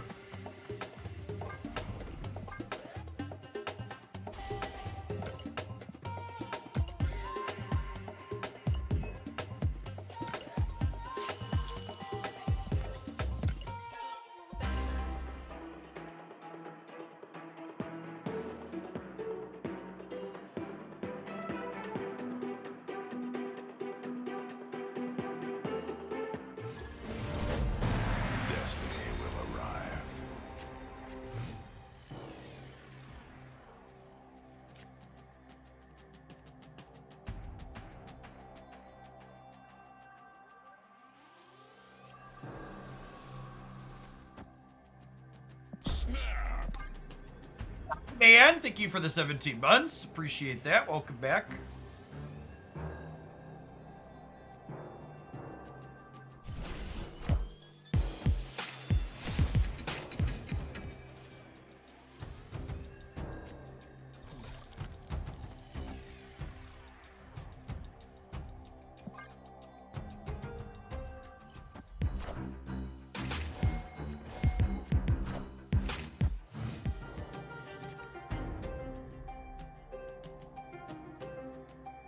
Do I want to eat the Power Stone? Probably not. I'm gonna play one out this turn, I think.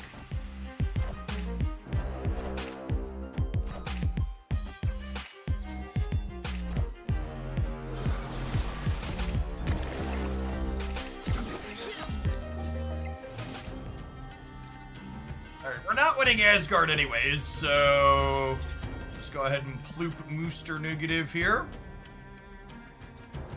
Zegna, thank you for the 13 months. Welcome back. Yeah, they added null and death animations in the most recent patch.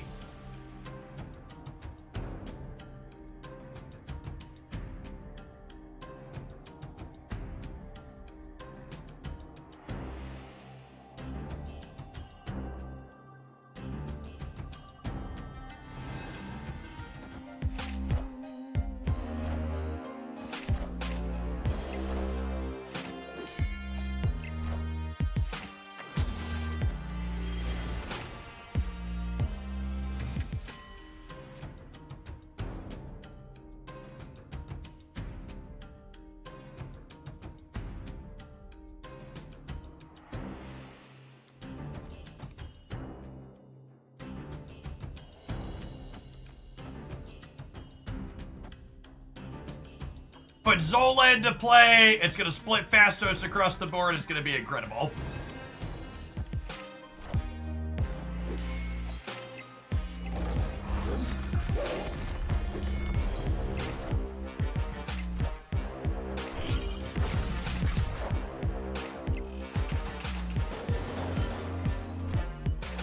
Cut off one head, two more.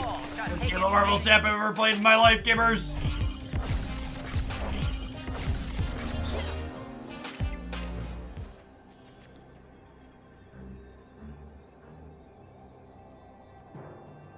It's 5 power null. Ain't gonna fucking know what hit him.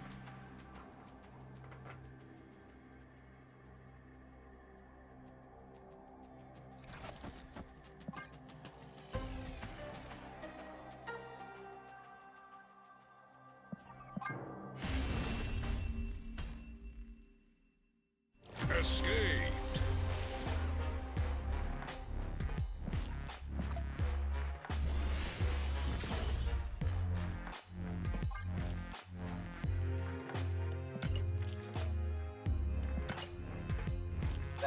That unfortunately went pretty close to as expected. We got negative and we got Fastos, and then our deck did absolutely nothing immediately following. We'll get this a few tries because it looks novel, but I'm setting expectations to mid for sure.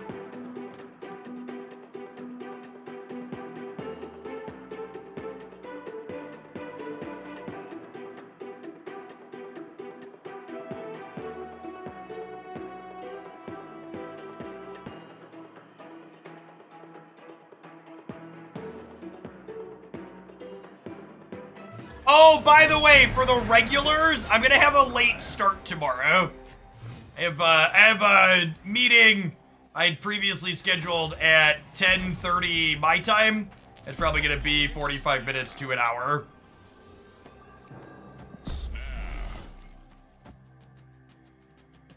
They'll start closer to 11:30 or noon when I'm done with that.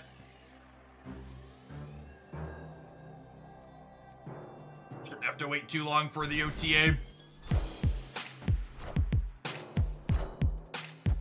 Heard one Fastos and we drew an extra card. Lovely.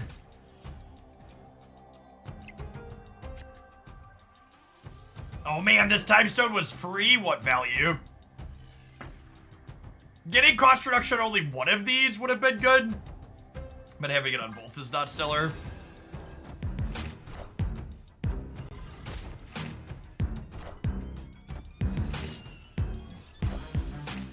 Miss Marvel Loki? I haven't heard in a long time.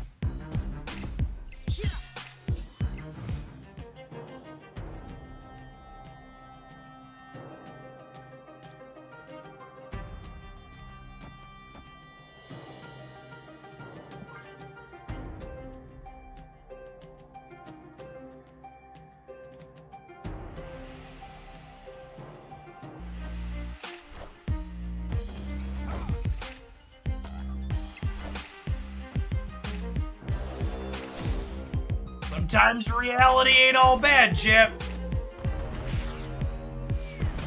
This one doesn't draw a card anymore? That's so sad.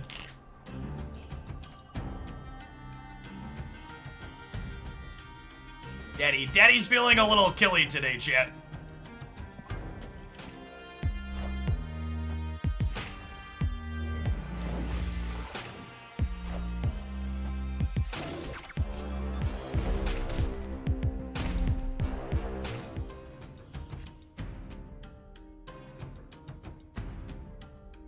Okay, so Space Stone at X23, we should draw at least one of those two here.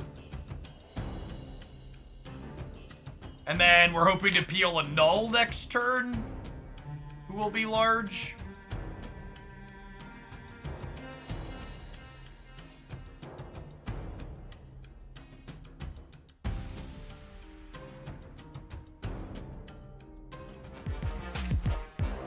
Cut off one head, two more shall take its place. You have now seen a lot of the cards in my deck. Ooh, they were both zeros. We failed to draw a good card afterwards, though, which is not great for us.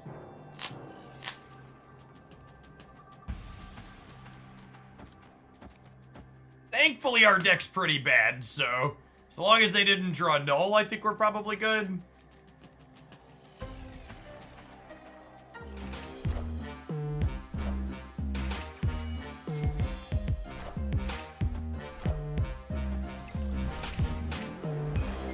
It's the null I wanted for Christmas, chat.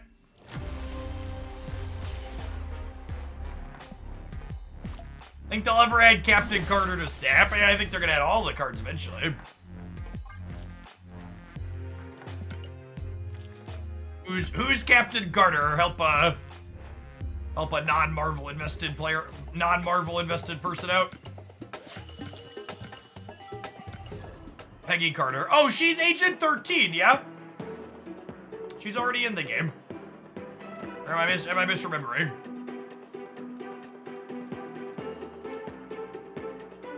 No, that's Sharon Carter. Okay. The universe shall be set right. Agent 13 is her daughter. Okay. Oh, snap. Hold it. Snapped.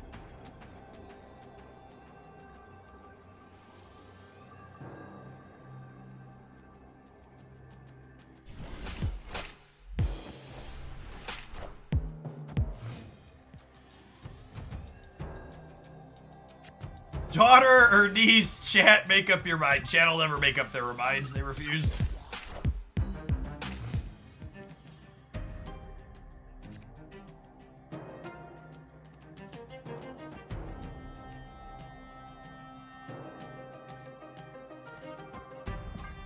I don't know if this is the optimal play, but it's the fun play, so I'm gonna do it.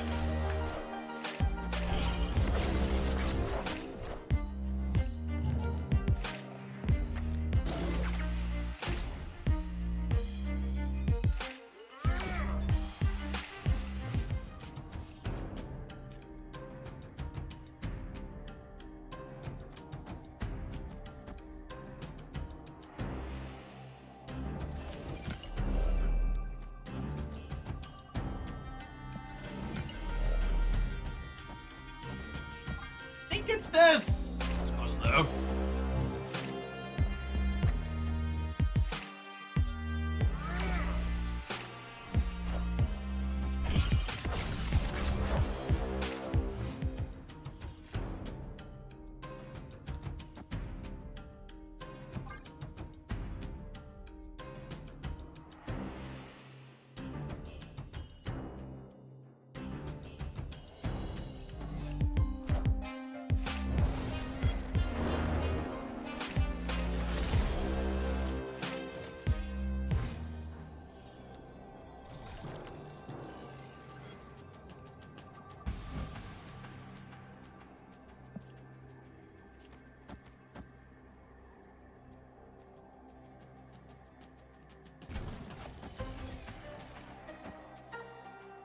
They probably can't put any more stats into the middle, yeah?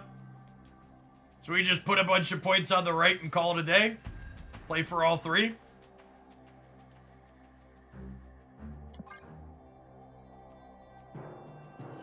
Gladiator for supercharging the null.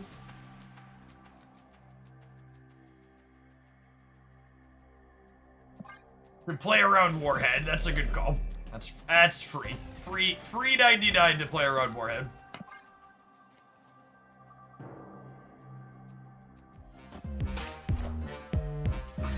Can't play center appears to be accurate.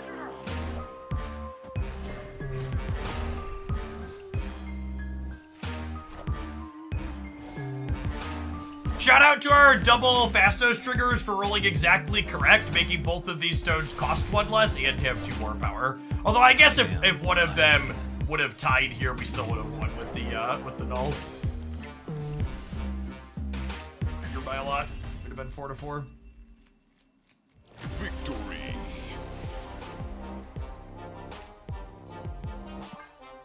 Do the thing? See if we can replicate that, huh?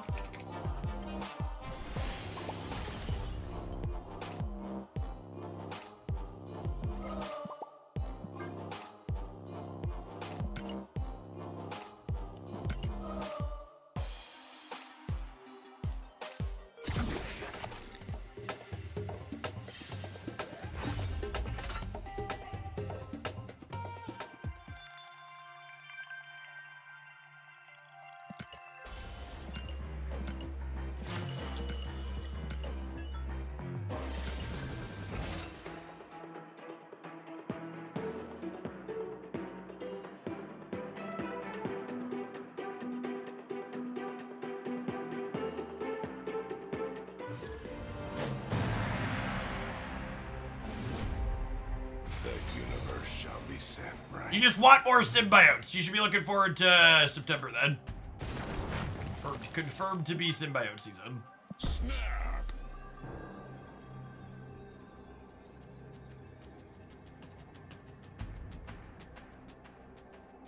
So destroy 8 cards here to help Null get bigger.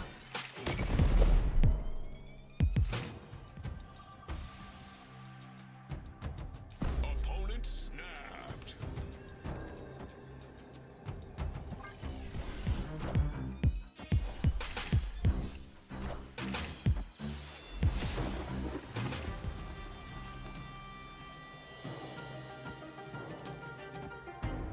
This fills my hand, but it also gives me a pretty big carnage back, so easy stay here. We're hoping to draw an X23 or another 1 energy stone, so that way we could kill this next turn. Unlucky. Go ahead and Mr. Negative this turn, and the next turn we go Time Stone Carnage. Fill this and then clean it out. Although I guess that means I can't Jane. Probably want to Jane, yeah? Although I guess my Jane only draws 1 card, so no, actually.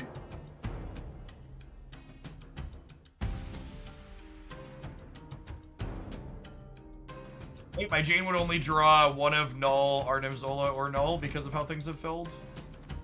I think we do this instead. Get Thanos down to 3. We'll see if they have a 2-drop to fill the raft as well. Our carnage is going to be 12 there, which is pretty solid. Whoa! Playable raft Giganto? That's illegal. Oh, come on! Boo! Boo! Boo this dog! Boo!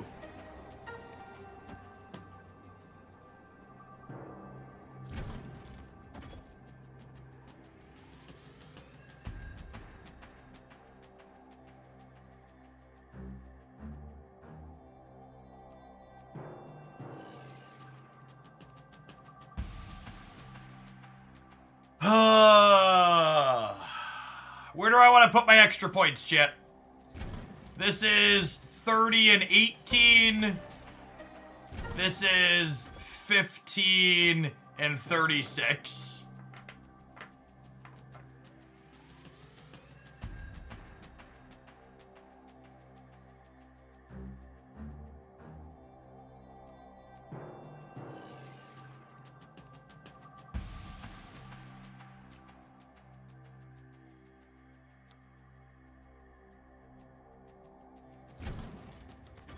I think it's 30 and 18, just in case like they also got a Giganto. God, fuck me. Unlucky. I am Iron Man. I think this is correct. This feels bad. I am Iron Man. They got it unplayable from the raft! What a pog champ! What a pog champ! Ah! Got him.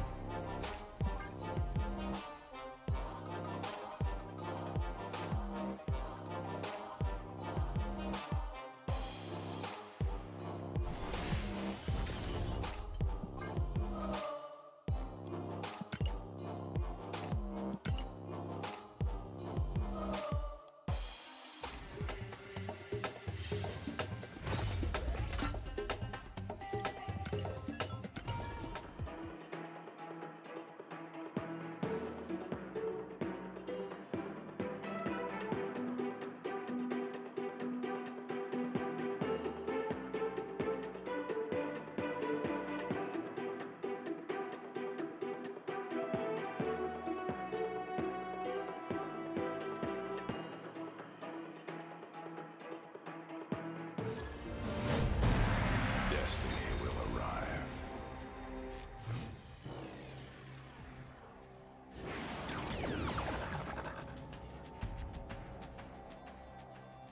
When your Mr. Negative deck gets peaked and it wasn't very good for you. Sure thing, bud. Escaped.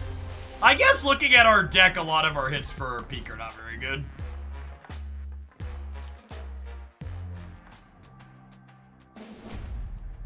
The universe shall be set right.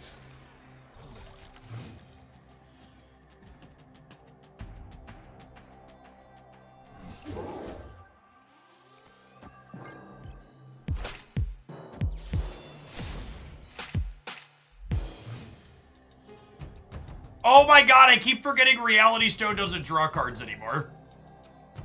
The reason I played the Reality Stone is because I was expecting it to draw a card.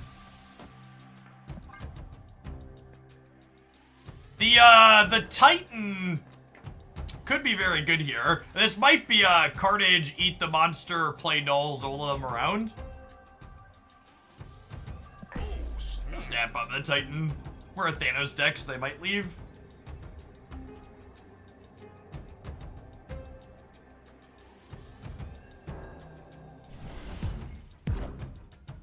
Reality was disappointing. I mean, when you're dumb like me, reality is often disappointing.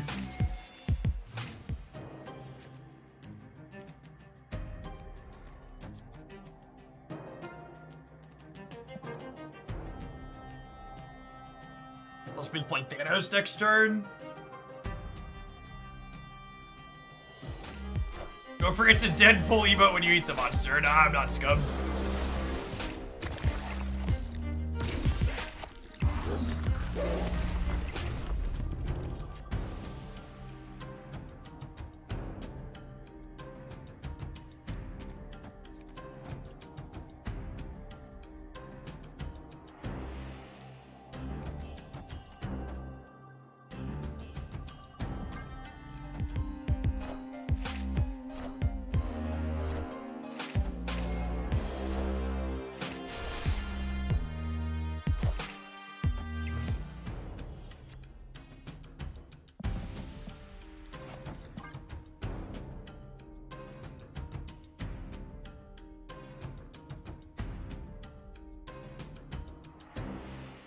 Oh man, why would you wish that on me?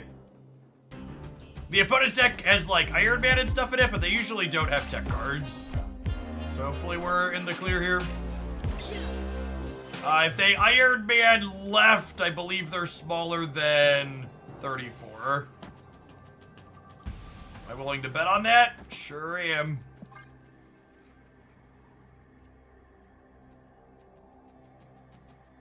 Oh yeah, some of these builds are playing Juggernaut, is true. A well-placed jug in the center would get us here.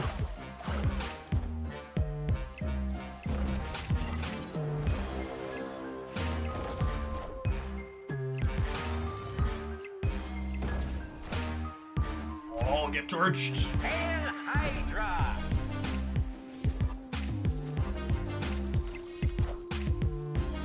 I am inevitable.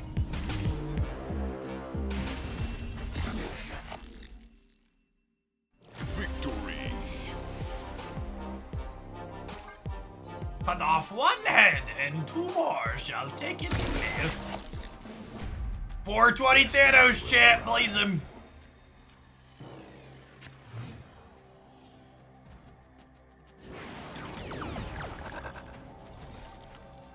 Snap.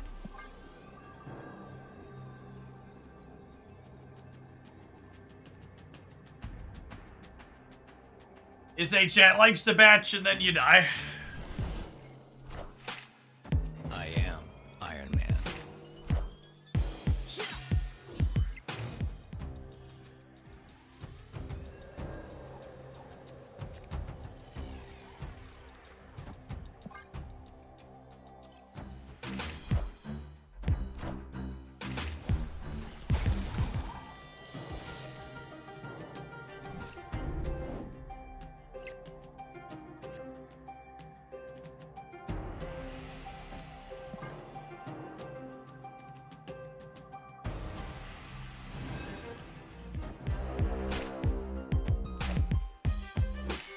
And meat cookie jar. Nice to meet you.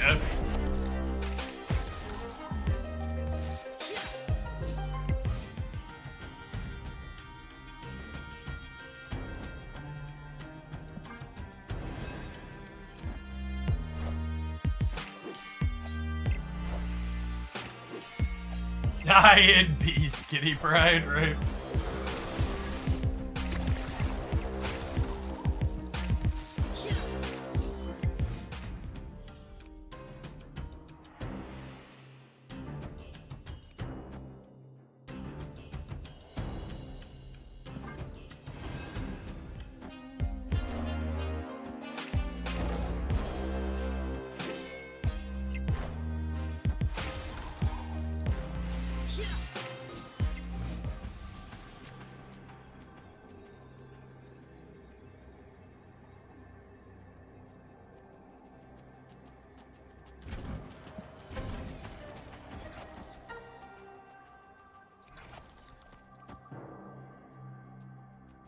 $22 enough on the right? Probably.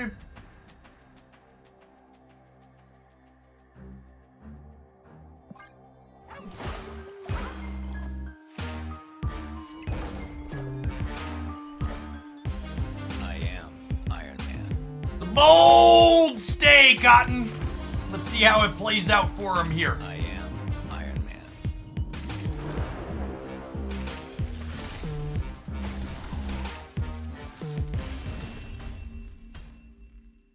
Victory.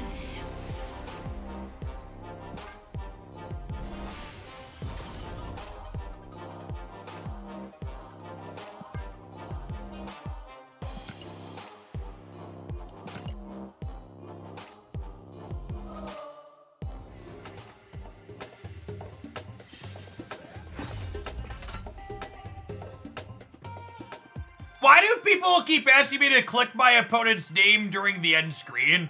Did the patch add something that I missed in the notes when I skipped them?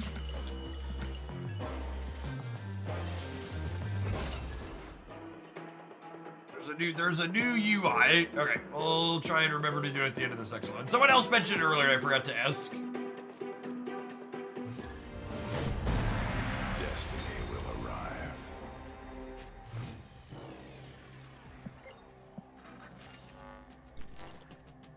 You can see their collection level and highest rank achieved. Oh, that's interesting. Is that intended?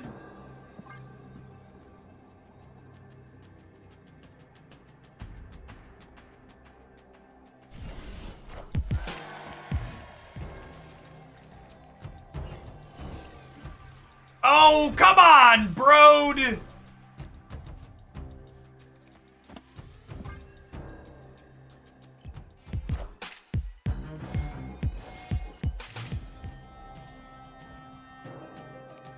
Wasn't in the patch notes. Sounds like an undocumented feature to me.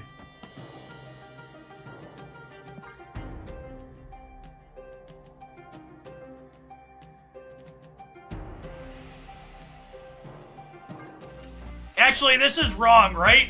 I should play the Killmonger and save the draws for after I play Mr. Negative.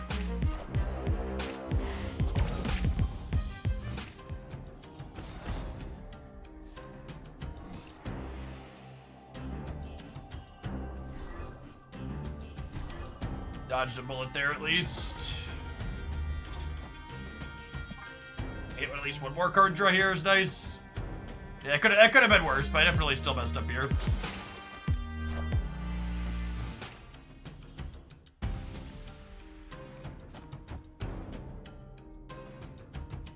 And a reality stone because it turns Thanos on. He gets excited by reality.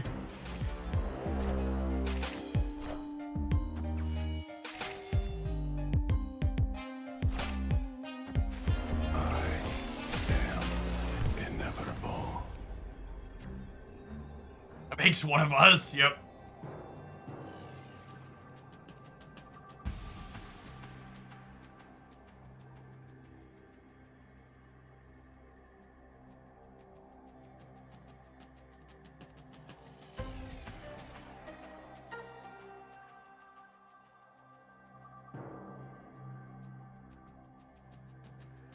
I think I'm supposed to leave.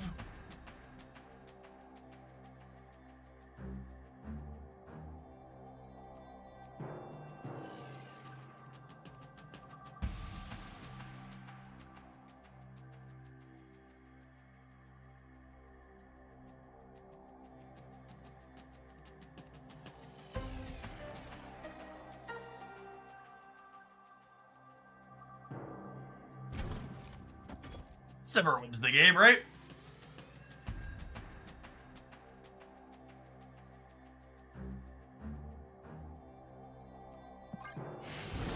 Ooh, got him. Cowards can't block warriors, shit.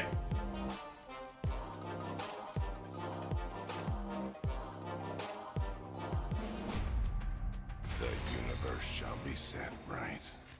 The universe shall be set right.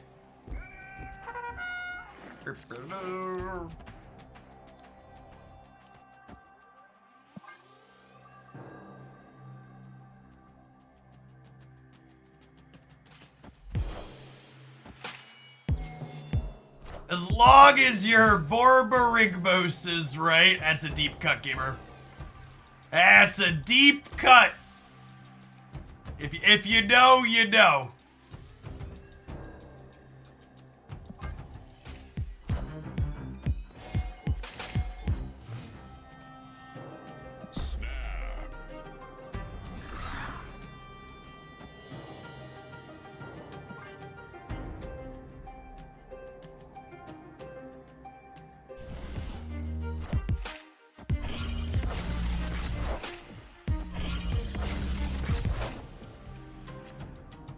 What a pithy quip. He can't keep getting away with it. Okay, it's not okay. You can't possibly think this is okay. 6-2 Zola, Pog champion.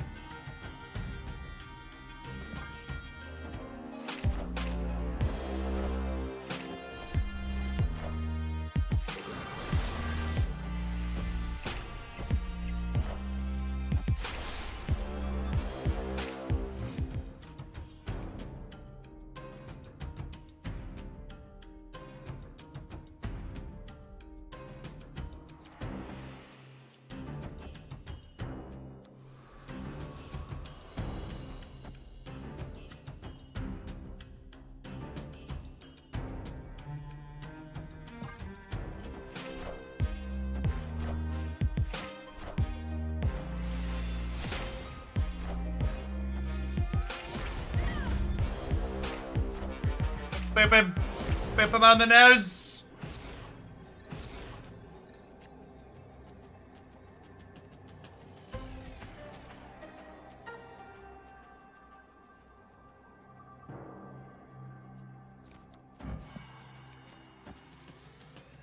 Assuredly, this wins every time, yes?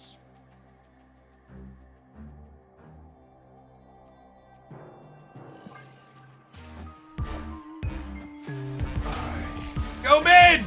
Go mid! Alright, go right! Go right! No! Unlucky.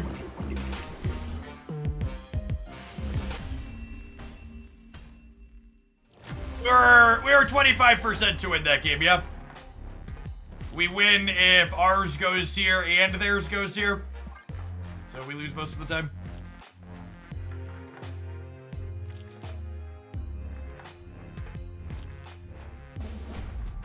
Destiny will arrive.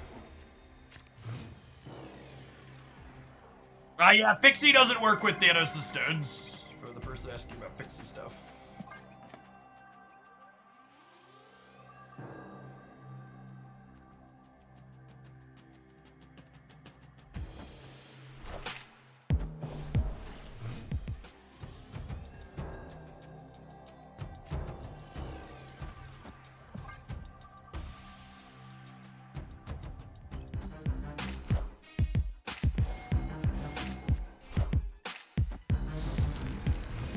Did we win every time with Thanos mid? Against that particular combination that they played, we would have won every time with Thanos mid, but I don't think we can reasonably assume they're gonna not play for the right.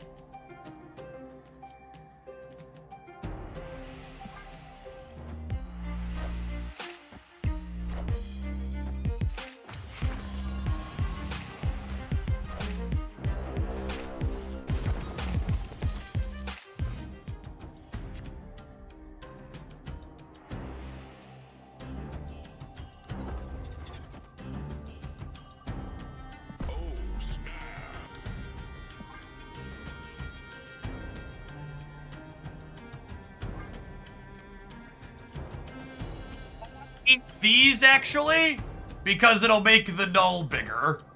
Because we're gonna draw negative Iron Man and negative null with the Jane Foster next turn.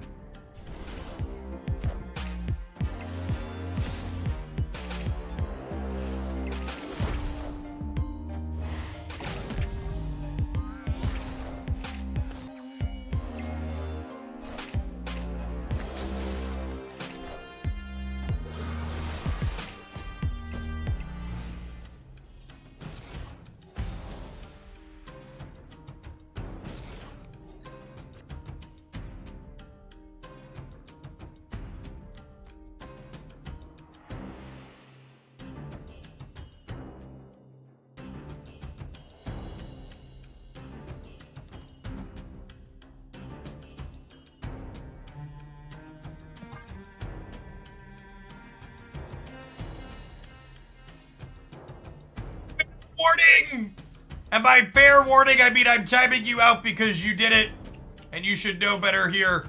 If you're gonna say something like X leaked or thing happened, you better be willing to provide a source. We're not just going to believe you.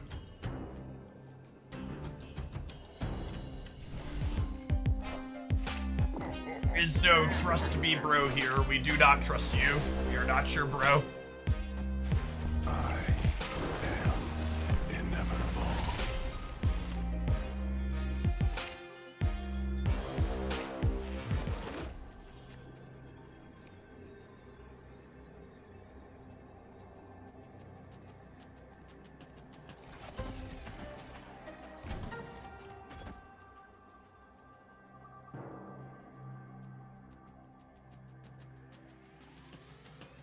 This rate's only 20. Null there is also 20.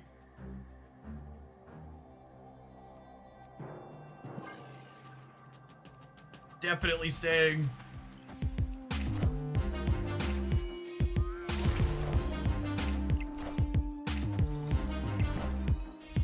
All hail Hydra! People love staying in against negative into Jane. This is one of those things that I thought would just never be good. But people hate retreating in this game so much that it's just a thing that you end up winning with consistently. Victory. Like I get way too many people who stay after I negative into Jade with any of these decks. Yeah, you just shouldn't be calling in spots like this. Now they have to win 3 in a row.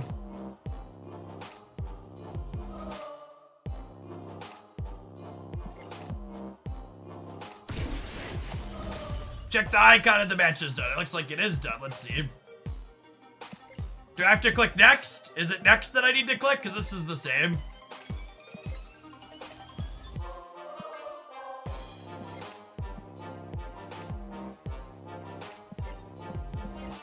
What am I?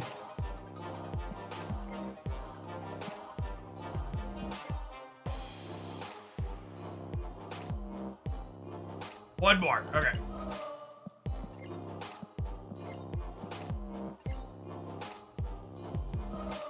Am I being gaslit? Am I being gaslit? It's just gone now, right? Now they're gone? Or do I click on their portrait here? Oh, it's from there. Okay.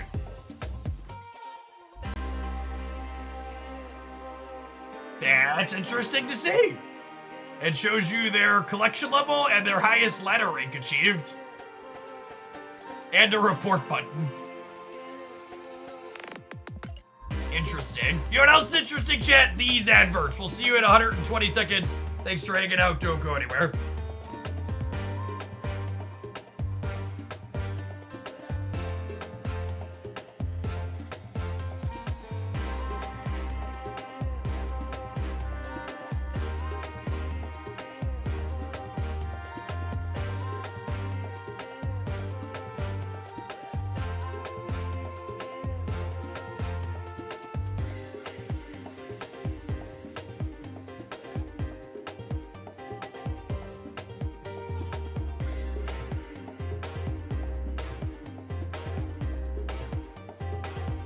Hey, look, a link. OTA leak partial confirmed. Unfortunately, a streamer accidentally flashed the marketing copy of tomorrow's OTA. This what was shown.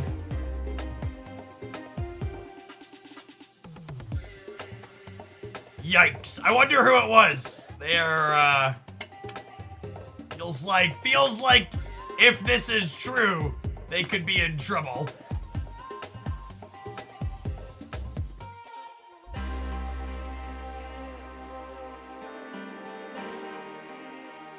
It was Nita. Yikes.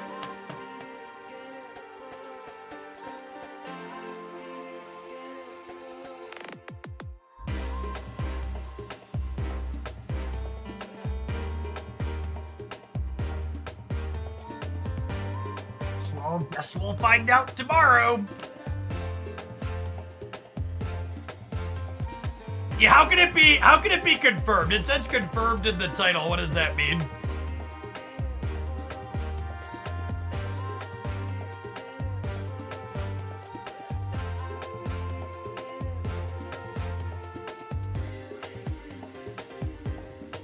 This is peak Reddit, by the way. Says confirmed, offers nothing about confirmation. Trust me, bro.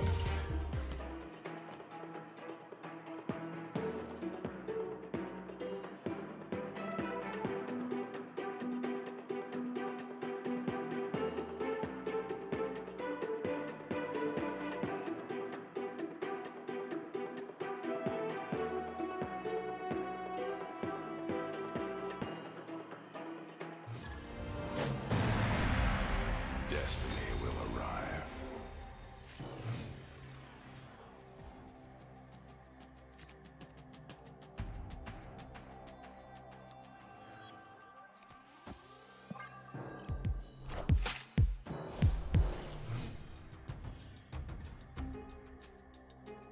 Happy anniversary to my most favorite relationship. What's going on, Manny? To all of my parasocial viewers out there, Matthew is someone I know in person. And he was dumb enough to get drug around the country with me for many months. Thanks for the 88 months. Hope life's treating you well. Snap. We got Carnage here. We've got Negative into Jane. Sign me up.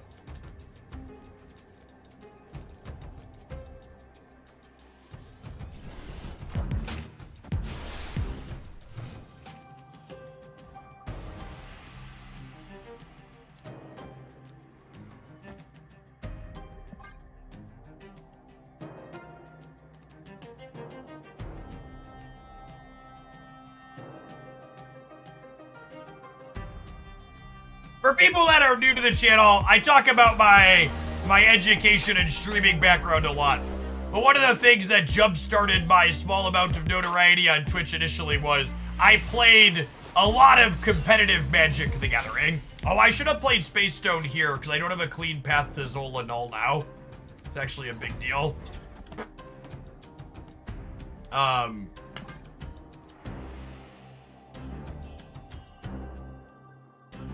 Tournament circuit run by a company called Star City Games that I played in a bunch of. I top-aided a number of their tournaments ranging from hundreds to thousands of players. Yeah, it might be a Zola the Carnage angle, we'll see.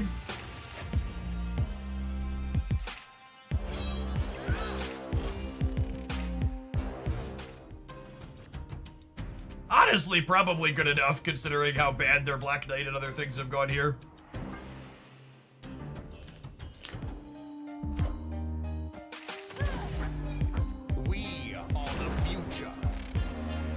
Oh, they would have messed us up with Magneto anyways. This is fine. It's gonna be okay, I believe. Oh, I didn't even draw Zola, chat. I forgot that was gonna be a possibility. Oof.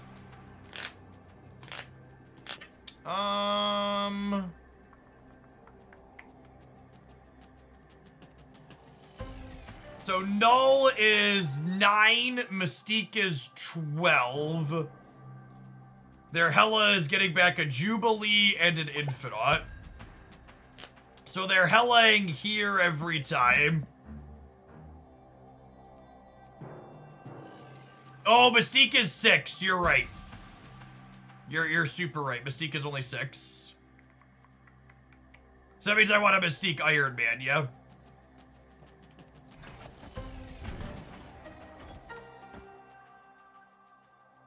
The 17, 34. This is 13, 16, 32.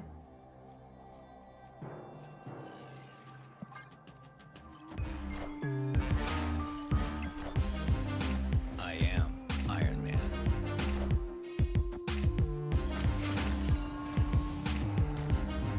I think we beat Jubilee plus, what's it called here every time?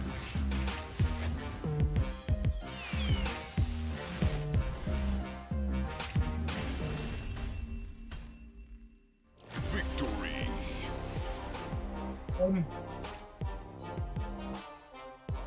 Strange but true, I always do my monthly check-in when Jeff is playing Thanos. It must be like a disturbance in the Force, Manny. The universe shall be set right.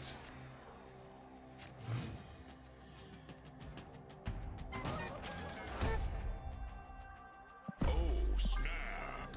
Fastos on turn 3, that's a snap. They snapped us back, must be correct.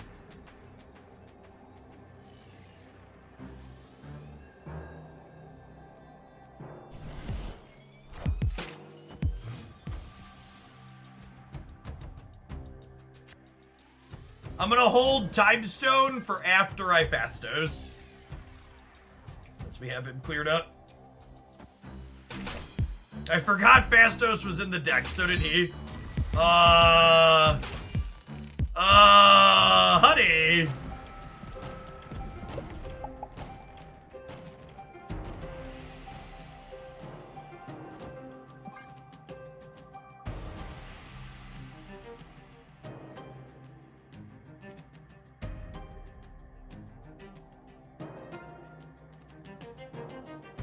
That also only gave them a 7-power Ebony Blade.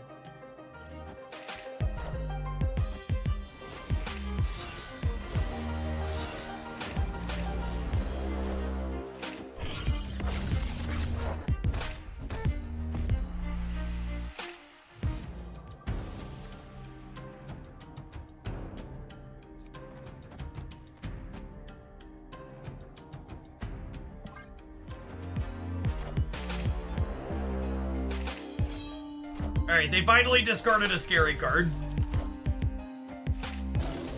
Oh, it's so sad that this Null got +2 and not -1.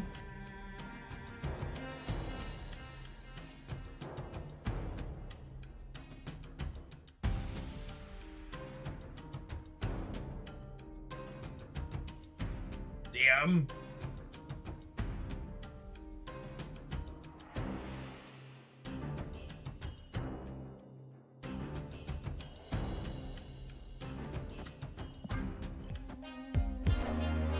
Minions to me. We are the future.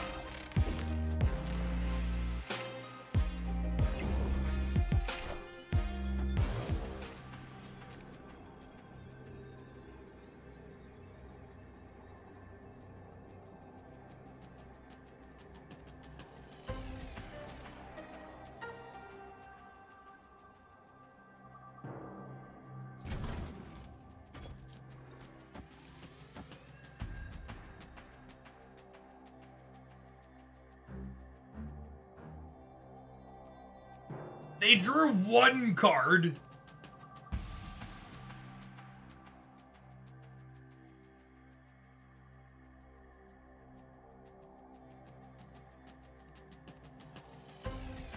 Order to Mystique. It's the last turn.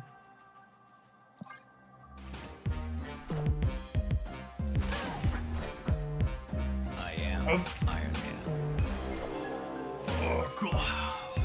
That was a Fastos win too, right? He gave us minus cost here, and he gave us +4 over here. Victory. Got to see him finally punch the clock and go to work a little bit.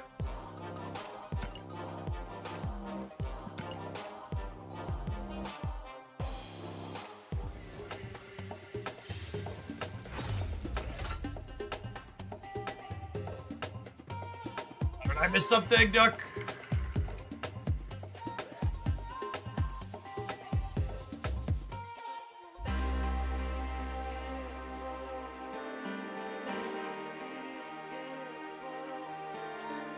Yeah, I mean, you could go report that account that was banned, but it's a new account, so I assume they'll just make another new one.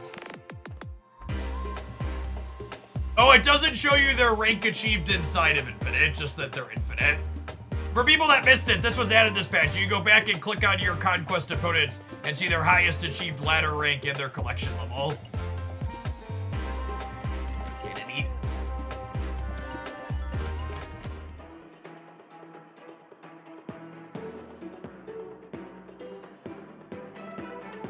If nothing else, Fastos seems to lead the games that take different lines. The last turns, you can't autopilot the same cards in every order of a game. That is accurate.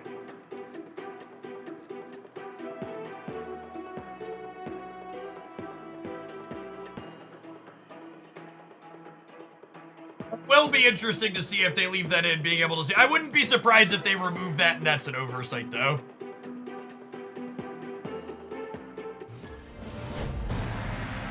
I think that's data they probably don't want super public facing and freely accessible.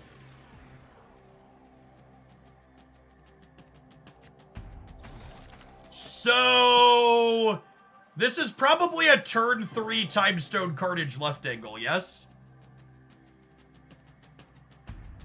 That explains why Jeff likes Fastos and a lot of people are down on him. Yeah, I like cards that encourage you to noodle a little bit, as opposed to the Red Hulks of the world.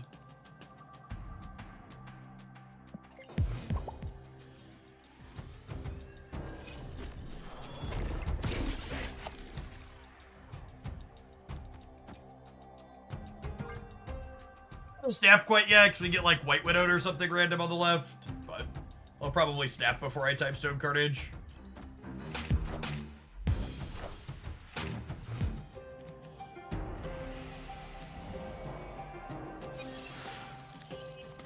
Oh, I don't know if they have my null.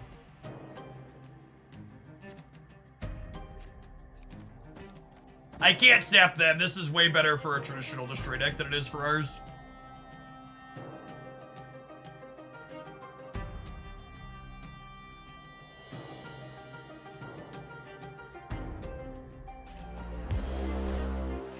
Interesting deck here, Jeff. Is this your own creation? I despise the implication of your message, which is that I possibly went online and downloaded this deck off the internet. You wouldn't download a card, don't download a deck. Net decking is stealing. Impressed. The audacity. Okay, and then with the Reality Stone draw here, I'll actually get to Reality Stone the bar before they can use it, which is solid for us. Rest in peace. Ooh, she has a voice line too? It's fun.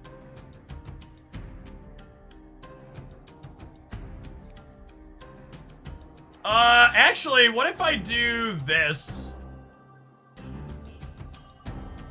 The death's gonna get cheaper. Do I snap? I'm gonna snap. I have 2 dolls.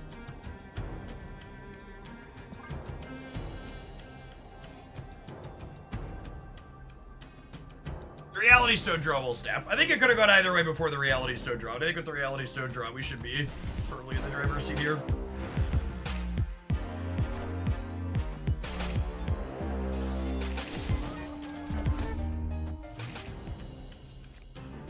Next card.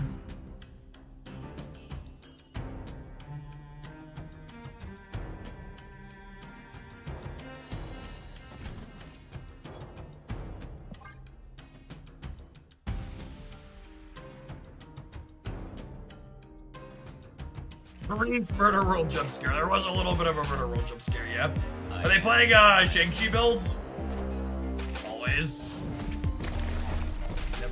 Never not.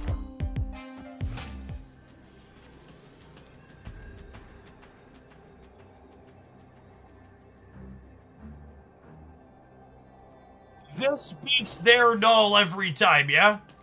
Because I'm up by 23 and they're up by 20. They don't have any extra energy. They've played their death. I'm beating their null every time. It would have to be like another tech card or something that beats me here, I think.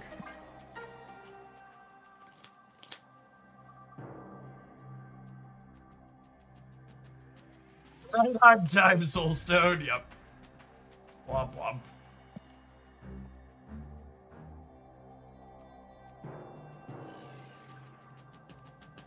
Galactus would smoke us here. I'm not playing around that, though, until we see it.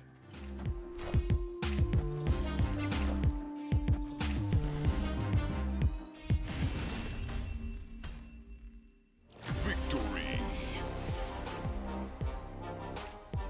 They're up by 61. We're up by 64. Math.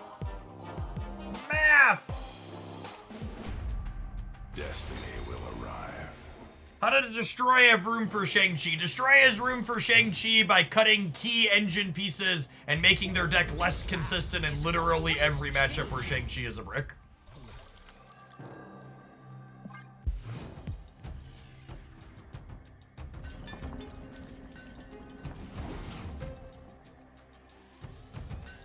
Now we have $3. All right, give me a free limbo, please.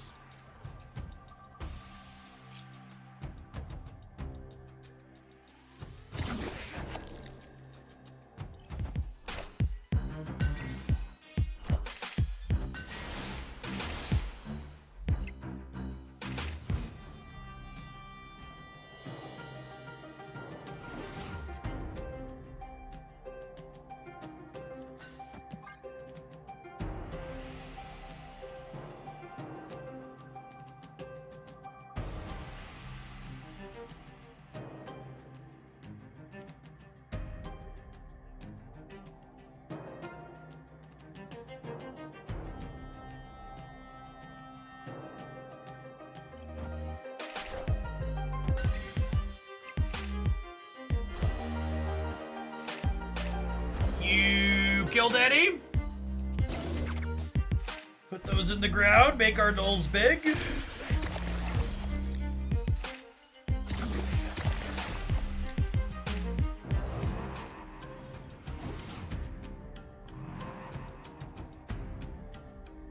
Is there any deck that beats the Surfer Fastos Brood deck? I don't think that deck has any polarized bad matchups, no.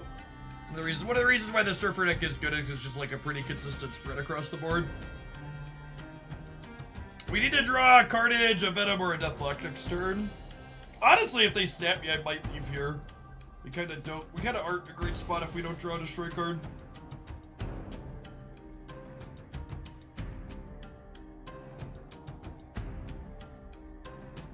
You probably have most of these cards, Manny. Fastos is the only new one. Maybe X23, it depends on if you have Destroy stuff, but she's pretty old.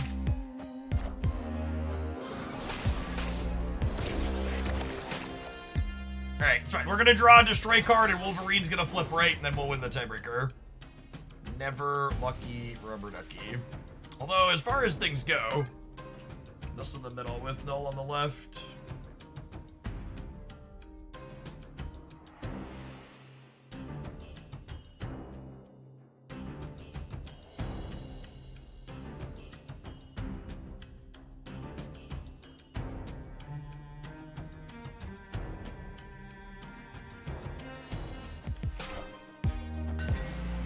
Thank you for the 14 months. Welcome back. I am Iron Man.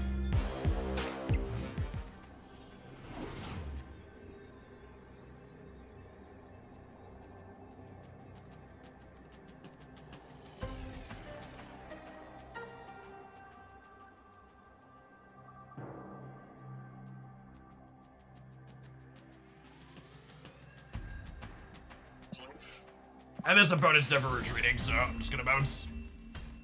Escaped.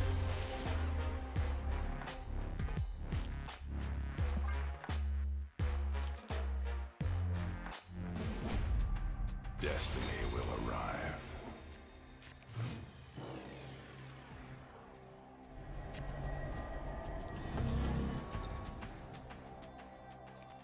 I'm curious why you didn't play for Kiln. Which cards do you feel I should have played into Kiln, Digital Dookies?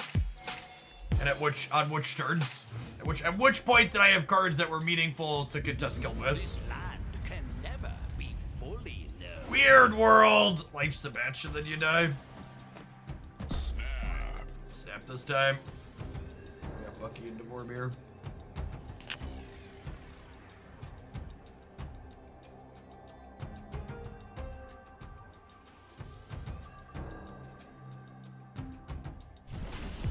Pro tip, don't negative your deck. Yep. Accurate.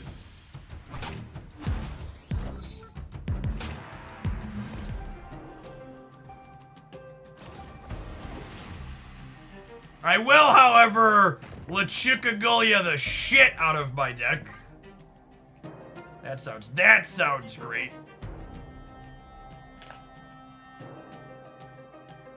Moving around, move around, rock hard.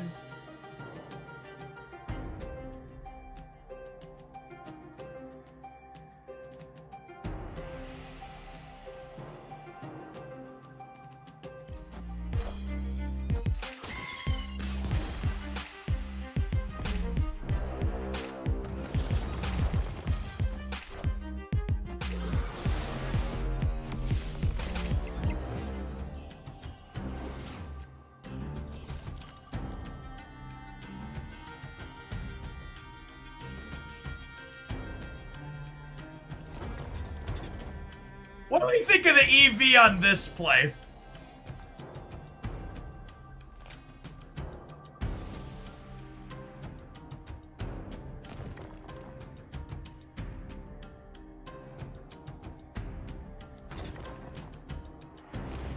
Why not just Mystique? Because I want a Mystique Iron Man.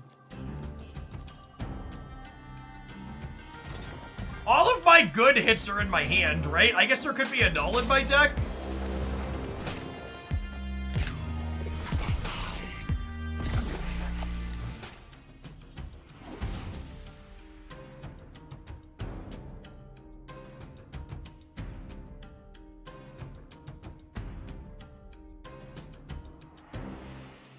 A small thing, but the lighter, happy demeanor you exhibit here helps me keep my move positive and engaged. I tune out of many other creators because their negativity and sour attitudes on stream. Yeah. My secret to aiming to be happy while I make content is not caring about whether I win or lose most of the time. Or at least doing my best to make jokes about it. Yeah, maybe I'm supposed to play this right just to put more rocks in my deck.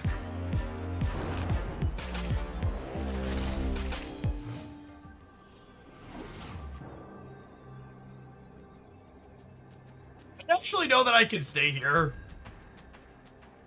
There's a chance that, like, they also have a bunch of bricks. I guess there's a world where I do this. Do I do this?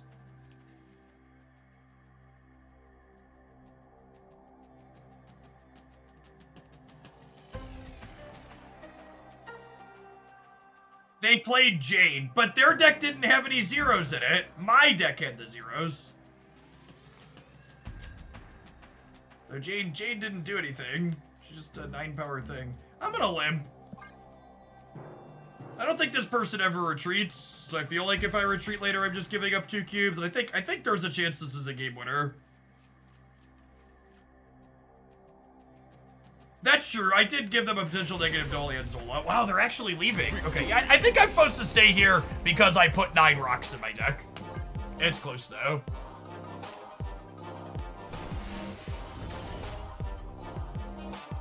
Oh, they heard me say I wanted to check out the reset. All right, cool. That was a clear through an infinite ticket, yeah?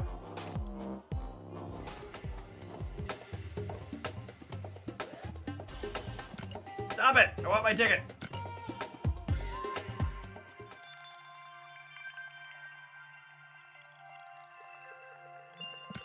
That number 22?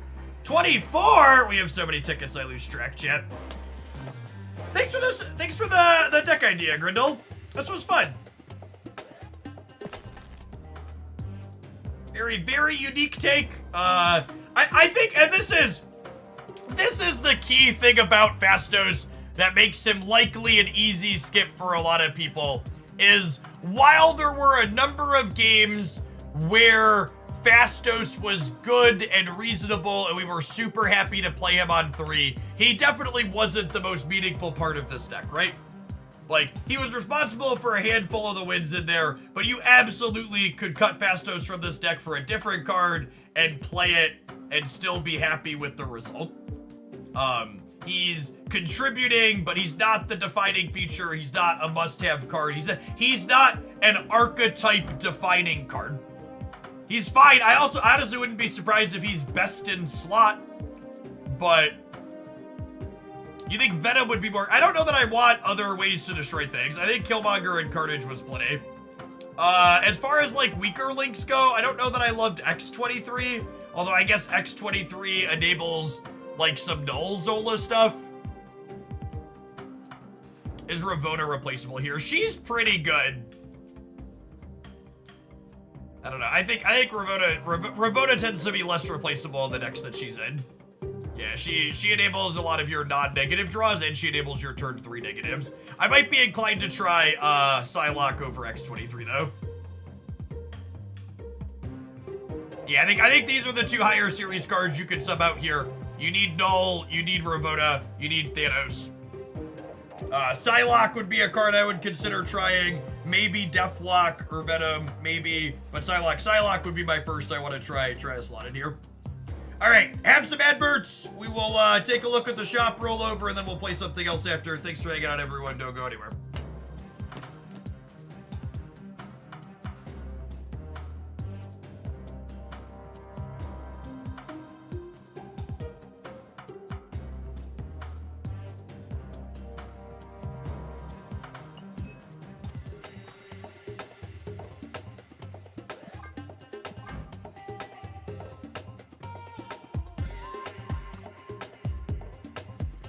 Pass. Casual Fastos, do thing variant.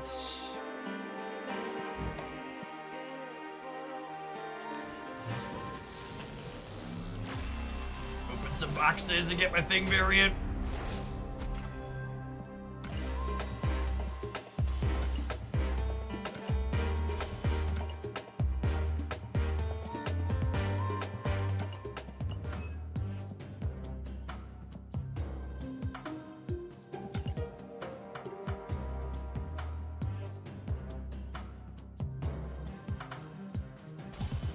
Why is Fastos building IKEA furniture in that variant? Because he's just like me for real.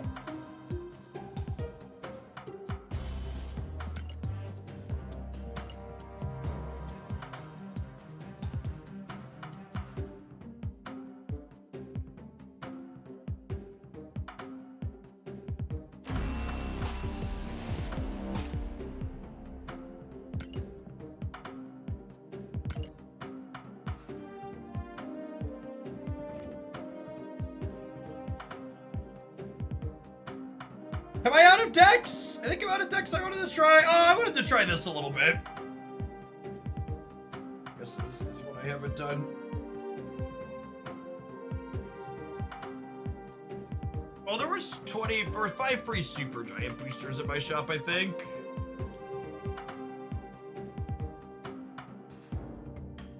Guess I'll take those. How much did you pay for the pink card back? Too much. Too much. Frame break.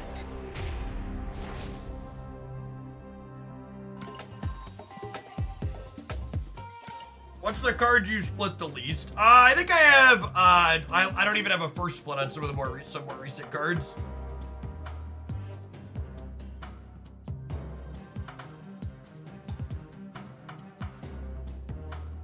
What card back? They were joking about the bugged pink card back. What's the point of the $4.99 gold in the shop when you could just get the gold pass? That's just a relic. Was that 130 keys, Jeff had? Yeah, I know, it's embarrassing. We're running low. I get back above 130 or 130. We're at 131 now. I apologize for having a pauper amount of keys. 131 again, above the threshold. How many unclaimed keys are on the track here? Probably a lot. Probably a lot. How goes the driveway cure? We still haven't driven on it. We're giving it another week, I think. You're supposed to wait like 2 weeks to a month. And I give it 1 more week. It's been like 2.5. This is why, for reference, for people that are new, this is why new to the channel. This is why I have so many unclaimed things on the track. It just takes freaking forever. Everything I claim takes this long.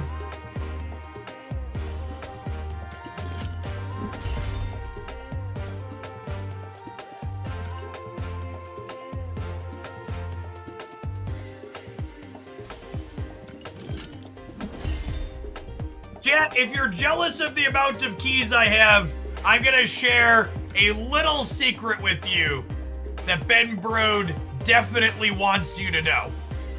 All you have to do to have my number of spotlight keys is back a small dump truck full of money up to Second Dinner's front door and just let it all spill out into their lobby.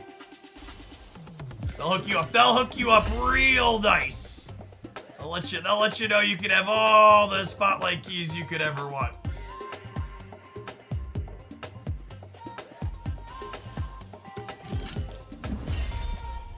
Does it have to be all the same type of bills, or is mixed bills okay? It's mixed bills is fine so long as their 10s are bigger.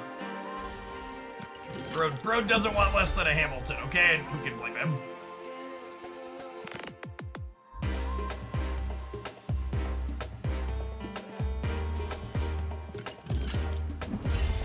All right, there. Are we happy? Will we stop getting comments on my keys now that I'm over 140? Apparently there were like 10 unclaimed keys on the track. 12, 11. That's 11. How many were there? I'm gonna claim all of them. I think we're getting close. I think we're getting close to done. Can we get to 150 or riot? Okay. Can we get to 150? That's a good question.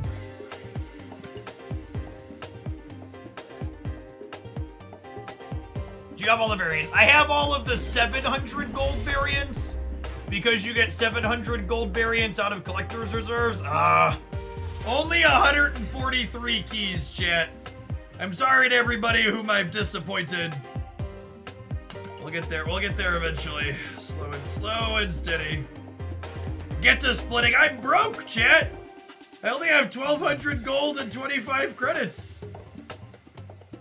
I can't split nothing. I'm a Marvel Snap Popper. Oh, I don't even know why any of you watch this stream. Only 143 keys and no gold and no credits? What a casual stream.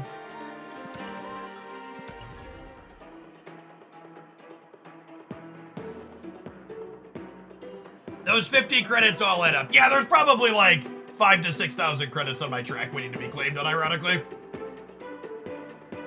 Maybe more.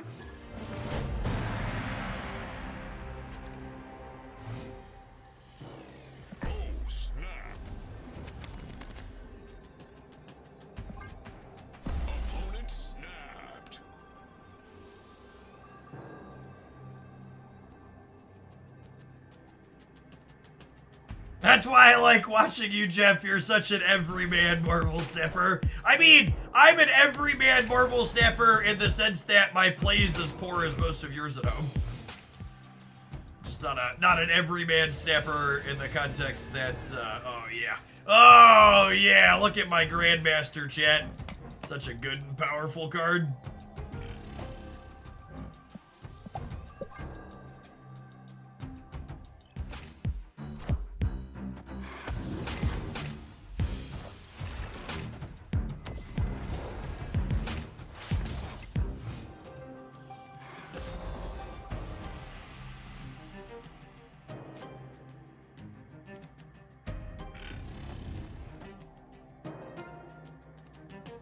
I like how I tried to pay chat a compliment about how good they are at Marvel Snap, and multiple people were instantly just like, no, Jeff, you don't understand how bad I am. I appreciate the healthy anchoring of reality we have in this channel. Is that an Adam Warlock sighting, chat? But still my heart. Adam Warlock video gaming. Holy.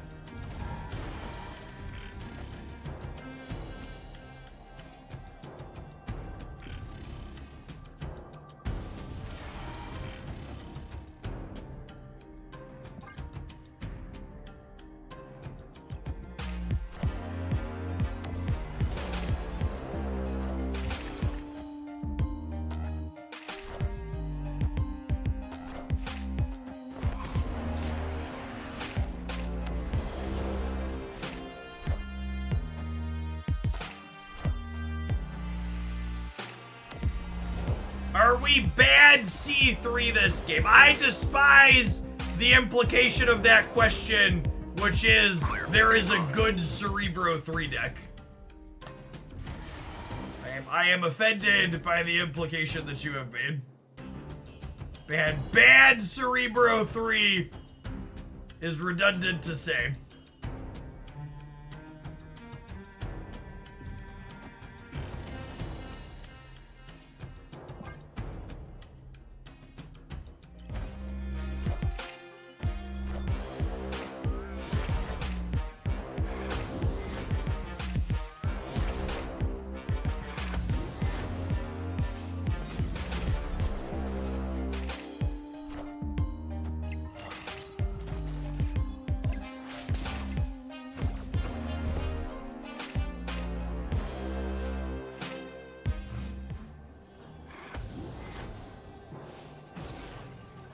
All right, Darkhawk, not the bottom card, bud.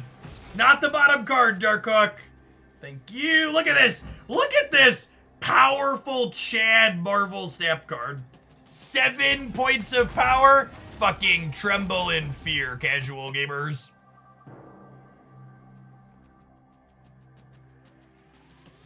Opponent with the classic 10 energy here. Will be 9 after Korg. Yeah, sure will be.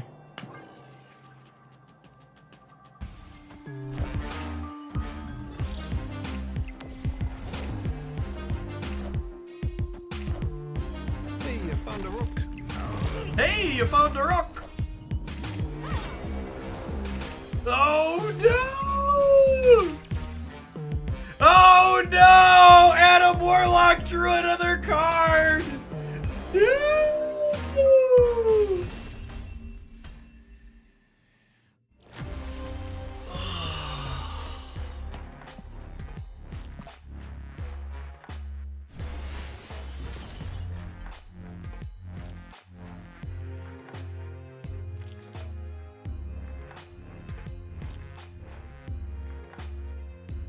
So fun story for my vacation, chat. Because I'm incapable of not stepping in it even when I'm not live. This Werewolf Darkhawk deck I was posted on Twitter by a top ladder grinder who was like, deck has insane stats, best werewolf by night deck. To which then I naturally was like, I love werewolf, I love Darkhawk, let's see what its stats look like. And the stats on the deck look like this. Is this actually better than it was? I think it's better than it was, if I recall.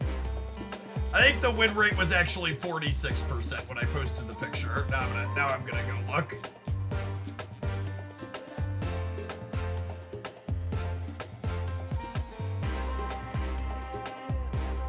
Oh yeah, okay, so that's actually funny. So the win rate was lower, but the average cubes were higher. And I did a pithy expectations versus reality. Insane deck, terrible metrics. And then the funny thing that resulted from that was one of the things those gamers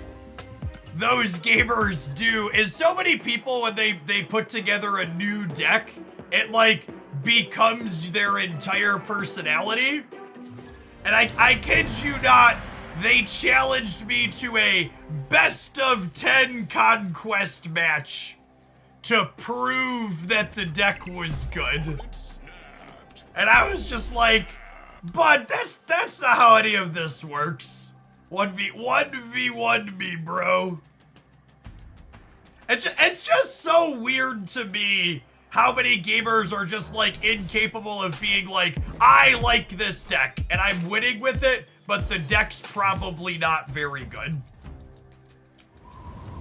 If anything, it's a compliment to be like, I win with this deck, but the deck's kind of bad. That's how fucking good I am at Marvel Snap. Get on my level. There's no way you could win with this trash heap.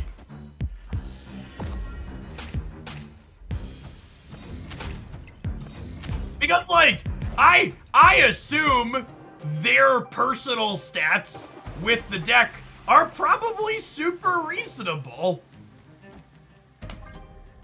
They're probably an excellent snap player, and that's why they're consistently top ladder ranked. And they're good at what they do.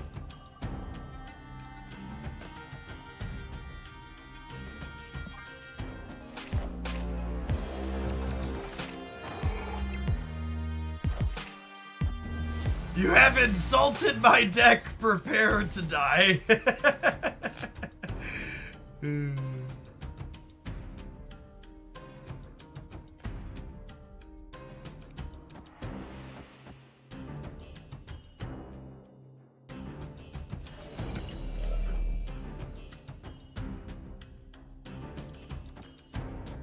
It's just this, yeah.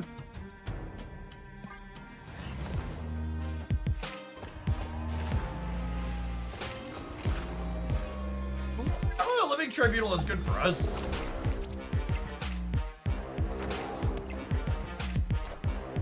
I found a rock. I found a rock. He's got multiple voice lines, chat. What a Chad.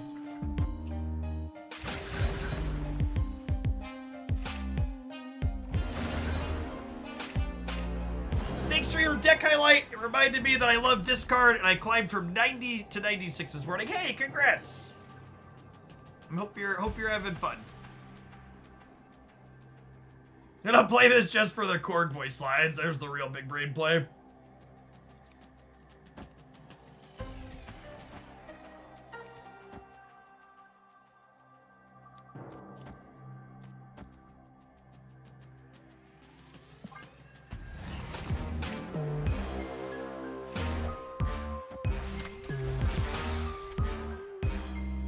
We win, right? Maybe. Well, they got an unplayable 6. That's so lucky for us.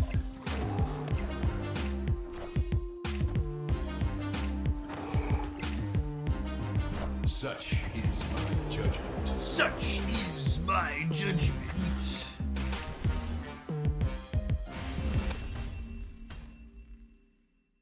Victory.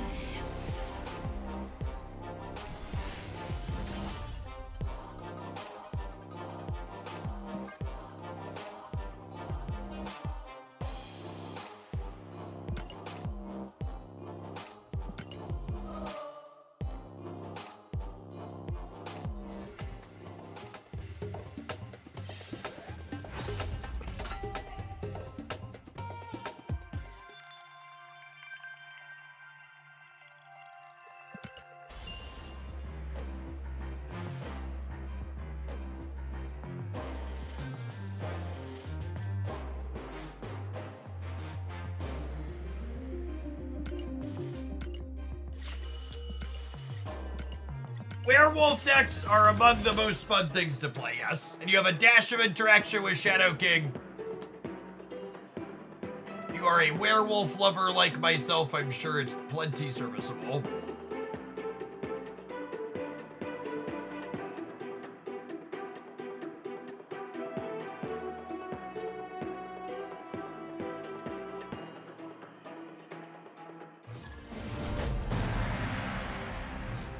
Plus, you get to hear Korg's voice lines, which are a treat.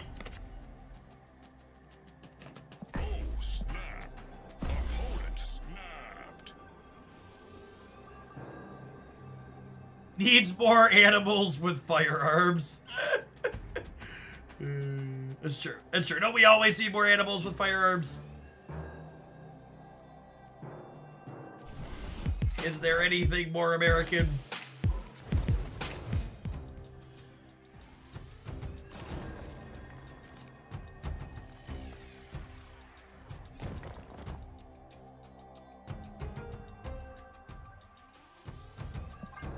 Yes, Korg's voice lines are new for the patch yesterday.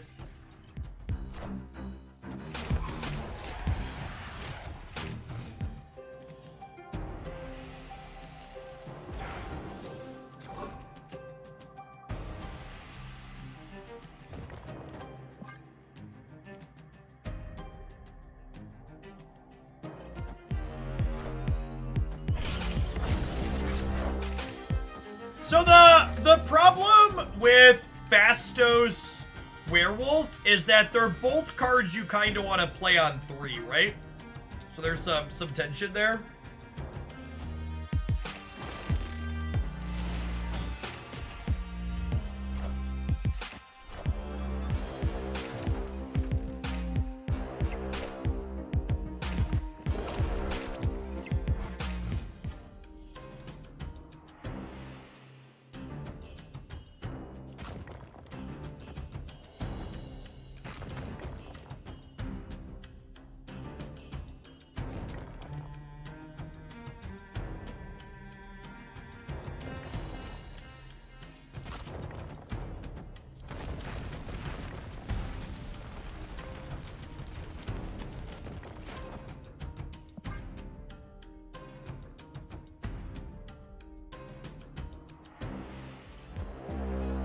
In that situation, would you not want to lead on the wolf so Fastos can trigger him? Sure, but then you miss a Fastos card, right?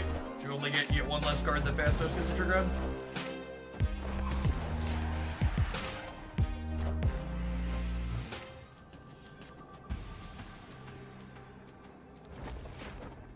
Okay, so if they play center, the Darkhawk gets huge and we win the right, and then we'll play the demon here to contest the left. This should be good.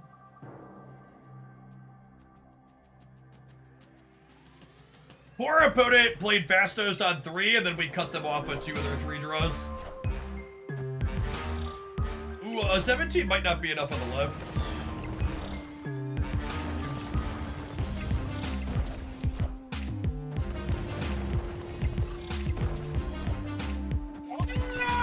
Fucking.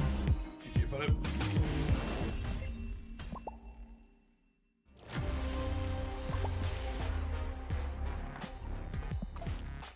When was the last time we played Pixie Annie on stream? It's been a little bit. Do we want to do that? Maybe we'll do that. Can I put Fastos into Pixie Annie? Is that something I'm allowed to do? We got gold Pixie this morning, so you don't really have to push me to play Pixie Annie too much.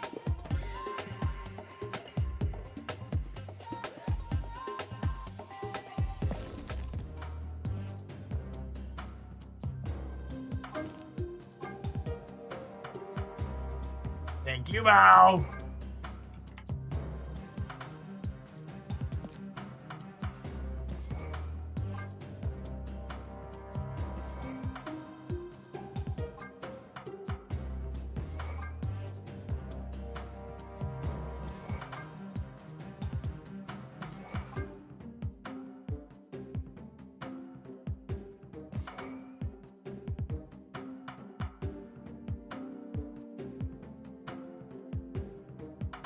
Hey, good luck with the rest of your conquesting, Devin.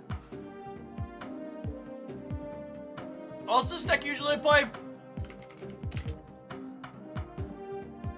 So we had Circe in here for a little bit, but I don't actually love Circeing one drops. It's so high variance. I think I'd rather have Lady Deathstrike still. Lady Deathstrike also murders Mobius, which is nice. Yeah, we want Mobius of our own, speaking of.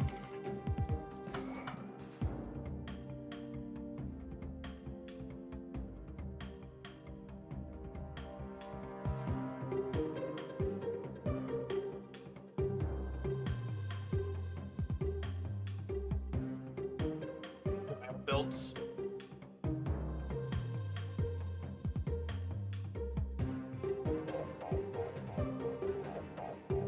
Playing Red Hulk, Jeff, Red Guardian, another one drop.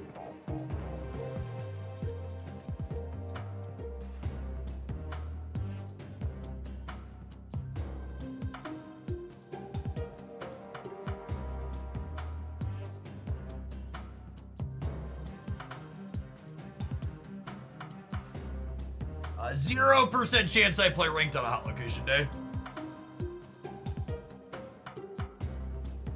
Unlikely.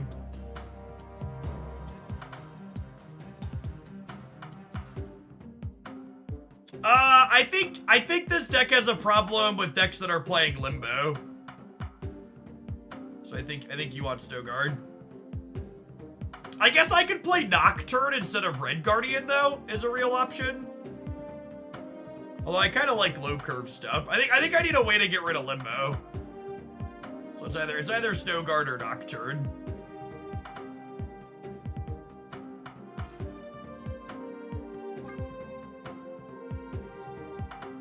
There's been a lot of people playing Surfer. I kind of want to play Magneto over Red Hulk.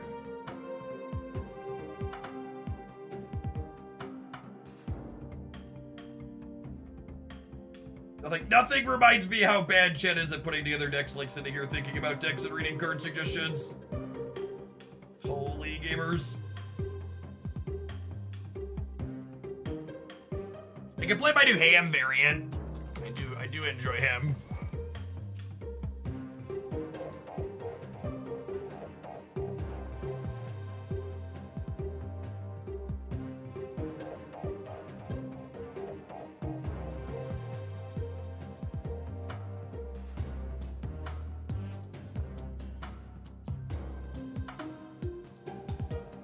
Drop in Nocturne and put Snowguard for Iceman, maybe? I kind of don't like, we played Red Guardian before. She's kind of appealing. Honestly, Polaris is pretty decent in this archetype too to slide things around. Polaris makes Lady Deathstrike a lot better. I don't get a chance to play my Polaris very often. I think 3 big things at the top end of your deck is plenty for Pixie. It's Annie, Circe, Lady Deathstrike, pick 2. We don't need all 3. Yeah, I think that's accurate. White Widow. White Widow has anti-synergy with Lady Deathstrike.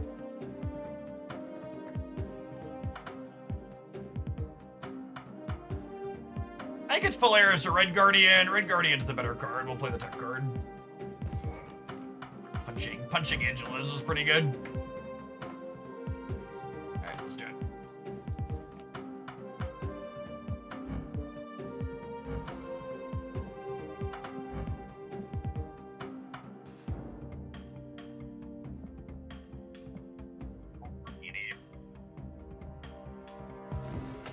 The optimal number of cheap to expensive cards in a Pixie deck. I usually want like 3 expensive things and then 4 to 5 cheap things.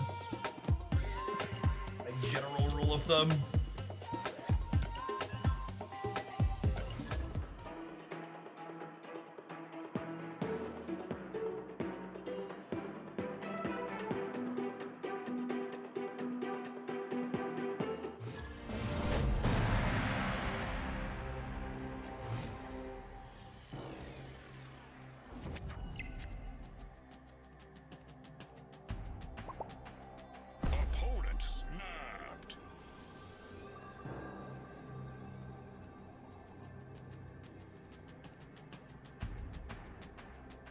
I see that because the OTA notes leaked, they just got posted in full in the Snap Discord server. I was a good little boy and actually recorded my stuff ASAP this week, so my editor is actually currently... They're in the official Discord server. I'm not going to talk about them on stream. My editor's got a video coming back to me in a little bit. Once he gets it, I'll just play it on stream, but we'll see. Metrics are probably going to be bad, but we're going to see how it goes because he's already started working. I'm not just going to stop since he's already working.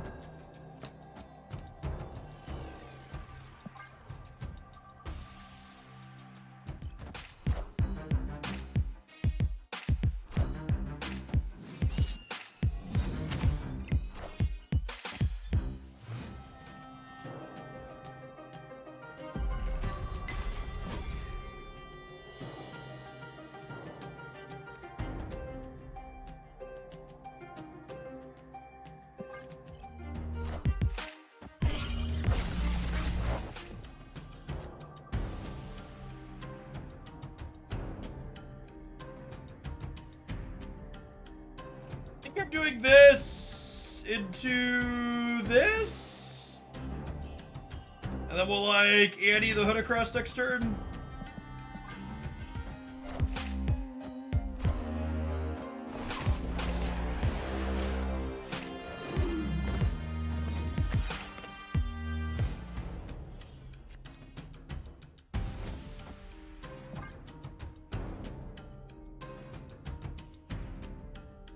Yeah, I'm not giving any thoughts on the OTA changes until the editor sends me my video back. It would be unfair to their work for me to give it in advance when they've already started working on it.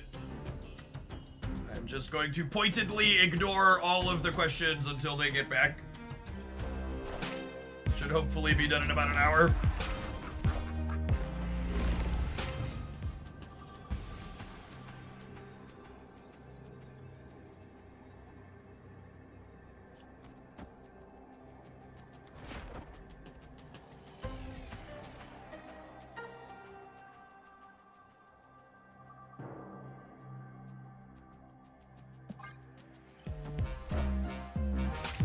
We are the future.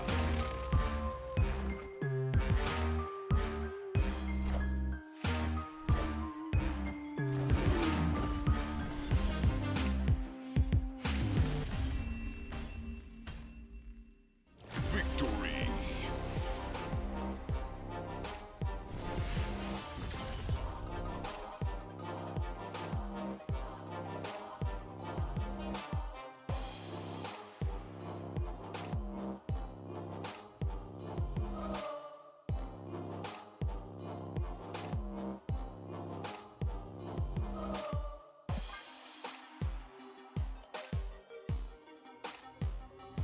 Oh, thank you for the 17 buds. I appreciate that. Welcome back. Frame break.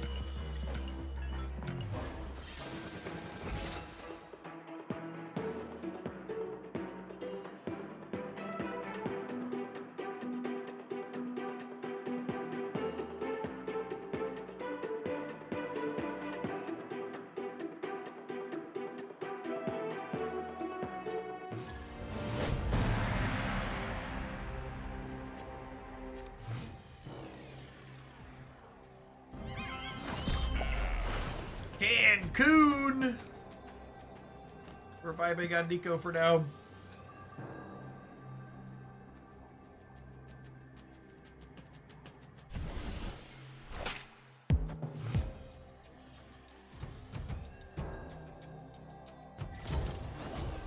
Good beats. Good beats.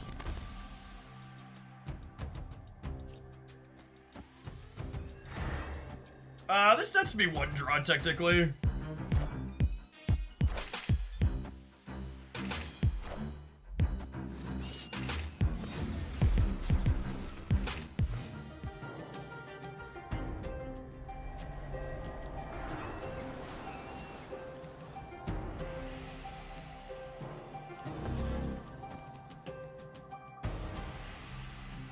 let's just listen to here. So we're just playing for a breaker anyways. What a game!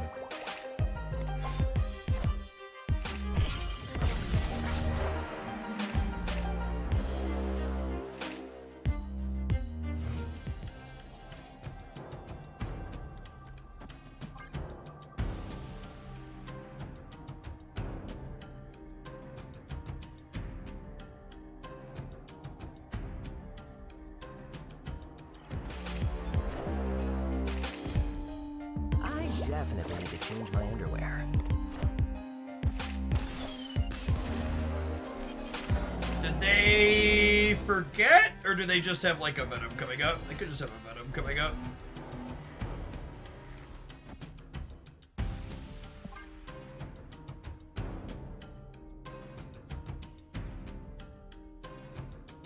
Yeah, if they Venom, Magneto could be good. Although I guess Magneto moving the Void to Cancun would not be ideal.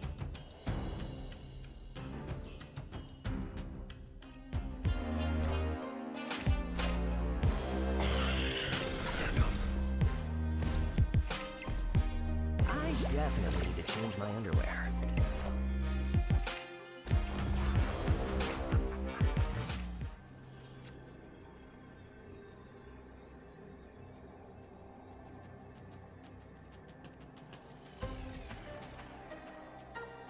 So I'm up 7 right now.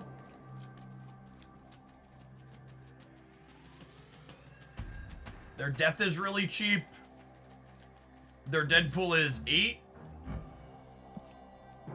So they add 20. I play Magneto. I lose, so I'm only up 19. Does Hawk win left? No. No, by the time winning and losing is calculated, the Cancun is active again.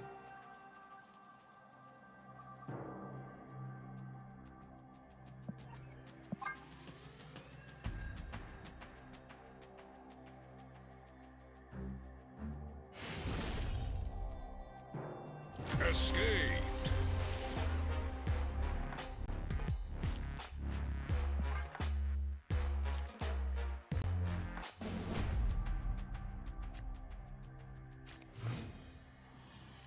Well, they also left. Wow, no death. That's good for us.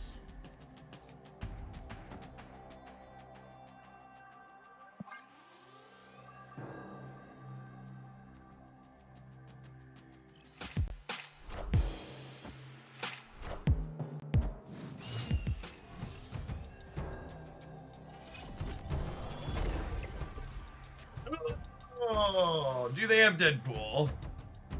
Do they have Deadpool? I'm playing Spider-Ham to the left so we can have priority here. I guess that doesn't matter.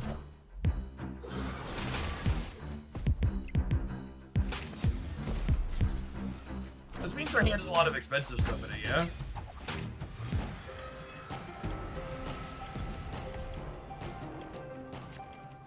Just gonna opt to keep Ham alive, he says, before drawing Fastos.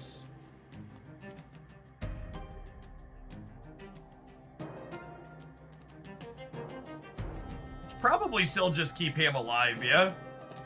That stops them from, like, Deadpooling or stuff over here, too. And then I have priority and get Ring Guardian them left.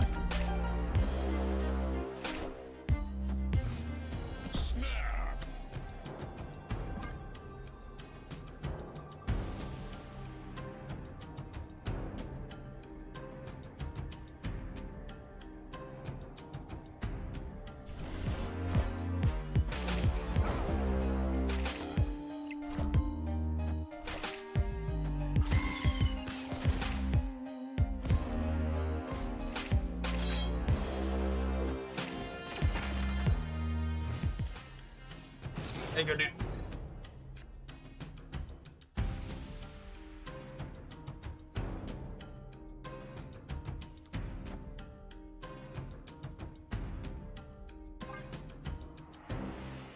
Jeff's a vegetarian. Why does he need to kill a pig? Asking the real questions.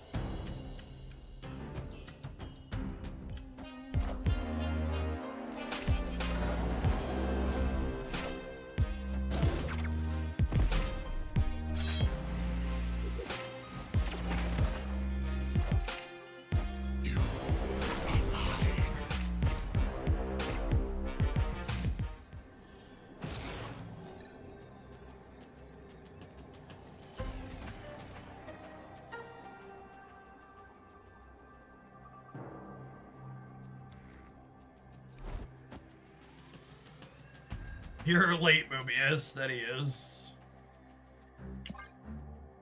They're gonna have the death this time.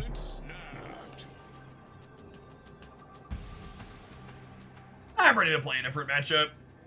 You can have it.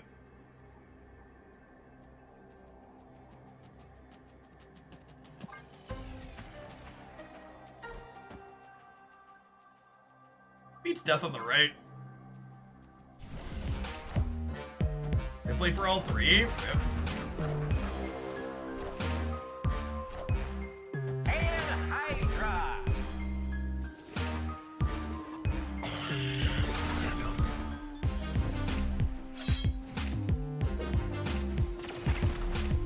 What a game!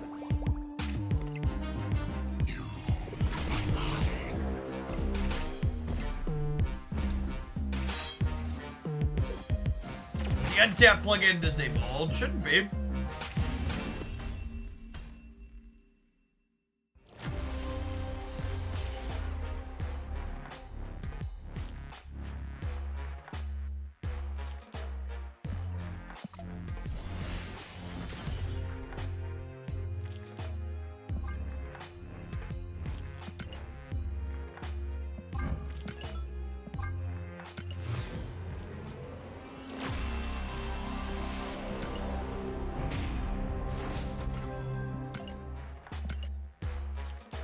Seems to come and go on my end using Firefox. Use the industry standard browser would probably work all the time.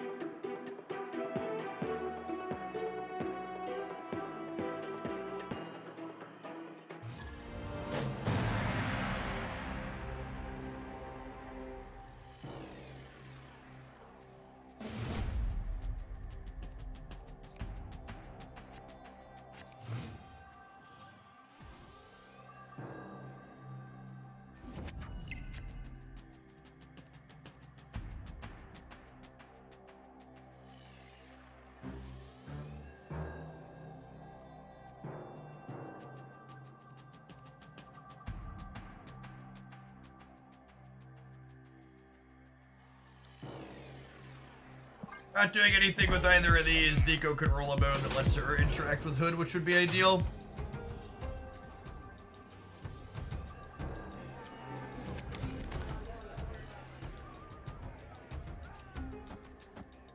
Or now we go have a drink in the bar with no name, and then we have Nico eat Fastos instead.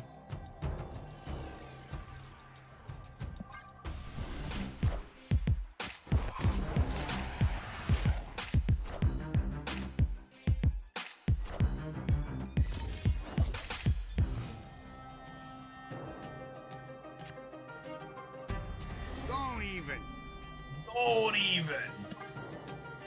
He's just coming by for a minute. Calm down. It's gonna be fine.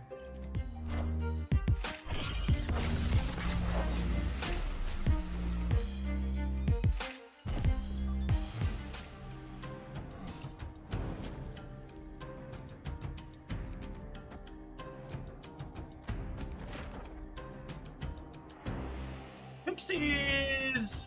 I guess she could be okay here.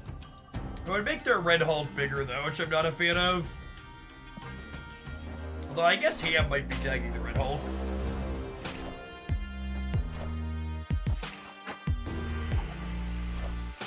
Working magic is huge.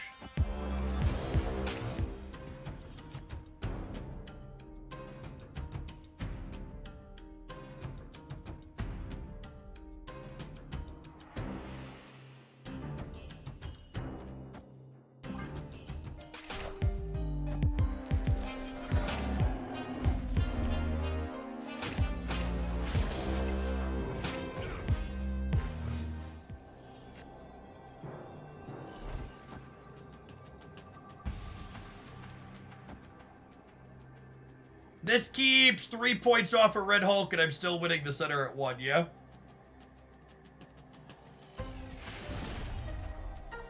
Victory.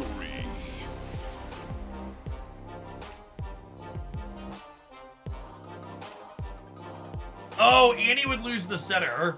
You're totally right. Whatever.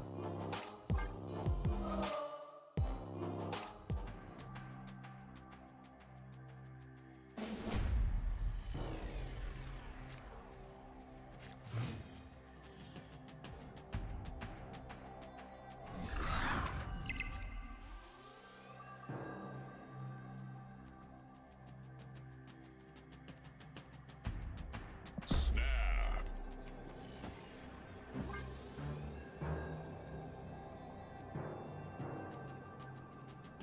They were losing to Circe and Deathstrike there, so they had to leave. Yes, that is accurate.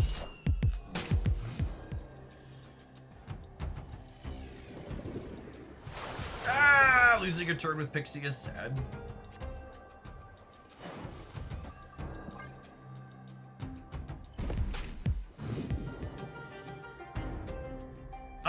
That's actually brand new. Good. Ah, Benjamin. Benjamin, you're killing me, Smalls. Freaking killing me, gamers. Brood.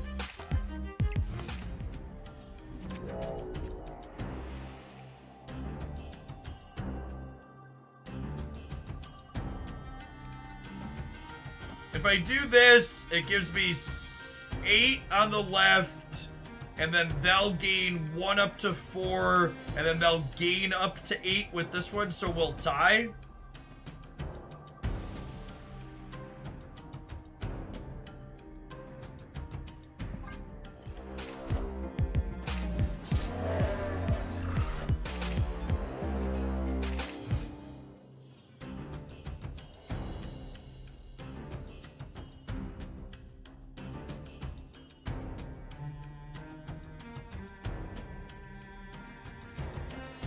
Opponent snapped. I'm gonna do this. We're gonna draw 1 energy sentry, and then we'll sentry Annie on the last turn. Go.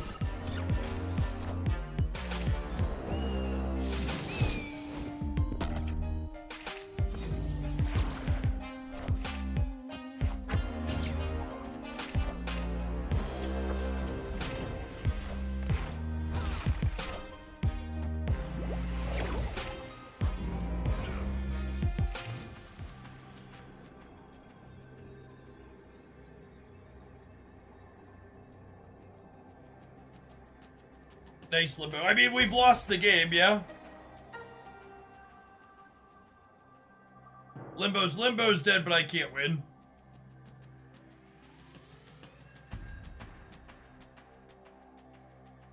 They're going up to 8 on the left, chat. They're going up to 8 on the left. They're up by 5, and their Red Hulk is bigger than our Magneto. I would have won this game if this Magneto would have been Red Hulk, yeah?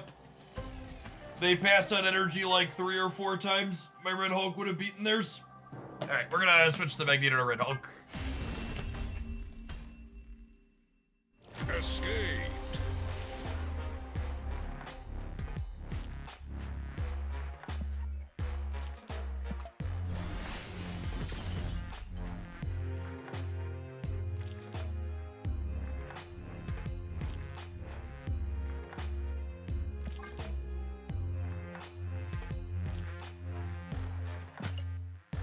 Alright, have some ads. We're gonna give this deck a try with some more Red Hulk after them. I'll be our BRB. I need to run to the restroom.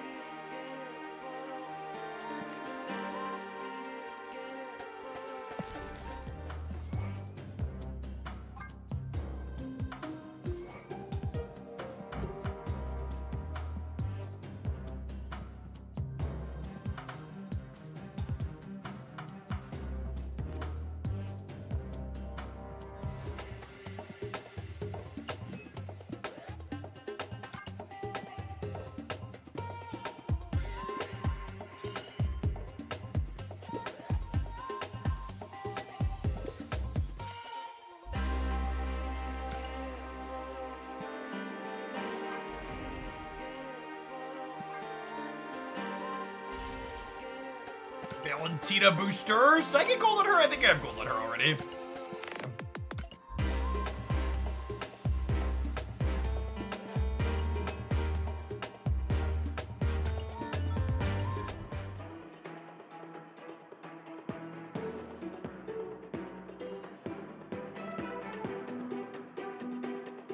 My OTA review video will be out as soon as my editor gets back to me. They were already actively working on it before the leaks happened, because it was supposed to go up tomorrow. Oh, they're typing a message now. Hopefully soon, TM. Oh, snap. Opponent snapped.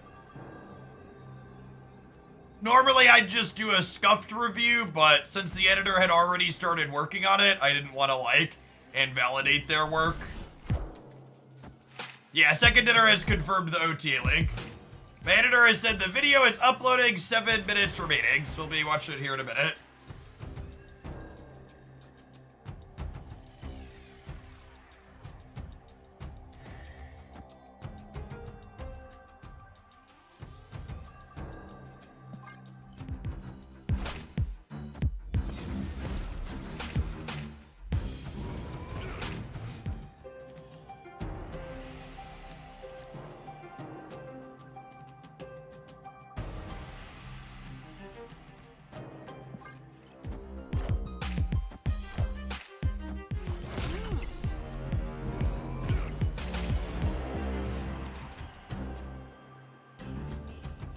Repercussions for streamers who accidentally leak out the OTAs.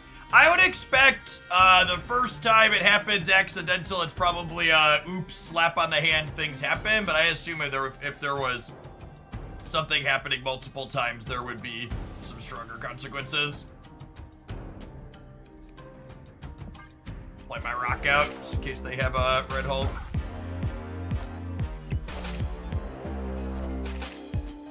Yeah, most of the other leaks that have happened weren't streamers leaking things. They were second dinner messing up some technology stuff. Oh, a free 6-power card. Don't mind if I does. Don't mind if I does.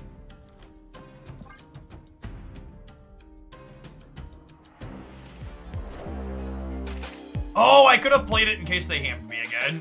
Yeah, maybe I should have done that.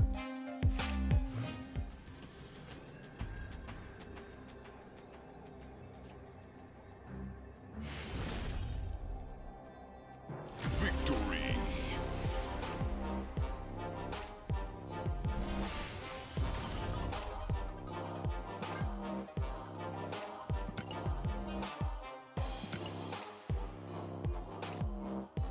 Why did it go to 0 cost? Because the base cost of Spider-Ham's pig is 0, and I had a Mobius in play which says my cards can't have their costs increased. So anytime you have a Mobius out and someone hams you, your pig is free.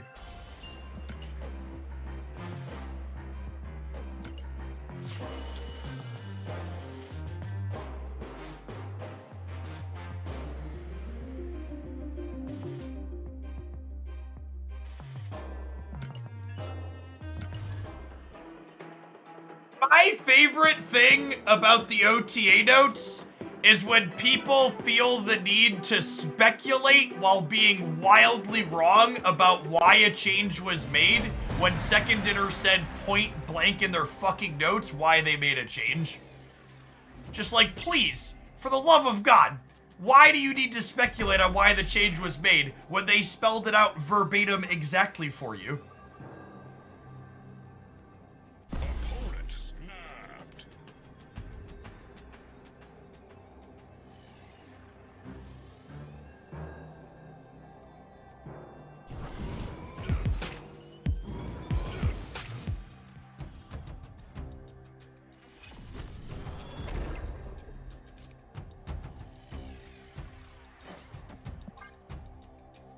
What more conspiracy theories? Why Lady Deathstrike instead of Circe? So after playing with Circe a bunch, I've come to the conclusion that if you are going to be upgrading 1s and 2s, it tends to be a very high variance endeavor. So I'd rather Lady Deathstrike away 1s and 2s rather than Circeing them. I'm gonna Morbius this turn so that way I can Fastos plus 1 Energy Spider him next turn. It means I get 1 less turn with Fastos, but that's what it is. What about the Void Circe line? The Void Circe line's obviously better, but am I punching Nebula? I think I'm punching Nebula.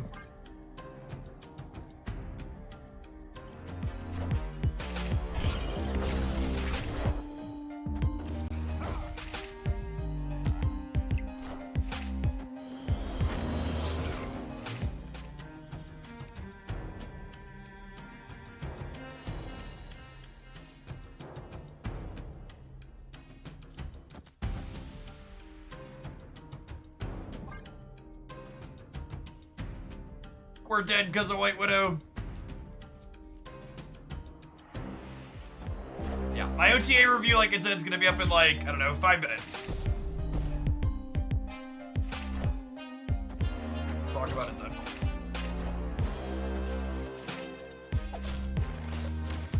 Unlucky.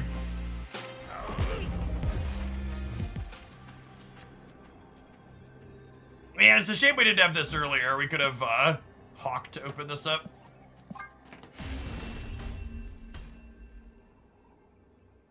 Escaped.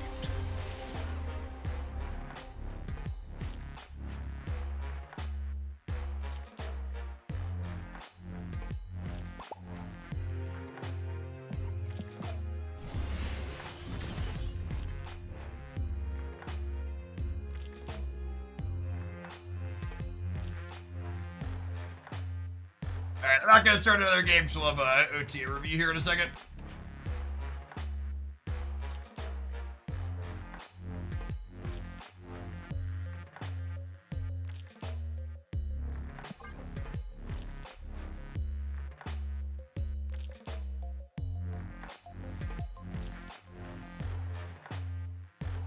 I think this OTA is like a solid, let's say 7, maybe 7.5 out of 10. It's very good.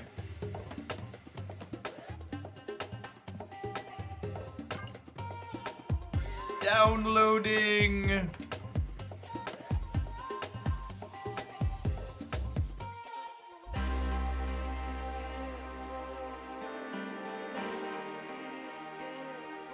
I think that'll do, chat.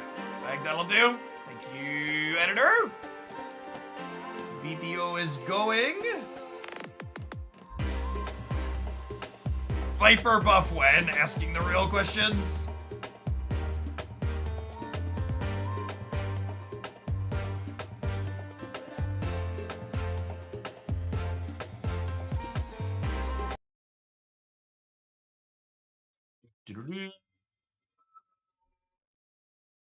Download faster, intranet! 22 seconds. 21.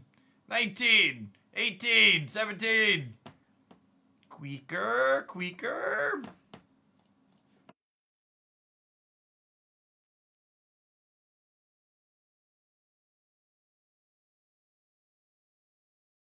Come on.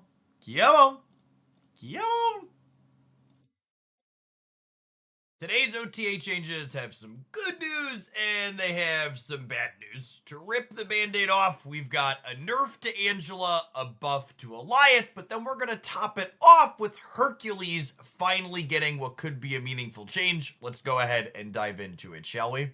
Angela is once again taking a crack from the nerf bat. She will now be a 2/3 that gets +1 power again after a card is played to her location. Second Inner justifies this change by sharing with us that there were some weeks where Angela decks exceeded 20% of all games played, while simultaneously being the best deck in that sample size. That's definitely a very impressive stat, and there's no doubt about it that the addition of Athena to the game definitely improved the Angela Kitty Pride package a good deal. Second Inner goes on to articulate that the group of cards around Angela had homogenized a lot in the recent weeks as well. So it wasn't simply Angela, Kitty, and Athena going into a variety of decks. They were sharing a ton of core cards. Specifically, other things that move around like Jeff and Nocturne were being played with these other few in a variety of decks, making them all very similar in this large metagame share.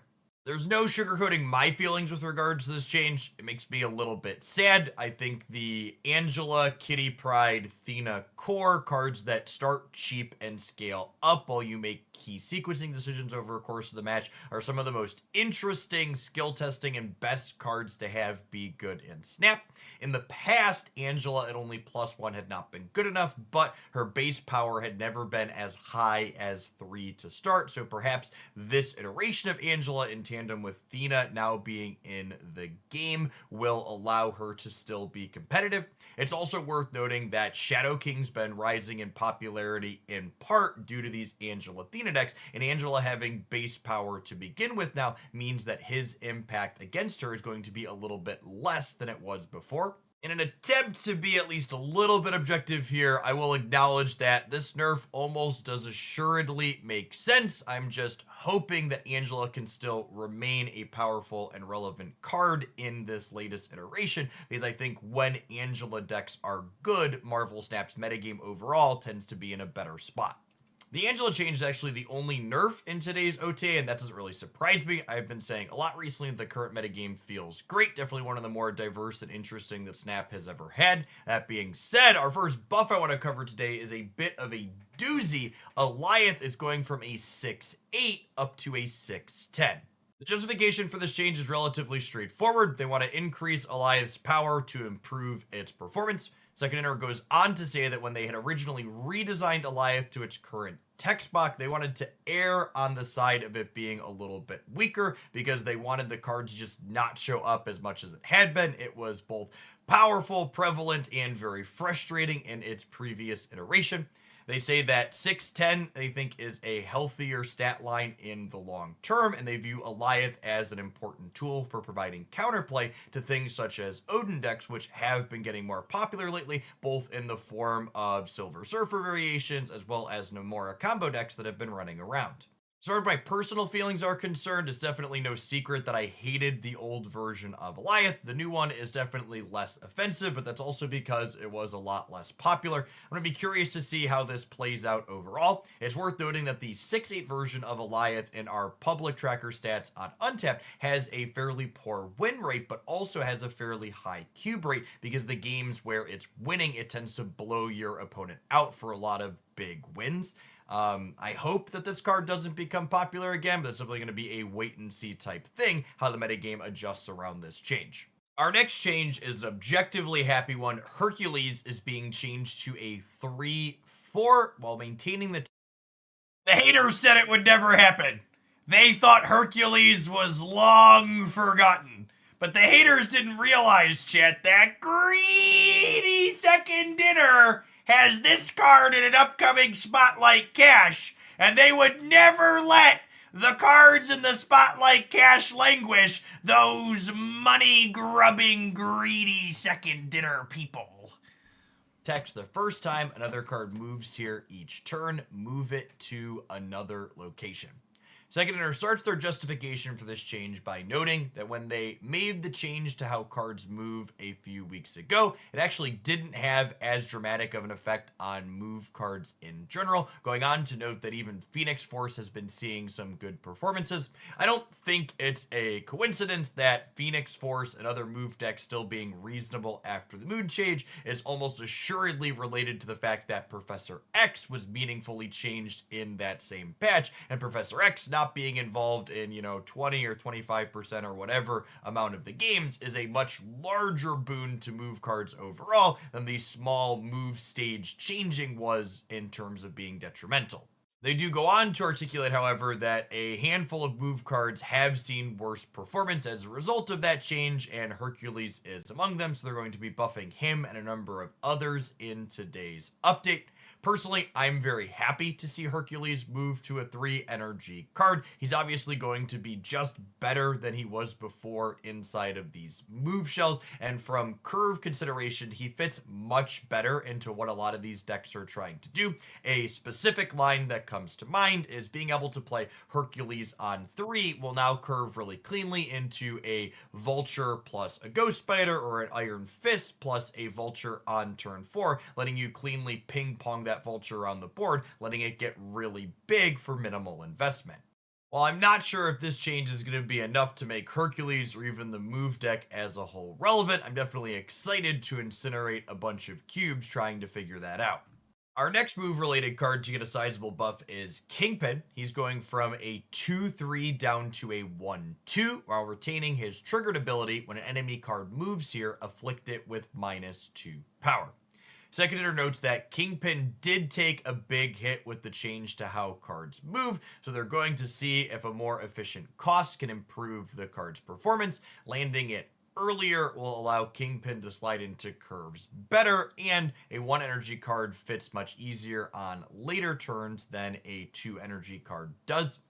I think it's easy to underestimate at a glance just how big of a change reducing a card's cost by 1 power is, and this Kingpin change really feels like a big one. Specifically, something that comes to mind is you'll now be able to curve Kingpin on 1 into Kraven on 2 into Polaris or Spider-Man on turn 3, giving you flexibility to where you drag your opponent's cards around the board to always generate a little bit of extra value from your cards that punish your opponent for doing so. Personally, I'm really happy to see this change to Kingpin. I think he already felt like a kind of weak card even before they made him strictly worse with the changing to how move cards are staged a few weeks ago, and I'm hopeful that maybe this will finally be the push that makes Stegron playable.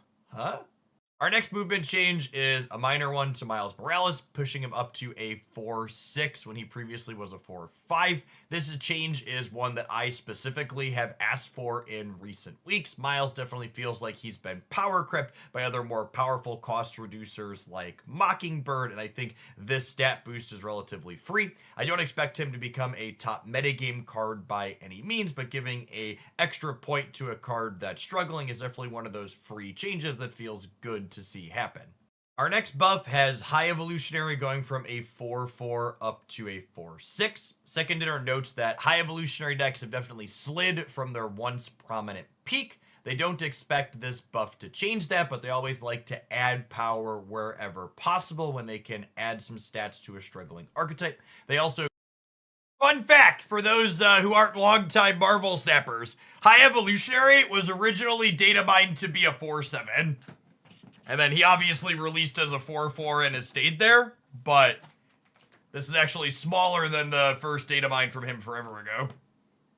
Go on to say that they're looking into other changes to positively impact High Evolutionary overall. You should stay tuned for those in the future. I'm inclined to agree with their assessment. These seem like free stats that also probably aren't going to meaningfully move the needle and how playable High Evolutionary is as a card. I'm going to be curious to see what steps they take to push this card back to being more relevant, since the introduction of Red Hulk to the format especially created a pretty powerful and natural competitor for this archetype that was already on the downswing. Finally, we have a single stat point buff to Nick Fury going from a 4-5 up to a 4-6. They note that Nick's been underplayed for a while and has room to gain power without it making him disruptive. They think that him having 6 power while generating 6 cost cards also looks very elegant from a numbers perspective, and I'm inclined to agree. They go on to say that long term, they're optimistic that they can hopefully give players more reasons to choose to play Nick Fury over more efficient card generation like Agent Coulson that we see those decks typically play. Personally, Nick's a card that I've always enjoyed, and it's interesting to see how his power level goes up or down with the introduction of new 6-drops to the game, expanding his output range a little bit. I'm going to be curious to see exactly how Second Enter can make him specifically more appealing without making adjustments to the cards in future designs. Overall, really solid OTA update today. Even if I would have preferred Angela not get nerfed, there's no denying that her stats definitely justify her getting a little bit shaved off the top. I'm also really happy to see Second Enter not just be complacent with a metagame that feels good and choosing to buff a number of cards that are previously struggling to give us new toys to explore and play with while we get to continue to enjoy all the other things that are already in the format and playable. As always, I'd love to hear what I think, so, and this is one of the things where it's easy to see, one of the things to be aware of, that I try and talk about this whenever we talk about untapped information, is the metrics on Untapped are not representative of the player base as a whole. They're representative of a specific subsegment that they come from. But, like, I don't recall Angela at any point breaking. Oh, I guess she is at 20% on here almost. So, for people that missed the start, I'm a pretty big Angela stan. I think when Angela decks are good, Marvel Snap's in a pretty good spot. They told us point blank, like, so, that here's the thing. For people saying the Angela nerf doesn't make sense, you could say, I like Angela, like, I think saying the Angela nerf doesn't make sense is ignorant and biased. I think it's perfectly fine to be like, I like Angela, and I think Angela makes the game better when she's a top card, but they literally said in the OTA notes that Angela not only broke 20% popularity, she also was the best deck while breaking 20% popularity. They said that verbatim. Let me pull up the exact quote, because I can pull up the exact quote here on stream.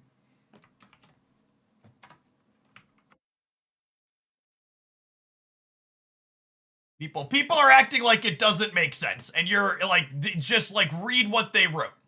On some weeks, Angela decks managed to exceed 20% of all games played while being the best deck. That is deeply problematic. Deeply. And I get that, like, Angela decks are less offensive than, like, Professor X and Alioth decks and other things that were doing similar things in the past. I agree with that. I don't mind playing against Angela decks generally. But I also think that, like, if this is true, and there's no reason to believe it's not, and here's the other thing about this, and they talk about this as well, is it's not like, when they say Angela decks, it's not like saying Shang-Chi decks, right? It's not like a card that goes into a lot of decks. Here's the other reason why this was problematic, is all of these Angela decks had turned into very similar decks. Angela wasn't just a card that went into 20% of decks. Angela was a card that dictated half of the rest of your deck. So they don't automatically ding a card when it's part of a smaller package that pops up in a lot of spots. But she wasn't just a small package card. Angela, at this point, synergizes with so many cards. And they didn't even list Thena here, right? And, like, maybe Thena wasn't in quite as many of the rest of these. But, like, Angela goes with Kitty and Jeff and Nocturne and Thena and probably Ravona a lot of the time. And I don't know, like, she's almost assuredly the most popular of any of those cards. In part because everybody has them, but also because because she's good in these packages. I mean, I had Angela Kitty decks that weren't playing Thena in my deck editor for sure. Yeah, and there were a lot of other cards that also went with a lot of them too. Hope, Elsa. So like these, it wasn't just this card was breaking 20%. It was this package of cards is breaking 20%. I don't understand why they nerfed her so quickly. Is it quick? Thena was a few weeks ago at this point, yeah? When did she release? How many weeks ago? She released 6-4? Yeah, I mean that's 3 weeks of data. That's plenty. She released here. They locked these changes in somewhere around here. They had 2 solid weeks of stats. Like that's, yeah. Do you think they buffed Angela to sell Thena? That sounds exactly like something those greedy money-grubbing second dinner people would do. They buffed the free card that everybody had access to make you want to get the other card more. And now that they have your money, they've taken the rug and they've pulled it out from underneath you, making your investment absolutely worthless.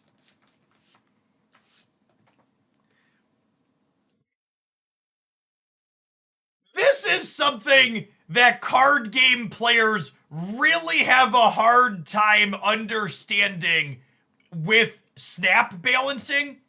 In a lot of other card games, when they nerf or ban something, it just becomes unplayable, right?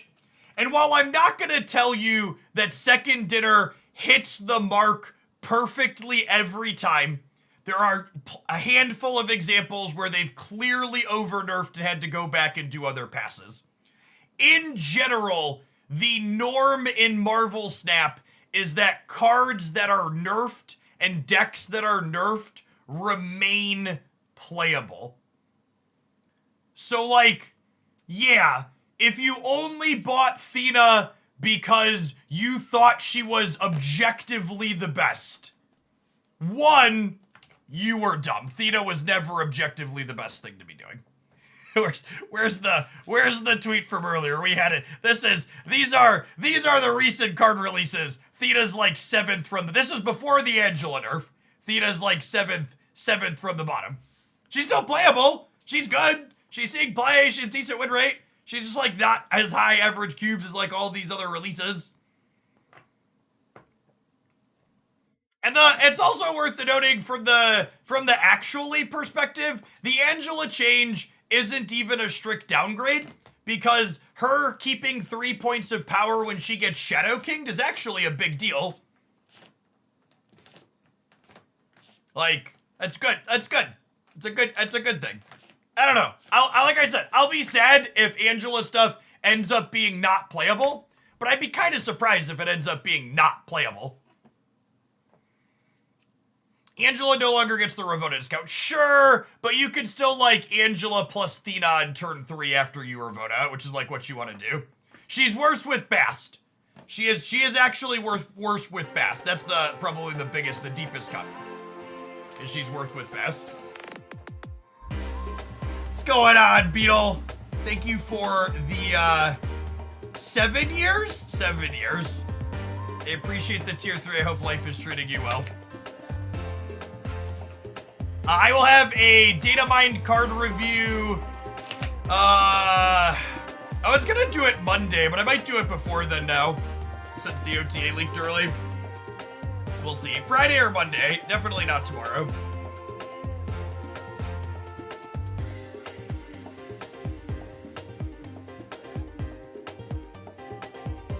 But that's actually an interesting way to think about the Angela change. She's the same amount of stats if you play 3 cards to her, and she's only less if you play 4 or more, right? Ooh, she's better against Red Guardians, a good call out too, actually. That's what I hadn't considered, but she is meaningfully better against Red Guardian now. That's a good. She still has a point instead of being -2. And if you play her into the path with a lower power card.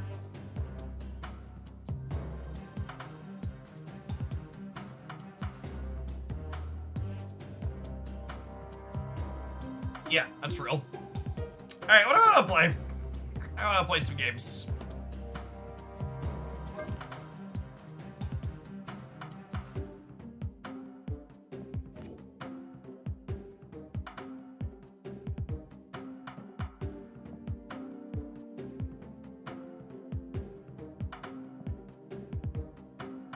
Do I want to play some games?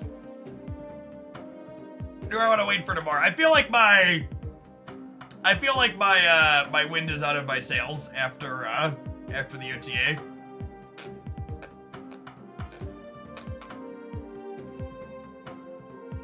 I'm gonna call it an afternoon. Actually, we were live for 6.5 hours.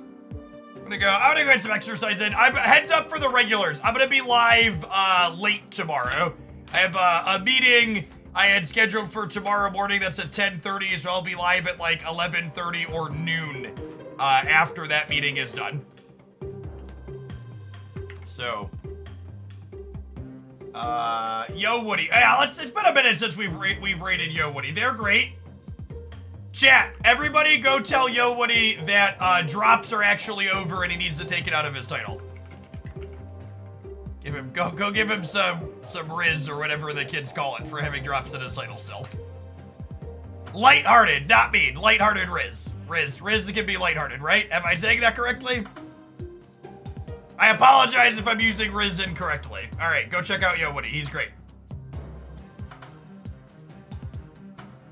Riz is positive. Yes. All right, nailed it. I am cool, fellow children. Enjoy.